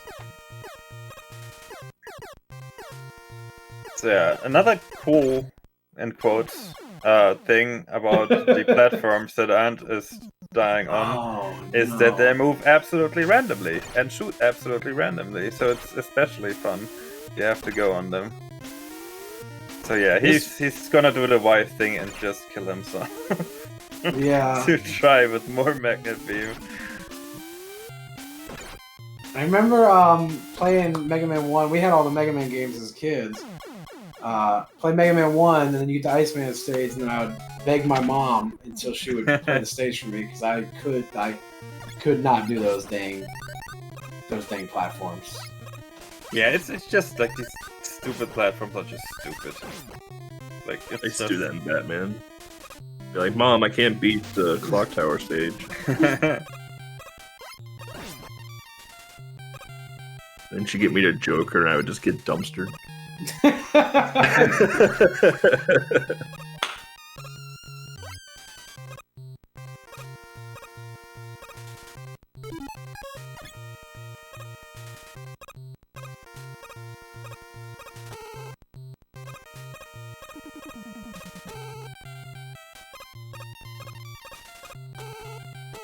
Yeah. Thank you all for for doing commentary for this and for restreaming the event too. I really appreciate that. I'm sure all the people watching and all of us running really appreciate that. Thank you. A special thanks to Nami for doing the restream, switching between all of the players here. Yeah, that's a lot. You and gotta be always keeping up the right order. This is actually super hard Yeah, you gotta be paying attention. You can't sometimes you can slack off a little bit. Nah, not like that. You gotta make sure you're watching 17 different streams, 20 different streams. Yeah, it's a lot. Super hard. It's a lot of work, yeah.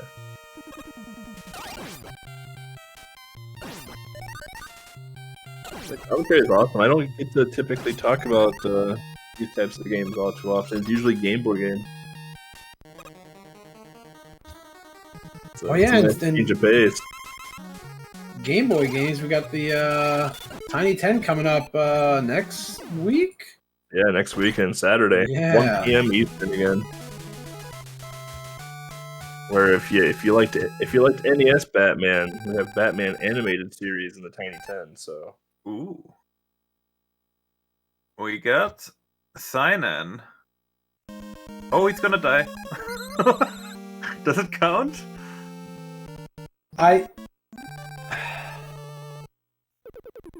What happened? I think it counts as long as you kill the boss. Yeah, I guess. I mean, if the goal is killing Wily, then... Oh no, he gets the points! there we go. Yeah, there. I've never seen that happen. Oh, that's awesome. That's Silence, finishing in 17th place with a still sub 4 hours with a 3:59.14. And I've never seen that boss on fifth screen. Yeah, that's like the head of the dragon or something. Oh yeah, it's kind of the same color. It's kind of like a mouth inside of its mouth. It looks like Alien or something. Ah. It's Alien 3 all over again. Oh yeah. Looks scary.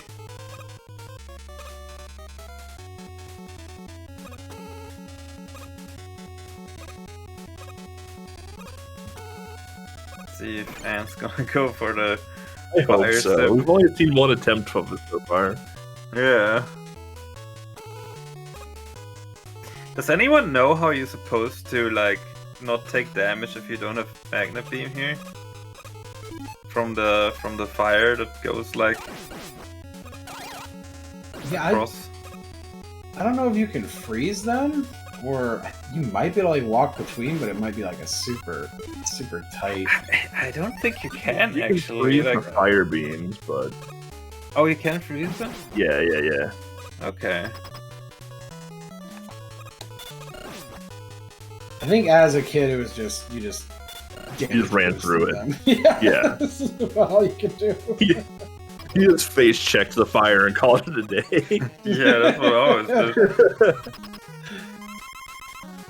Mega Man games just have enough HP to make it to the boss and then die, and you can fill up right there. That's it. That was all my strategy when I was a kid. Just have game over every time I finish a stage, so I have full lives. Yep. Or if you had half your health but still alive, all right, I'm just gonna die to the boss so I can just spawn in with full health. Yep. Yeah. Practice a little bit. Don't waste the weapon energy.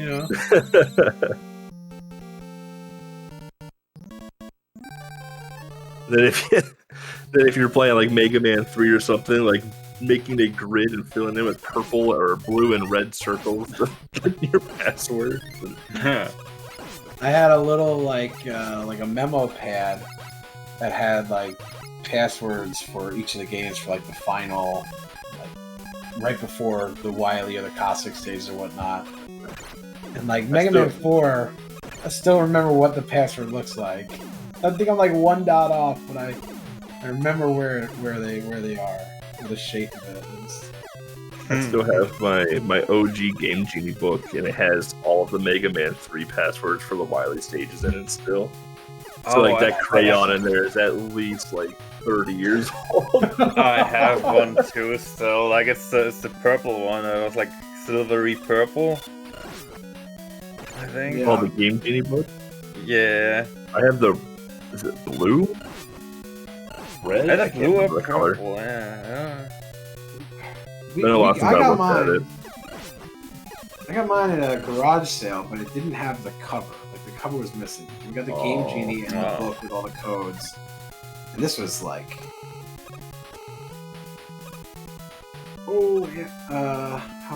How long ago was that?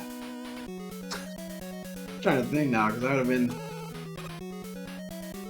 before I was 8 years old. It was probably like 94, 95, something like that, you know? So it was a long time ago. But we got the... I remember seeing it there and like running home, be like, Mom, I need like $5. I gotta get the Game G, man. Nintendo, let's go. They got Nintendo at the garage sale. I was like at flea markets. I was like, oh my god. Oh man, at that time, like 95 to like 2000s, the Nintendo games were so freaking cheap. Yeah, I remember buying the collector's edition of Ocarina of Time, the gold card, for 75 cents at a flea market. Oh.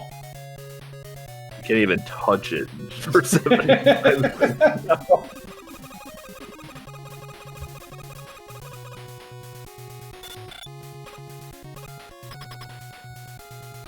I remember getting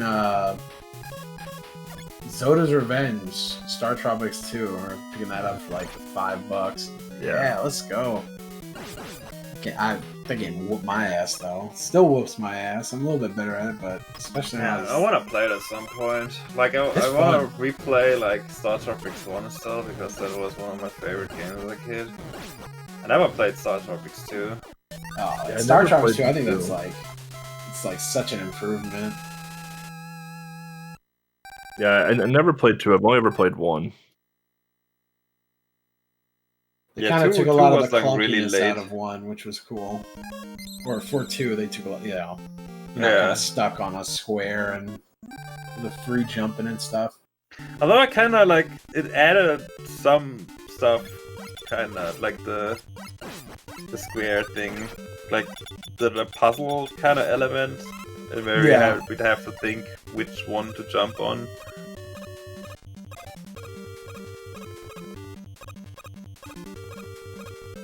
But yeah, fighting enemies was pretty clunky.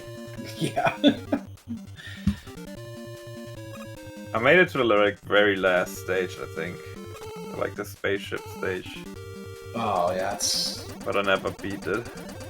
That's when they make it even harder when the enemies start flying on the screen. Yeah. Faster than you can react, and if you're in the middle of a jump and the enemy shows up, there's just nothing you can do but get hit. Yeah, and like they do so much damage, and like if you don't know how to exactly like potion your health and like have all of the like shooty weapons. Yeah, so you gotta have your health all high to use the good weapons. Yeah. And like the consumable weapons you wouldn't dare to use because you might need them. Yeah. This boss in Samson is sick. Oh, holy. That's like a fucking skeleton. Flying skeleton horseman there. Riding a horse, yeah. That's really cool.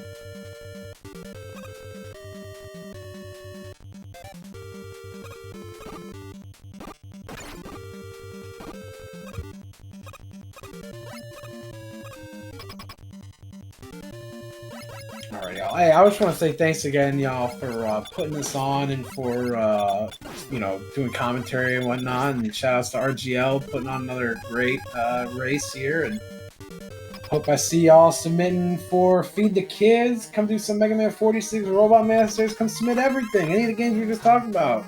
Star Tropics, Star Tropics 2, you know that game, play it. Thanks for joining, Kong. For this. Yeah, thank y'all. See ya.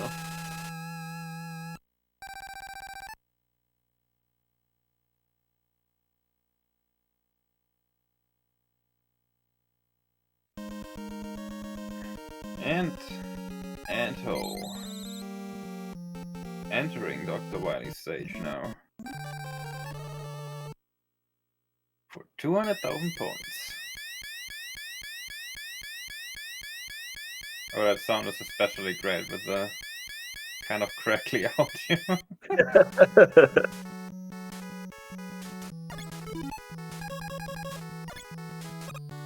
Hey, what? It's been fun seeing these other stages in Little Samson, though. Yeah. I might have seen some of them on my actual first playthrough, but it was so long ago, I have no idea.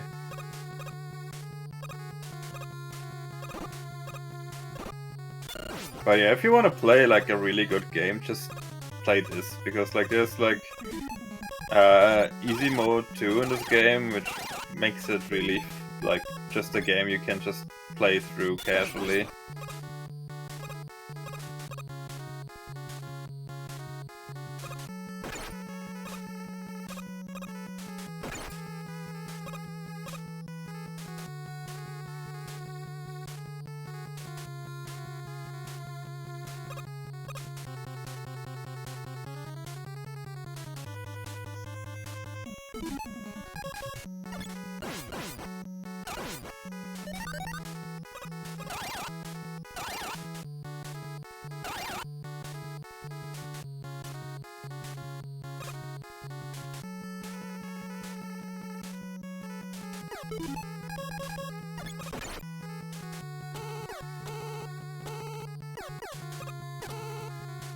Nice, Madolek.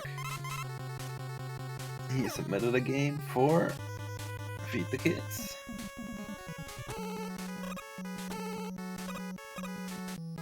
Submitted game. I already forgot what I submitted though. I have to look into what I'm gonna submit. Definitely Game Boy games, but I even submitted non-weird Game Boy games too. So Non-weird gamer game.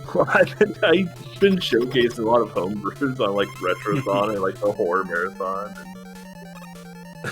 And they're weird. Oh yeah, the kind of Game Boy games where you did like horror, kind of like story Game Boy games that are for some reason the big thing. I don't know how that came to be. I'm okay with it personally. Yeah, I find it absolutely fascinating. And like this is a platform now for all these like experimental kind of like crazy story games.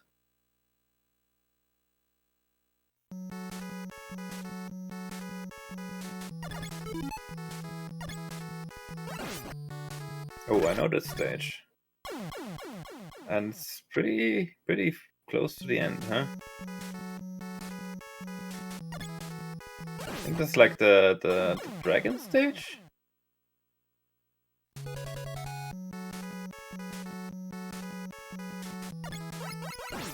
But yeah, now you get to actually see the rest of the stage. I like the volcanoes in the back, like shooting into the air. That's cool. This game got some sweet graphics, yeah. Yeah, it was pretty late in the NES life cycle. Yeah. Yeah, it's just too bad this game costs an arm and a leg to have, though. Yeah. It might still be probably one of the most expensive games for the NES. Probably even more expensive now than when I last looked. Yeah. Retro games right now for collecting are just untouchable. They're so expensive. Yeah. Gotta have a freaking NES collection in the background of your YouTube video, even though you never freaking touch it. It just annoys me so much when you see like random people with their non-plugged in fucking NES in the background.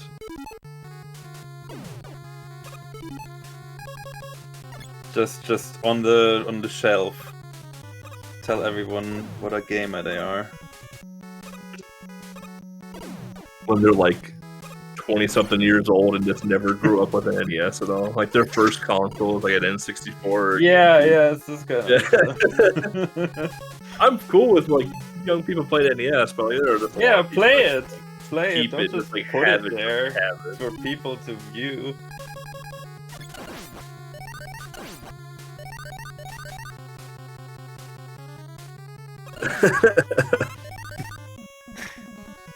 Dude, imagine if we had time traveling now. We just go back in time and buy a little Samson from the from the flea market for like $10 and call it a day.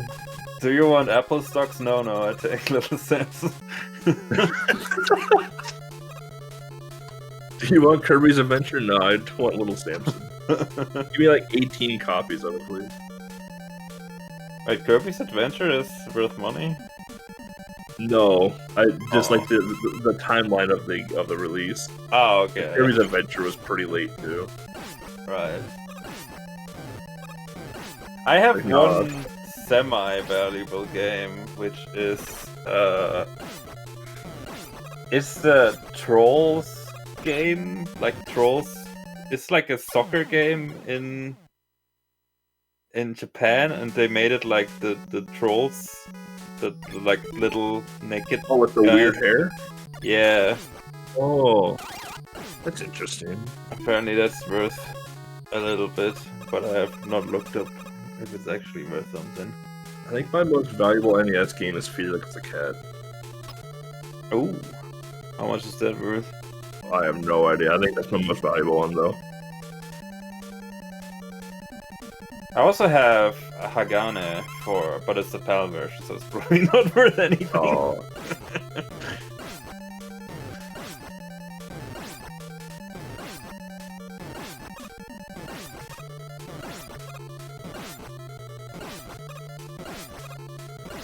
Yeah, it's more like a thing, yeah.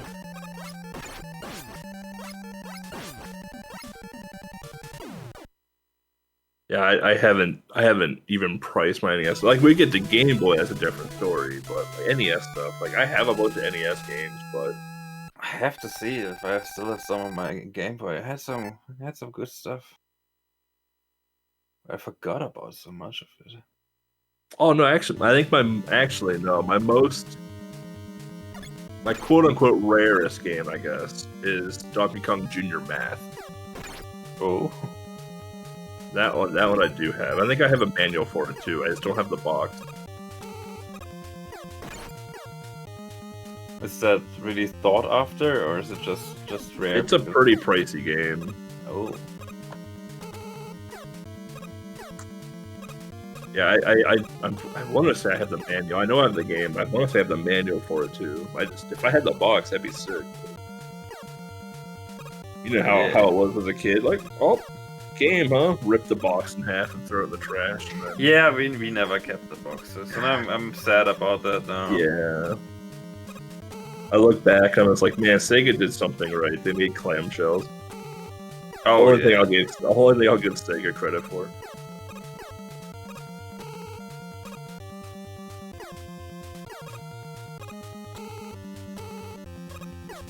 The Nintendo boxes were, and the Game Boy boxes too, they were so nice. Like the shape. The boxes are worth more than the game sometimes. Yeah, I believe that. Those are probably rarer than the games because they decay so much. Like, even the manuals for some games, like some of the manuals fetch an insane price too.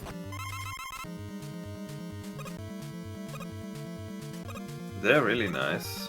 Like some of the manuals with the artwork. Yeah. I remember getting Kid Icarus for my birthday. I don't remember which one. But we weren't like at my house, so I couldn't play it, but I still had the game, so I would read the manual like probably like 5 times a day until we got back home and I could actually play the game. That was always the best part about getting a new game, is that like you go to Kmart, Walmart, or wherever it was that you bought the game. Then like on the ride home, you like rip it out of its like plastic. Yeah. Open up the manual and start reading it on the way home. And you get the new game smell, especially on new consoles, like the new console smell. Yeah.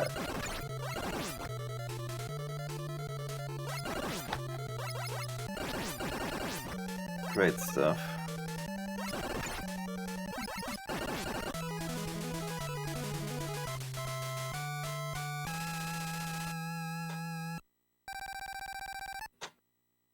This is the boss before the dragon, right? That feat is on. I thought he killed the dragon already. Oh, did he?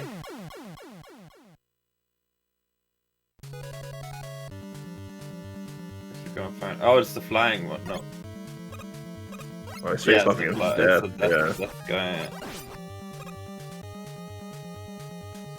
So one thing about the bombs is that, like, if an enemy bumps into the bomb's just gonna respawn.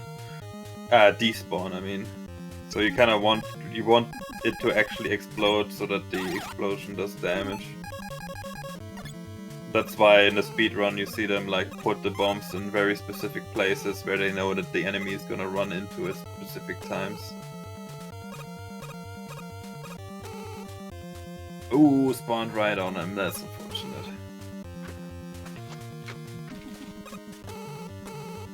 Ant's doing this... not almost.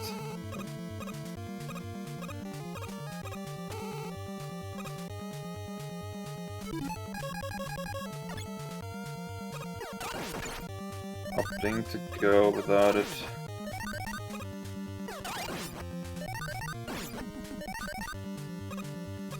Getting the shower heads with the leg.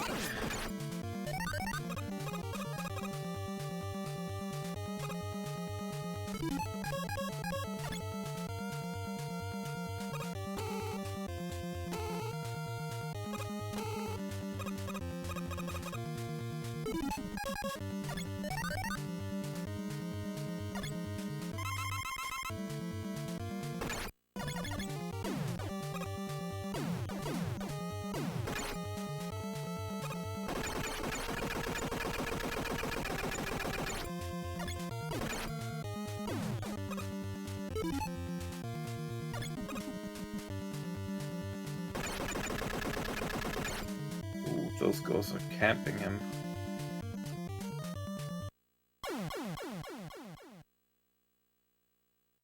And got the sip. Very nice. And is in the close to the finish line here. There you go, spinning out at that time. Nice.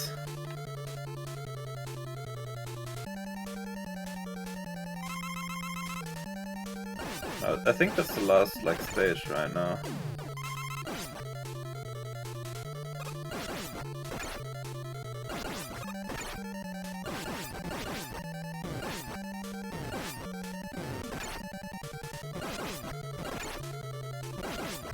I hope he switches to Alec here because he's gonna die. Oh no, he got it. Oh, he got it. Well, I spoke too soon.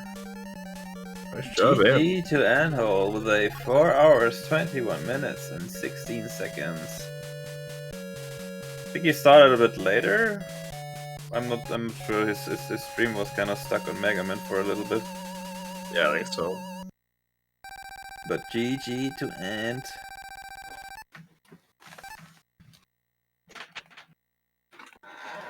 Very well done.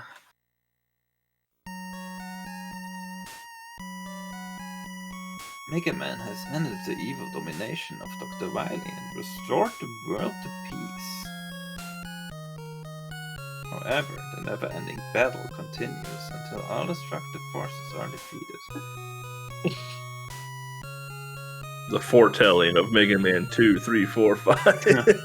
Fight Mega Man for everlasting peace. It's kind of funny because the battle is also everlasting and but the peace also is. But who knows?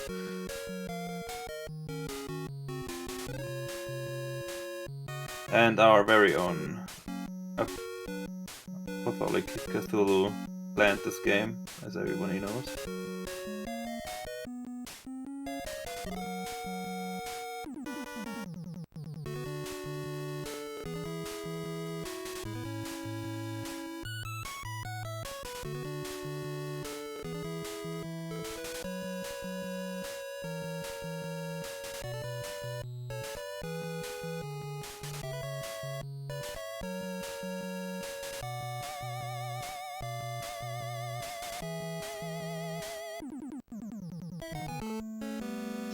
GG to end. Now the only person left that we actually have on our main screen is Fate. Well, the final boss too, so. Yeah.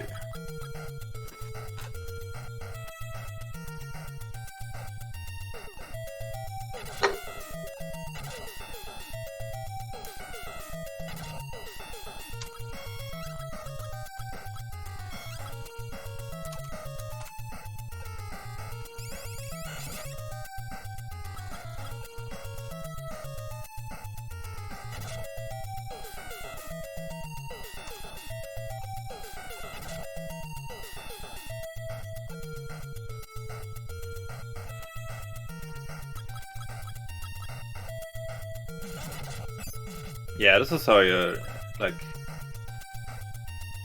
they intended you to beat this by just switching between characters back and forth, since you have like the health of all of them at your disposal.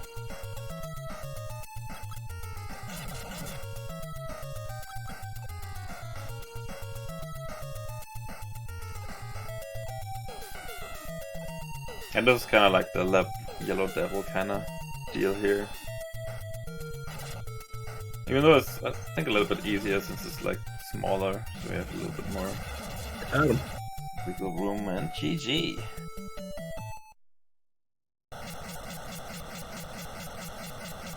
Oh yeah, and got the 420. Blaze it.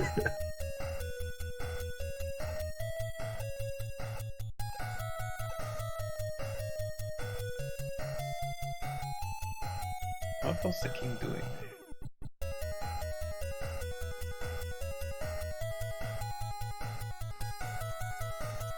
So yeah, with this, we're probably going to host Fed here for the rest of his games.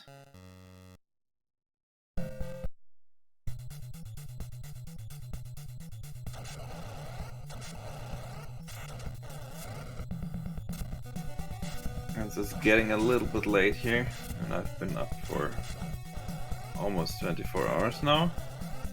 Yeah, you need to go to sleep. But it was super fun, and thank you for joining me. Yeah, thank you for joining me. I was worried there for a second I wasn't gonna have a co-commentator, so. Oh yeah, you were solo commentating originally. Oh yeah, it was super fun. NESCathlon always is. Oh yeah. Yeah, we'll probably see each other very soon at the Feed the Kids, or maybe even at the Tiny 10. Yeah, maybe. All welcome, Tiny 10 next weekend, November 12th, 1 p.m. Eastern. 10 Game Boy games instead of 10 NES games, themed after comic books, so both European and American comics. Yep. So that'd be a good time. You got the game list? Yeah. I think you just do Tiny 10 in the chat thingy here.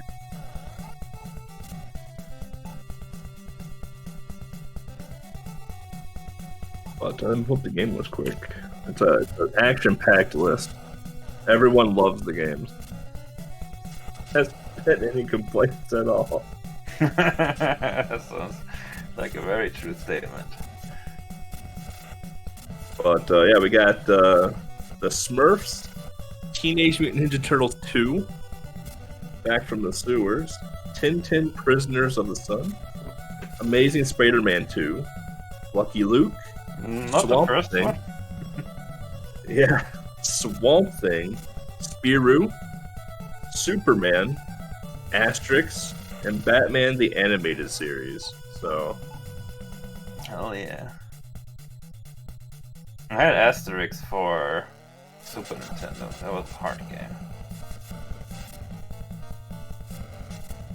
but yeah, and again, those games are full games as well too. So we try to keep the goals at full game.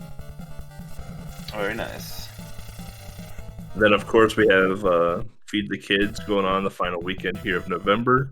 Yep. Anyone can submit to that.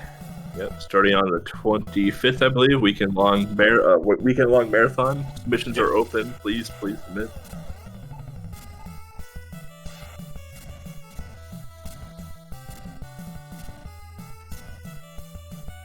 Alright, with this, we're probably gonna give it up to Fed here and host him. So, I want to thank you all for watching. Yeah, thank you all for stopping out. Thank you all for watching the race. Yeah, and thanks Thank for you to all the raids. race. Congrats to all your PBs. Yep. And all the runners and their effort put in over the last month.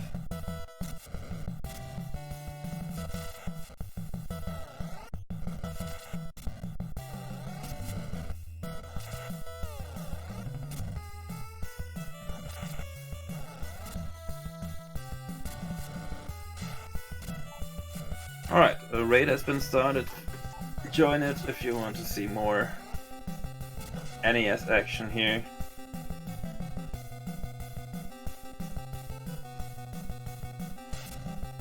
And goodbye. Goodbye.